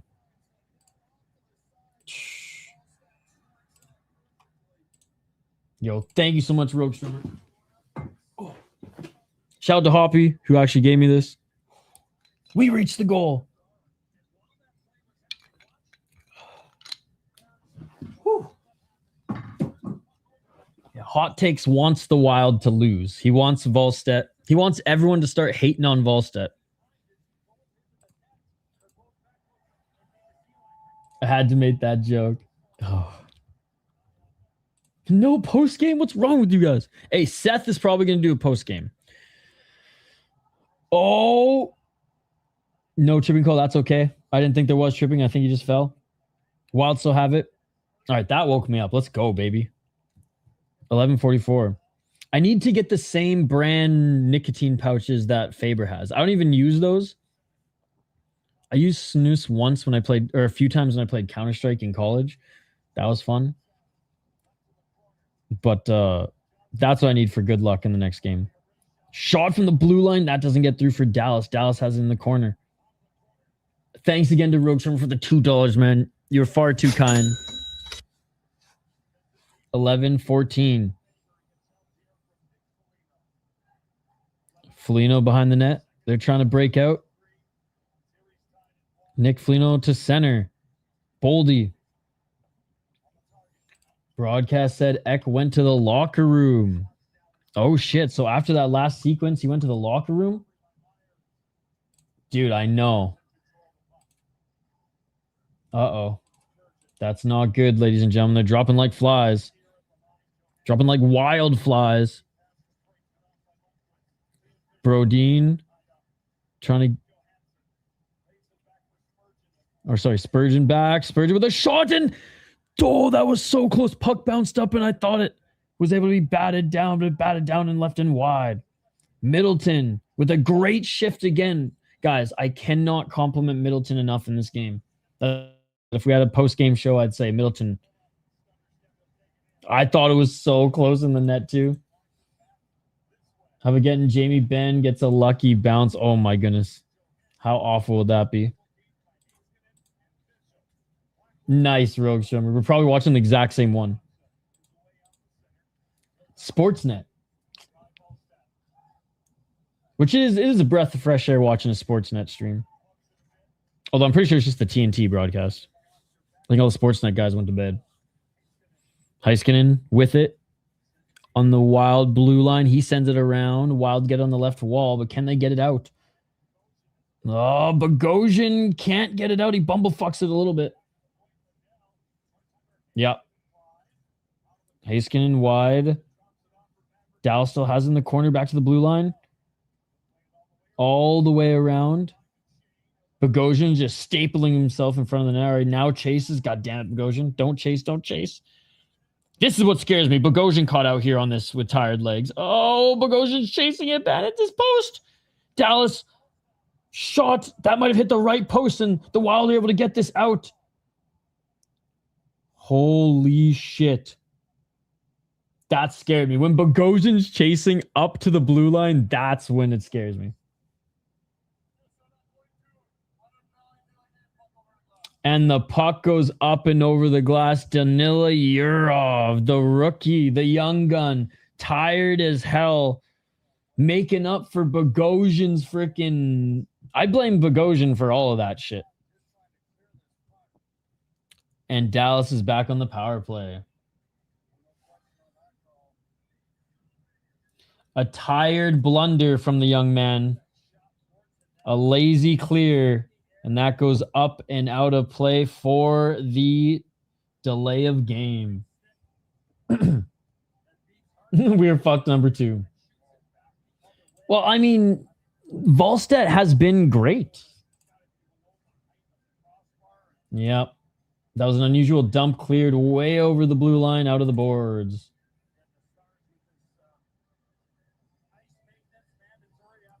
All right, X taking a skate right now, but he's hurt. He was getting looked out. He's out taking a skate as there's like maintenance. So Ek was hurt going down. Oh, his left quad. Or sorry, hamstring. But he is back out. Skating around. Hopefully it's a little like Charlie horse type thing, you know?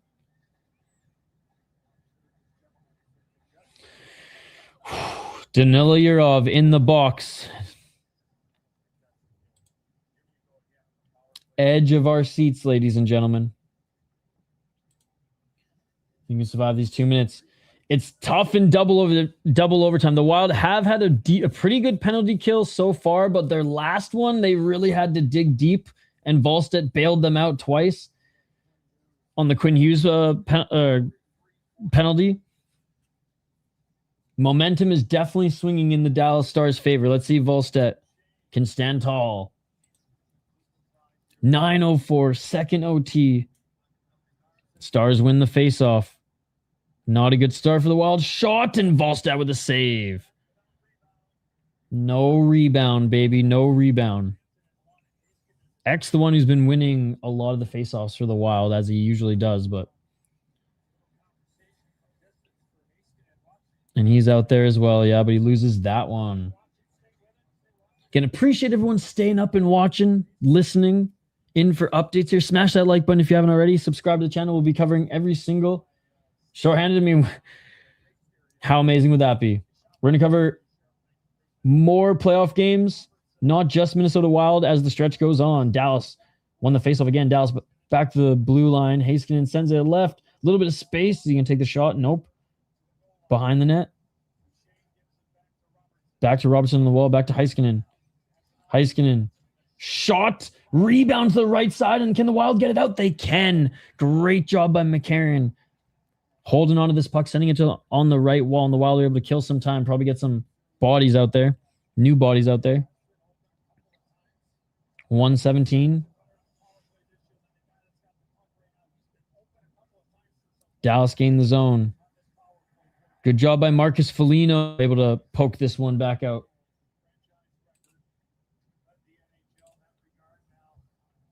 Dallas gained the zone. Backhand or back pass. Now back to the blue line again. Heiskanen up the left wall. Better not be playing the next game. Wrist shot taken. Score. It is all over. The Dallas Stars wrist shot little tip, and that will do it in OT. Danila Yurov, man. Cost this one with a freaking delay of game. The Wild were given their chances. They were given their chances. They dominated first OT, but does it matter if you don't score? Dallas up in the series 2-1 back in St. Paul on Saturday. Use him for a trade. They're rebuilding. Hot takes. Like, I don't even know why you care. You want this team to lose and rebuild anyways. So this is hot takes wet dream, ladies and gentlemen. Volstead let a goal in. Yurov caused it. The Wild lost. Dude, Hot Takes is popping champagne right now. Again, I don't know why you're not happy. It's so weird. I don't understand. I don't understand. This is Hot Takes wet dream. He was wanting the Wild to lose this whole game. He's so happy right now. It's amazing. 31 shots of the Wild, 36 for the Dallas Stars. The storyline in this game were just the penalties. Some warranted, some soft as hell, some missed, and then some just let go completely. The refs were awful in this one as far as consistency goes. It's going to be interesting to see how game 4 is called. Face-off wins 41 for the Wild, 48 for the Stars. I mean, there were some key face-off losses at the end, even just 5-on-5, but towards the end of this second OT, Dallas winning narrowly in the face-off department. Like I said, Ek was pretty much perfect in the first 3 periods and started to fall off a little bit here. Let's hope that he's okay for game 4 as well. I know a little discomfort there, but he was able to come back out. The penalties, dude. Absolutely insane. 9 on the Wild, 8 for the Stars. Stars were, in the third period, 2 out of the 3 tripping calls I was fine with. The Hughes liked to flop a little bit, and in overtime, the Wild got a power play early in overtime and late, and to start second OT, and still weren't able to capitalize on it. So, good on the Stars. They capitalized on it. Overall, Volstead played awesome. Middleton played awesome. Brodin and Spurgeon played great. Hughes was fine. Not bad, not great. Faber was awesome. Marcus Johansson played overall really good as well. So definitely some great play 5-on-5, but not being able to capitalize on the power play absolutely tanked this team. A couple posts as well, but we can't keep making that excuse. Kirill offensively was MIA. He was doing a lot of little things in the two-way department, but again, he's paid to score goals, right, guys? He's paid to score goals. Start Gustafsson in game 4. Well, we have 3 days until game 4, so I don't think you start Gustafsson. Volstead didn't do anything wrong. I mean, yeah, he let that last one in, but double overtime tip on the PK. I'm not really blaming him for that one. Man, that one was on Danila. Well, actually, it was on. I blame Bogosian and Danila Yurov for that. That's false. It wasn't a pathetic effort. It was a really good game. The power play was atrocious, but to say that was a pathetic effort is crazy. Kaprizov, the most overrated player in the NHL history. Offensively, yeah, you paid to score goals, but he wasn't an anchor in this game at all. I'm so sad. Zuki and Trennan would help. Yep. Yeah, the power play was atrocious. Don't get me wrong. I'm not making excuses for how bad the power play was. Out of all of their power plays, only 2 of them they were actually able to set up and get some prime opportunities. A post, Baldi hit the post in one, which was a nice opportunity, and they hit the post in the first period as well. But yeah, overall the power play was awful. But you have to give some credit to Dallas's penalty kill too. Dallas's penalty kill is really fucking good, especially when they get 2-man up and they kind of gamble, but it works out and they're able just to shut everything down in the neutral zone. It truly is beautiful. Dude, I know it's insane. I don't even recognize NHL playoff hockey anymore. I really don't. So much for putting the whistles away and letting the boys play that. As soon as Nick Foligno was called for that little hug around the shoulders, hey, what's up, man? Enjoying St. Paul, and he gets called for it. I knew this game was going to be straight crack cocaine. It is what it is. Bogo looked very old. Yurov looked lost in OT. We're going to 6 anyways. The GM and coach to start a rebuild. PK was atrocious. Game 4 next. GG's for real. Great game. This is a great series. Hey, appreciate it, you next. Guitar Man is crashing out. From the first penalty, you knew it was going to be a bad ref game. Yep. Is it worth trying? Petrangelo said Bogo. I think it's worth it because like Bogosian didn't get a lot of minutes. And I'll say this. Fucking Middleton had one of the best games I've ever seen him play. And then Bogosian, you know, it's like it wasn't his fault, but it was kind of his fault because he's just too slow and doesn't have that like fast twitch muscle anymore when he moves out there, and he got caught chasing at the blue line. That's kind of what started the sequence of everyone wicked tired trying to chase and then get back in position. Then Yurov made that lazy blunder. Jamie Benn should never play another hockey game. Career out of being a fucking goon. I mean, he definitely is a dirty goon, but then Trouba, Wilson, and so many others should be kicked out of the league as well. Oh, I'm not blaming the refs at all. I'm literally blaming the power plays. Bogle looked like shit in the OT, but Petrie isn't the answer. Well, I mean, I don't think anyone's saying he's the answer. I'm saying like to plug a potential crack so that at least have it so that at least there's not that risk. I don't hate it. I've been good, man. I've been good. How are you? Were you at LFA? If so, I missed you. No, Petrie, he's horrible. He's not horrible. I'd rather have Hunt over Petrie. Hey, I'm fine with either. I'm so fucking mad. Holy shit, I hate being a fan of this team. Hey, close loss again. They'll come back strong for game 4. Hey, and I wouldn't hate that at all. I love Damon Hunt. He was so good. Guitar Man, see, you're thinking I'm making excuses because you're not listening because you're crashing out. The refs were just bad overall for Dallas and the Wild. It was frustrating to see that many whistles in a Stanley Cup playoff game. That's what we're talking about. You got to listen. Context matters, buddy. Context matters. 55 was the answer. Where is he? Hunt over Bogo and Petey. Bogo can't even lean on people anymore. Just chase everyone, right? And he's not quick enough to chase everyone. There, at least we can agree on something. Not even for the first time. I just think this was one of his best games. Man, hot takes. Is this your burner? Are you just like going two accounts right now? Dude, I know. It was so bad.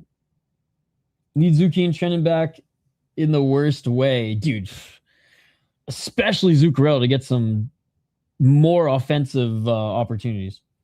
If we had Yurchek, would be up 3-0. Dude, best comment of the night.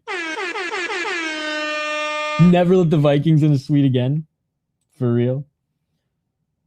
The Wild need to dominate next game or it's over. Oh, yeah. I mean, the Wild need to just even scrape by. I mean, I agree. Like, we need to see them dominate. But, like, they just need... If they lose the next game, it's over. It's over, dude. If they lose game 4, it is over. Typical game 1 exit. What are we even doing here? But it was a close one. The power plays and lack of scoring on the power plays absolutely sunk this team. And obviously there's a little blame on Danilo Yurov as well. I'm not making excuses. There was a lot of good. Dallas is a good team. We all knew it was going to happen. It was only a matter of time. If Dallas was going to get power plays just like the Wild in OT and it wasn't ending, I felt it. Oh, we regroup for Saturday. It's all over now. Tear it down, rebuild. Hey, shout out to everyone. Genuinely believe Minnesota was the better teams. Special teams gap, unfortunately. 5-on-5, agreed. Even without Zuccarello and Trennan, but special teams is gonna bite you. Hey, cheers, buddy. Shout out to Waggle Golf. Baldi's such a fucking dog. Yeah, Baldi didn't even play all of the fucking first period. He played 3 minutes of the first period. Came back in the second period, fucking scored, and yeah. Flowers, Minnesota, Wild left, remember? What? Flowers? I thought he was talking about the defenseman Vikings, not the football players. Oh, got you. Because there were the Minnesota Vikings in the Wild Suite as well, so that's why I got confused. Anyways, guys, it's bedtime. This was the post-game show. It was a quick 10 minutes. I read all your comments. Thank you guys for commenting. You guys are fucking awesome. I'm sorry it didn't play out in your favor if you're a Wild fan tonight. Emotional damage. Especially in a late one that goes double overtime. But game 4 on Saturday, there's some time for them to recoup. Definitely Zuccarello and Trennan will be back. You know, there's a few days for them to recover some more. But that's going to do it for me. Hoppy and Z might be doing Judd's Buds tomorrow or Friday. They'll let you know. It got too late for them to do it tonight, and they go like 2-3 hours. They'll do a wrap-up of this game, a wrap-up of the series. And I will be back maybe Saturday, but definitely for Game 5. Yes, good games, guys. We're very evenly challenged. They took their fair share of penalties as well. Wild need to capitalize 100%. Hey, no problem. Thank all of you guys for hanging out. This was awesome.